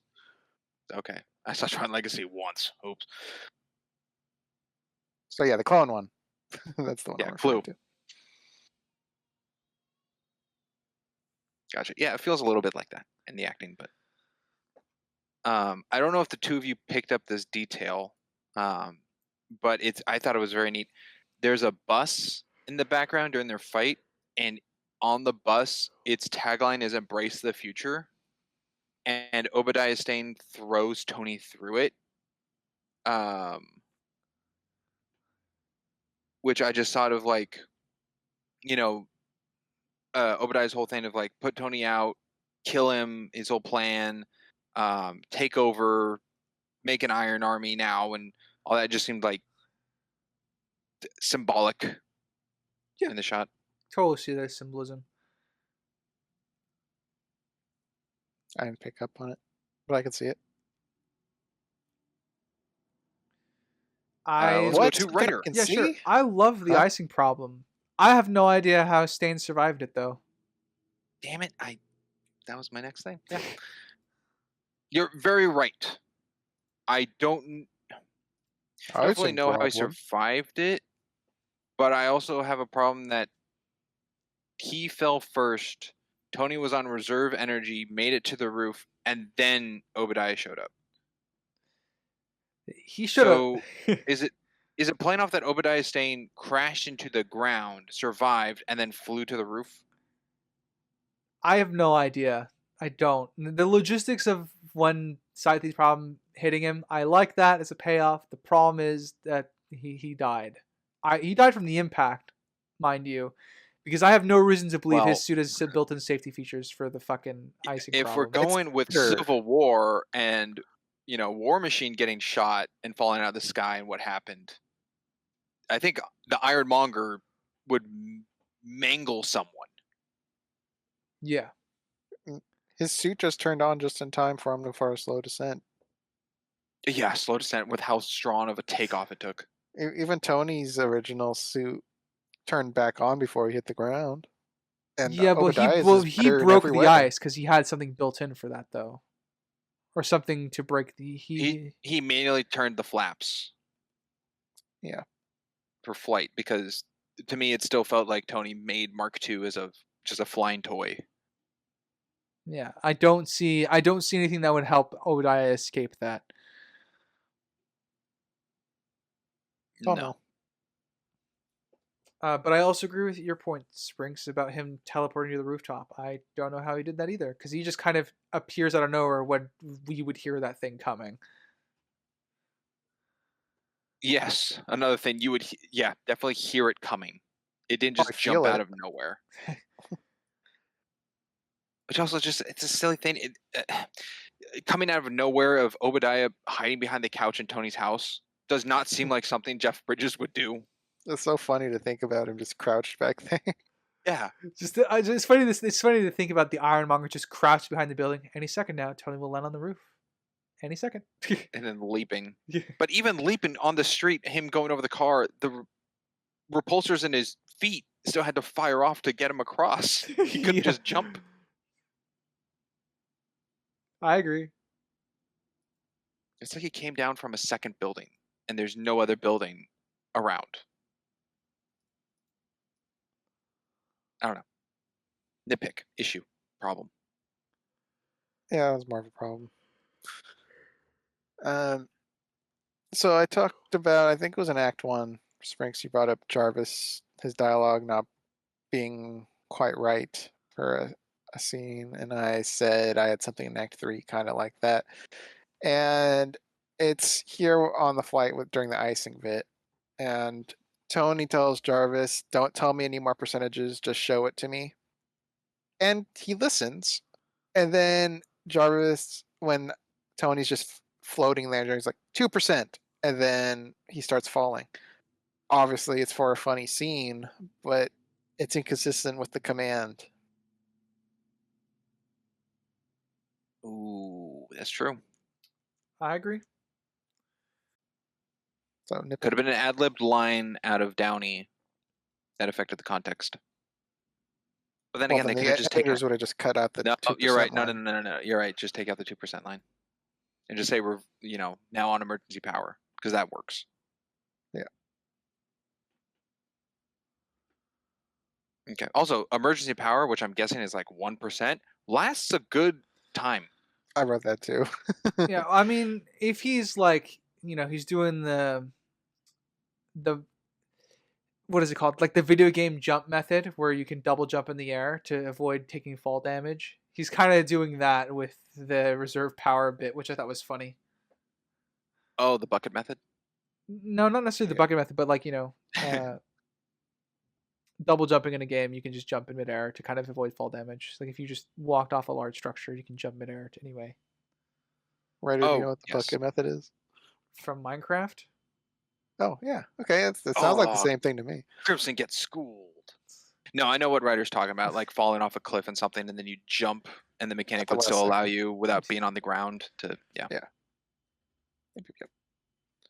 Hey, look, we're gamers.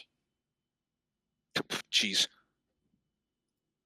Yeah, they didn't get that. I still think and we brought it up earlier, I still think Tony had to get out of the suit, otherwise he would have been locked in it for the power thing. That's why he removed the glove and his helmet.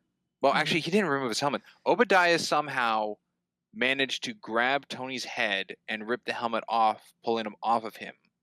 When he threw him off his back, because Stark without gets onto him and injuring destroys Tony. his. Yeah. About I snapping don't really- Tony's neck. Yeah. Yeah, don't really know how that fully worked. I can buy it, like if his head got stuck in something, it disconnecting to save him, but it's a But just like flipping him forward and it just Yeah. fell off. I'd rather label this as plot armor, because it can work. I just don't have anything to infer upon as that why that would be the case yet. Yeah, we don't see Tony start to remove it before Obadiah comes, so it's shown that it's Weaker, loose. Yeah. At least I don't think so. Yeah, in that case, in that instance too, he would have retightened it anyway, because after firing the flares off, he's playing hide and seek with it. Yeah. Nope, just replayed it. He just pulls it straight off his head. Yep. All right, weird. I love seeing your face, Robert Downey Jr. You're a great actor, but Yeah, need more screen time for the mug.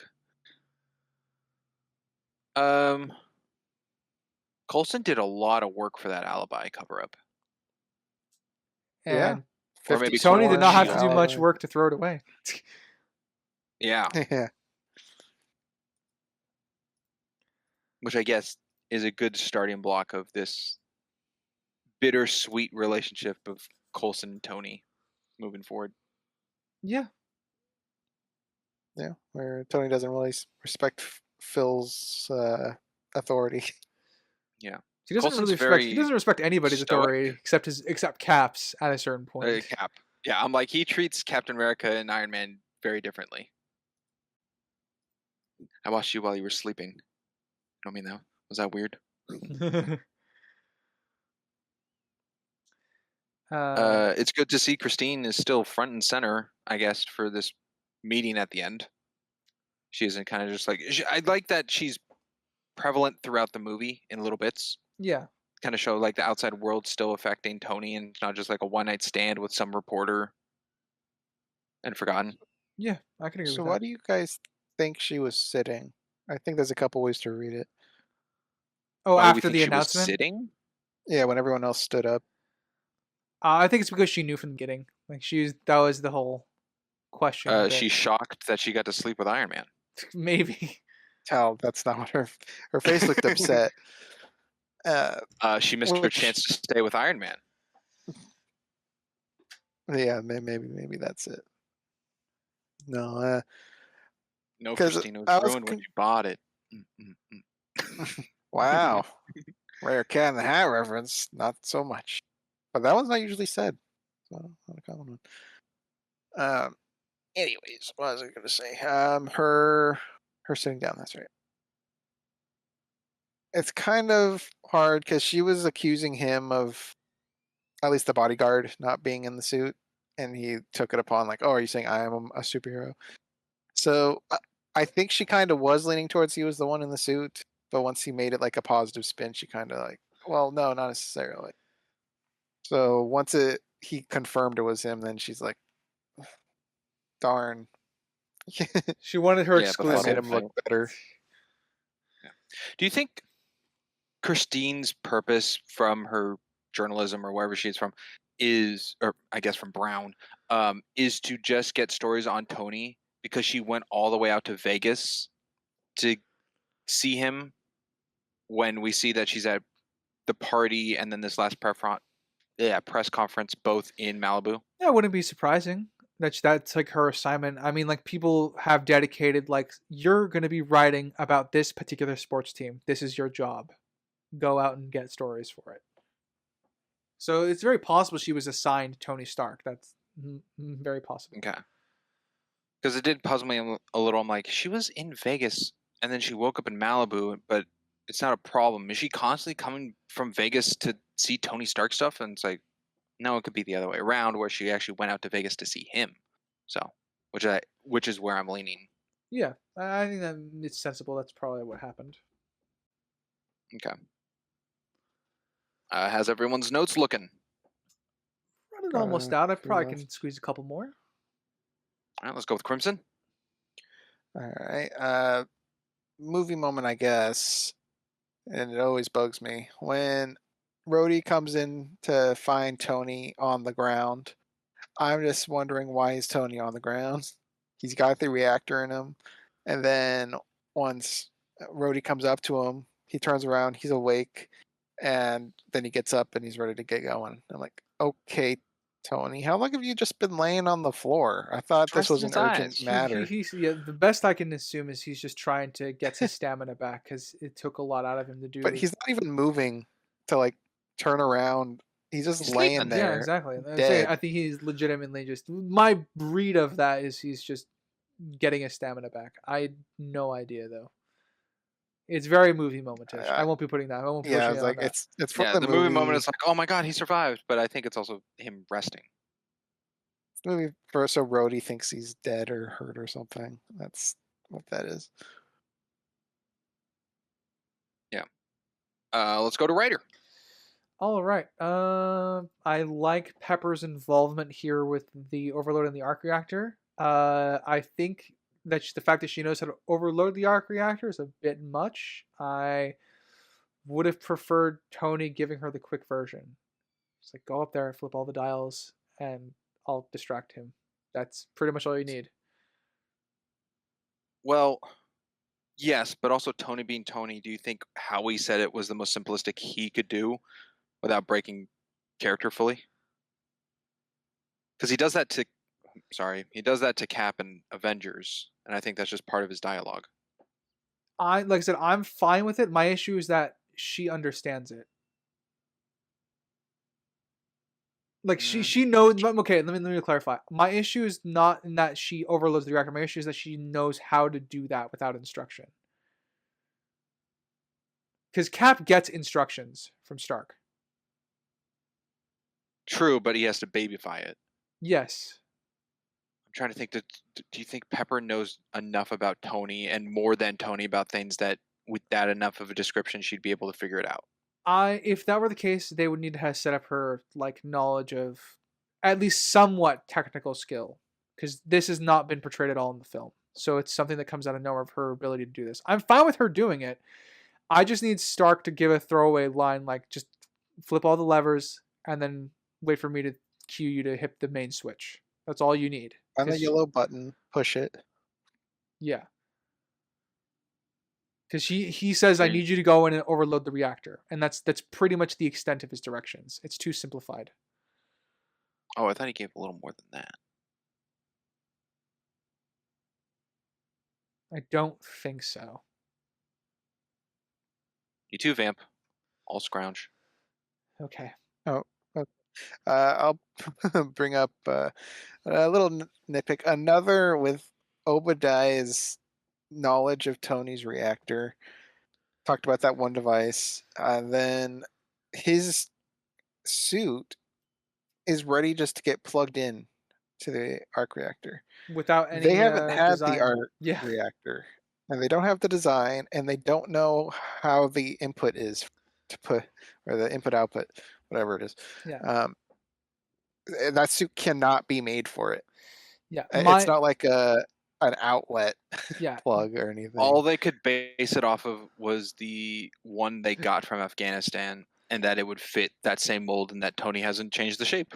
Yeah. Out of curiosity, do we know that the second arc that the first suit was powered by his first arc reactor, or They said it would Yes. last 15 minutes. Yes, there was a line said about it when Jensen boots up the computer. okay, all right, then I have less of an issue with it. If they have the first suit, they could theoretically make something for the arc reactor. They just got to base it on the same size and hope that Tony hasn't changed it. Yeah. Well, the difference is the reactor's plugged into Tony. This is getting plugged into a suit. Yeah, I won't dispute that. Yes, But I mean, So that wouldn't be in the blueprint for the Mark 1 because it's plugged into Oh, they would Tony. probably just had a engine power pickup like an engine, just powered through the suit. But that's not the point I'm making. Obadiah just plugs in Tony's arc reactor into the suit and it works. Yeah, that's like putting a battery in a remote. No, it's not. It's like trying to put a HDMI through a USB. They don't fit. This is not a universal tip. It's not. They wouldn't okay. have that done. I'm at a point. Okay, I think I need a little more. If you could, how do I word this? If you could baby me into understanding a little more on how that is. Okay. We have an arc reactor that Obadiah does not have a blueprint for and has not seen out of Tony's chest, the back end of it. We have a suit, the Ironmonger suit, that is only based off the blueprints of that small suit that Tony had. Obadiah takes this off of Tony and then plugs it into the suit. How does the arc reactor connect to the suit, and how do they know that? Got it. Figured it out. I mean, I didn't figure it out. I get what you're saying now. It's the port of the input output is blind. They wouldn't know what it looks like to build it into the suit. Got it. I agree. Okay. A follow-up question is, what did you think I was saying? Now I'm confused what you thought I was saying. I thought you were saying like just connecting it to the suit to power the suit, and they can't connect it. And I was thinking, well, that doesn't make sense because maybe they don't know the copper plate of the original one of what was powering Tony. All they have is probably the original car battery design from the 10 Rings of how they kept Tony alive, and the making of the first arc reactor, or the first, I guess, power source to keep the shrapnel away. But that isn't what powered the Mark 1. It was the arc reactor that he built, and Obadiah Stane knows the arc reactor is the big one from the building or whatever, the Stark factory. So I think all he can base off of that is a small one and the size dimension of it, but to connect it into the suit would be like, as I said, a battery into a remote. But I agree with you that the port at the end of it that goes into his chest, which Tony knows from making the first arc reactor to him with the copper wire, everything, how it connects, hasn't been shared with anyone other than maybe Jensen and Pepper probably doesn't hold that information. So you can't take the end of what Obadiah has and connect it universally into any open surface to do it. All I could really think of is if it's like a power clamps to jumpstart a car, and they just attach it in that for the power to somehow electrify into the suit. It's kind of like the only big universal thing I can kind of think of for a power source conversion, but it's not my wheelhouse of repertoire to know. I'm not an electrical engineer, so. Then I'm glad we're on the same page. What you're saying though now, yeah, and I agree with you. Yeah, I now understand what you meant with the battery thing. You're more the dimensions of the arc. Yeah, they would have the dimensions for that. Yeah. Ryder, what do you think? I was listening to you talk, and I just I agree. I wish I could add more. I don't have anything to say. It's okay. I just want to make sure. I just want to curious if you were still confused or if you were actually against us, or okay. I want to make sure. I did find the description of what Tony tells Pepper, which just sounds like fancy words of what you're asking him to say, which is go to the central console, open up all the circuits, and then clear the roof to hit the master bypass button. Okay. All right. So I can assume those are labeled. Open I'm all fine. the circuits. Okay. Yeah, if I can assume those are all labeled, I'll be fine with that. Cool.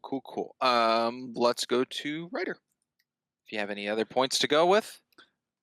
Let's see. I have one. Yeah, I will touch on the last scene between Pepper and Stark before he goes into the meeting.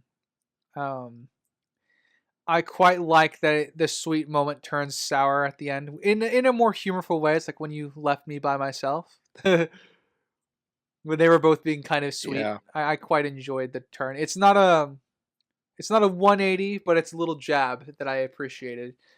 Because it's not his fault that he got distracted by Golmira getting attacked by his weapons, but it's still, she was left there. Yeah, Yeah. he ate it and then moved on. Yeah, He exactly. walked to the conference. No need to fight back on it because it's right. It's true. Yeah, He delivered. exactly. Okay. Yeah. I'll go to my last one I have is, I guess it's feasible, but Fury took down Jarvis to get in, but Jarvis wasn't fully down. No, it was like corrupted or something. Yeah. Suppressed. Welcome Which to- I guess Instead it's of fine saying, because Jarvis. Tony, intruder. Yeah, I'm gonna go okay with it because maybe Jarvis isn't fully set up as a security detail AI at the beginning, just more kind of like the butler, handyman ish, and doesn't get advanced till later from Tona being more protective. So it's fine, but I feel like Shield will also have something a little stronger, or maybe not even have the use of Jarvis. But not having Jarvis would question why isn't Jarvis saying anything to an intruder. Having something would. But then a line I think may have been the best option of like Tony being like, Jarvis, who's this creepy bald man? And Nick Fury says, Jarvis is on sabbatical, honey, or something. That would be funny. Sweetheart.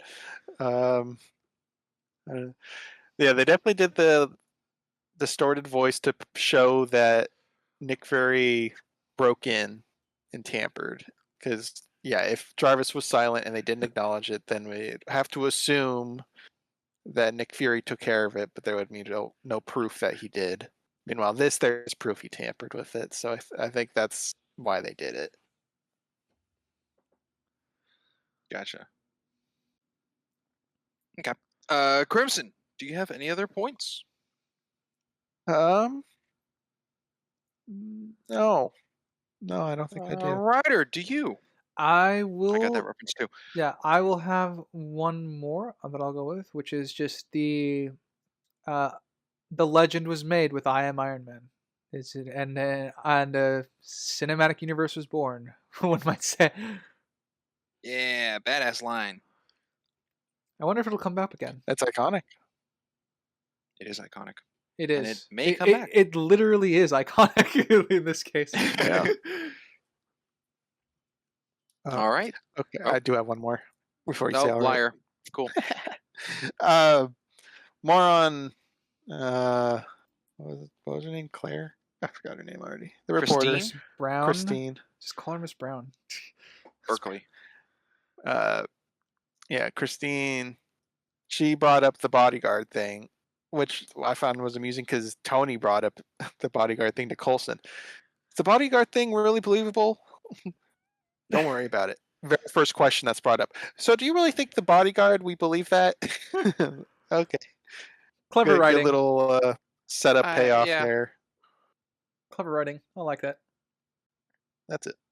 It's For real. all right. I don't know if I have a point, okay. but I have a question. Okay. Out of curiosity, when was the first time you saw the end credits scene to this film? Because I imagine it wasn't your first time seeing the movie. I can tell you it was my first time seeing the movie. Really? It was the first time I saw the movie. I saw it on TV, and because they have like time slots, they like sped up the credits, at the Oh, end, and then nice. showed the clip to fit the time slot. Oh, where Oh. it shrinks into the corner, shows an ad for what's coming up next while the credits go fast. I Yeah, did not that. see the end credits for this one until probably before Avengers. So I went through Iron Man 2. that's Well, I went through Iron Man 2 and like, who the fuck is Nick Fury? Why is he here? Made for an interesting Why are they- first-time Yeah, viewing experience. I'm an odd duck. I watch movie credits. Yeah, I was I mean, never. I do I now. never watched movie credits before this. I think at an early age, Ferris Bueller was what really like solidified that of like, oh, there's something more. But What I are would you also doing? be It's I'd be over. a kid who'd like dance to the music during credits.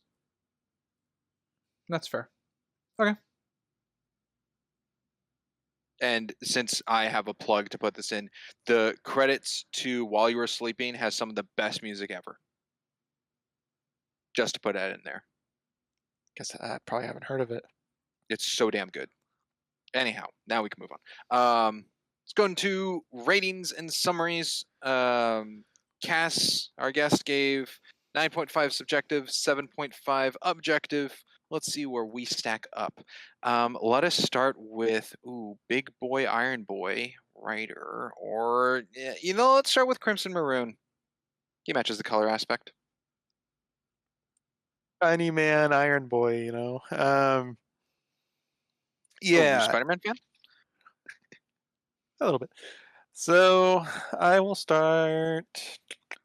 Let's go with the subjective one. It is a good movie. It's iconic. It's the origin of the MCU and Iron Man. My introduction to the character. Didn't know anything about him before this, and it's a good movie. I haven't. I probably have, but I don't remember. I currently don't have a ranking of Marvel movies, so this wouldn't be my favorite one, but it is up there. It is a solid movie, and it's a solid MCU movie. I have it at an 8 subjectively. I would like to have seen or heard more about Yusuf. Or Yusuf. Yinsen. Jensen. I called him what Cass called him. um, yeah, I would have liked to hear him more in the future, but obviously not the case. Even more about Obadiah, I think, would be interesting because he was part of Tony's childhood. Like he said, 30 years I've propped you up, and he's never really talked about. Again, as far as I can recall, it's been a while since I've gone through the MCU rabbit hole, but he's not really brought up. Howard's brought up a lot, uh, so that would be something I would have liked in the future. Obviously, we don't get that. The dynamics between Rhodey and Tony, I enjoy the banter. Pepper and Tony, great. Just all around an enjoyable film. Objectively, my score has gone down. This movie is littered in nitpicks and plot armor. Lots of plot armor. I should have done a counter of how many times we'd say Tony probably would have died or gotten How fitting. severely injured. What's fitting? Oh, the A plot movie armor. about a movie about armor has a lot of armor. Yeah, it does. Tony probably reached double digits on times he should have died but did not. Nitpicks that are brought up, like the Jarvis 2% thing and numerous other things that I've already forgotten. We covered it in 4 hours, I'm sure you can remember. The plot is, yeah, I mean, it's a solid plot. It's not too complex. I mean, it's mostly rooted in the character growth of the protagonist being Tony, of him being like this. He's not a full scumbag, but you know the type we're going with here. To I'm now like a public servant hero. I want to help people for the greater good and not work for profit. He makes a 180 in character, but still retains his character, which is important because he still keeps his snarky, sarcastic humor, but just reallocates it in a different way. Pepper's progression into, it's hard to say if she liked him all along from the beginning or she grew into it. Kind of hard to say, but we do know by the end she does have feelings for him, and he has feelings towards her. That I do think he kind of grew into. Obadiah is kind of the opposite, where I think he started off as a good character, laying the grounds of being in Tony's shadow, even on that meditation where his back's turned and looking at Tony's success on the magazine cover. A good visual. So I think they did a good job building him up, and then by the end, he does kind of just turn into this cartoon character. Shoots better in every way, Tony. It's a piece of garbage. It's awful. He's just running about money, and he turns into cartoon. It's unfortunate. Let's see what else. I brought up the CGI. I think definitely holds up. Yeah, there's only a couple moments where like, not great. I brought the smoke. The tracking to Tony's head is one that Springs brought up, and the tracking of Obadiah in the suit on the roof, not great. But everything else is pretty solid. And yeah, I'm probably missing stuff, but I had it at an 8 originally, and now Massing Cass is 7.5. Oh boy.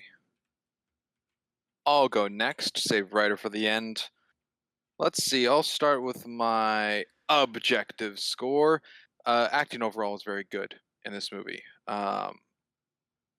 Overall good. The only one I think is the worst is the kid acting. I don't think it's very good. It's still feasible and passable. I just don't think it's as good as it could be. And Jarvis, Paul Bettany in this movie, found very stale and lifeless. Simply because I feel like he doesn't really have anything to bounce off of in his recordings. But still passable with the lines, and some context is a little wish-washy because of the improv of the script and the improv used. But overall, I think there are some very clever jokes that are probably intentionally written, of the lawn shield name and then pepper with the acronyms. I think was very good. Tony always working to editing to craps. There was another one writer pointed out that I'll let him bring up if you can remember. I don't. That I can't remember. Oh, crap. That was also really good. Anyway, some good edited cuts between things. Transitional usages, not a ton, but there was some pans and I think, or side swipes, and I think the side swipes are to show Afghanistan to California. The lighting overall, I think, is very good, very dynamic for its shots. The brightness of explosions, the darkness of nights. Some better than others, like the one that writer pointed out about the camera on the side of the gun with the muzzle flash lighting, very cool for a one-shot kind of usage, but they did use it twice. But overall, not a lot of lighting for that. The camera work does have a little bit of student film aspect to it. Not all of it is fully stabilized. Some of it seems like it's half made in the moment. A couple of zooms that are a little choppy, rather than using editing afterwards for a wide shot to digitally enhance. Let's see, cinematography overall, shots were very good. I do think that Dutch angle might still be, it's really close. Tony just in his normal garb in the garage holding his repulsor hand up to the camera is so just like an iconic look of Tony Stark. Yeah, I always forget something. The armor looks good. The effects look passable for the time in 2008. Doesn't look fully dated. There's a little bit of hiccups, which Crimson brought up with the CGI usage, but overall, I think it's still fairly done well. Suit looks great. Shoot. I think I always forget something. I have it at a 7.5, also matching. I didn't move my score, in case people were curious. I know a lot of people say, Iron Man, the iconicity of this being the number one in the MCU is a big movie. A lot of people give it like 10s and 9s and everything. I'm not the hugest Iron Man guy. When it comes to superheroes without powers, I'm very much a Batman guy. But this movie is still very, very well done. I had fun with it. Oh, pacing. Bam, that's what I forgot. Yeah, pacing starts off very not slow. It's very entertaining and engaging, especially to an audience where you're not familiar with the character. It gives a lot of work of who Tony Stark is and the people around him. But it does come off a little slow in the cave with Jensen and the practice, and it's not. I'm glad it doesn't jump back to California or showing Rhodes looking for him or Pepper, and it's very focused on Tony, and this is where the story is about him. I like that decision to go with that, but it does feel a little long. Comparatively into the entirety of the movie, where the last 20 minutes is so fastly paced of Obadiah Stane being a bad guy. So I think the pacing overall is a bit inconsistently bumpy, but it's not viewing breaking, I guess is a word. 2 words, duh. Immersion breaking. Immersion breaking, that's the word. Thank you. I am literally rambling off steam. Subjectively overall, I think it's very fun, very enjoyable. I have it at an 8. I know a lot of people were like, "Oh my gosh, an 8," and I'm like, "Yeah, that's still a very high number, very good. It's not 9, it's not 10." But again, Iron Man wasn't necessarily my guy. I was first introduced to Iron Man in 2006 with the Ultimate Avengers movie, and I remember as a kid, I just thought he was okay because I thought he was just a robot, like he's a metal man.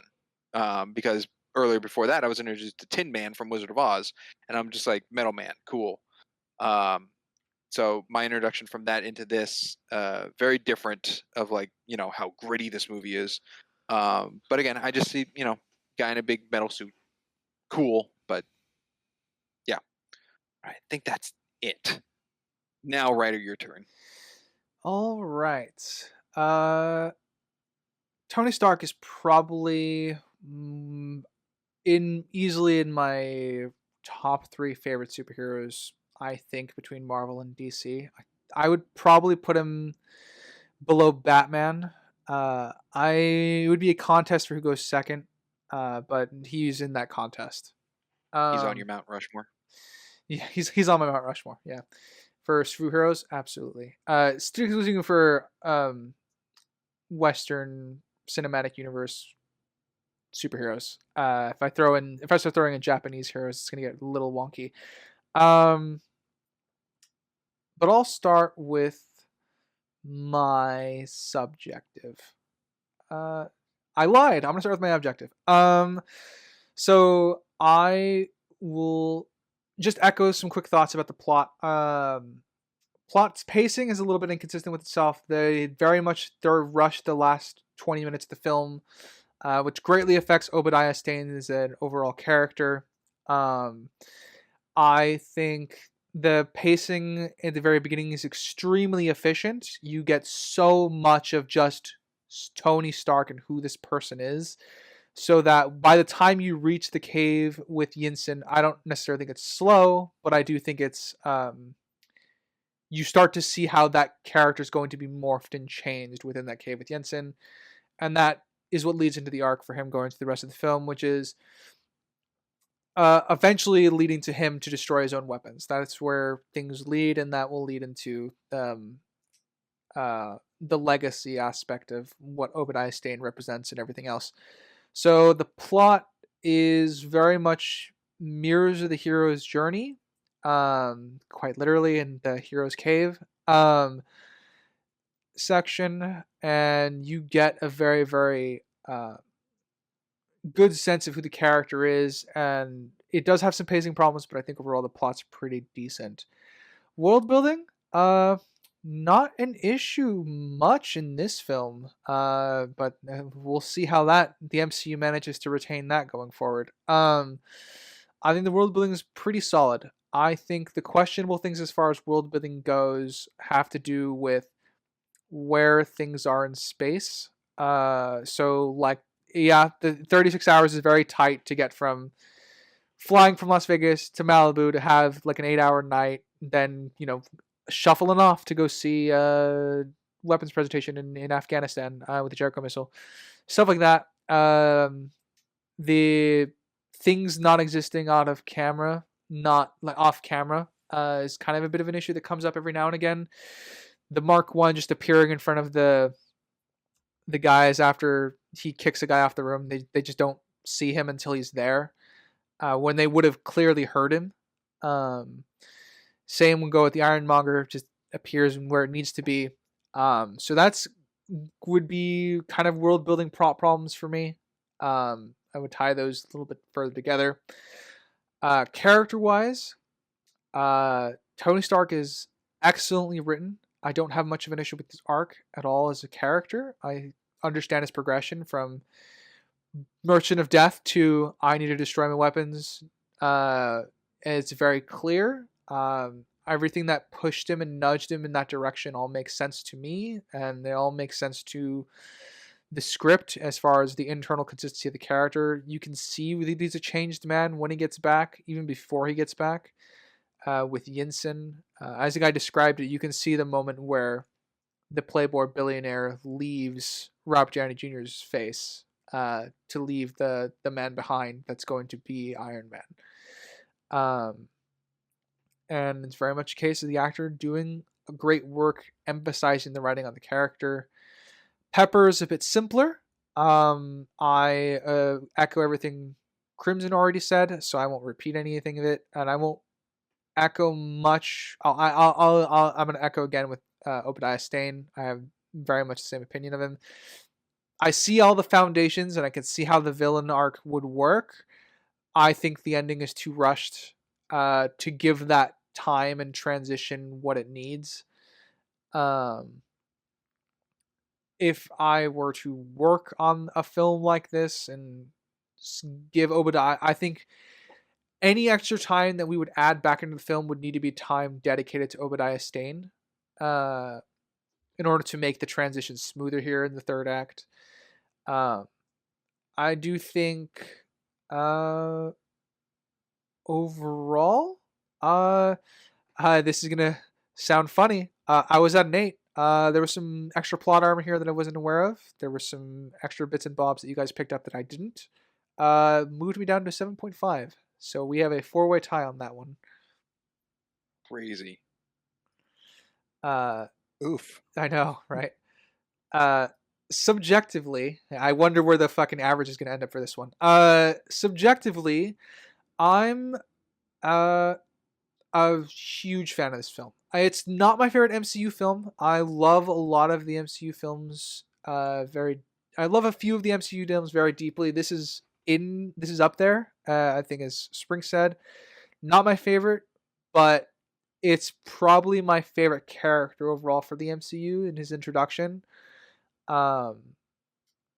It's hard to kind of frame this in the meta context with all the other Avengers movies and other films.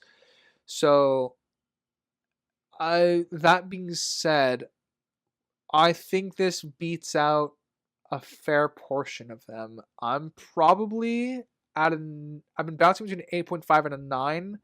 I'm settling on an 8.5 for now, subjectively. I still have a lot of fun with this film. I'm happy I rewatched it for the podcast. Feels like a long time coming for this one, a little bit for me, and taking it through a more objective lens. And I still love it. So, All right. Well, that's been our coverage of Iron Man, the first one. yeah. Starting off our start of phase 1. Yep. And I'm excited to see where the season goes. I still have speculation of what I think will be the lowest average score one. That's hard to say. Yeah, I can. We'll see. We'll see how it goes. Shall I read us out, gentlemen? I think so. Yeah. All right. Thank you for listening, audience, whether it be Spotify, Amazon, Castbox, Good Pods, iHeartRadio, Podcast, and Samsung. And you happen to be on our visual side of things, be it YouTube or Rumble. Thank you for watching there, seeing our PNG slideshow.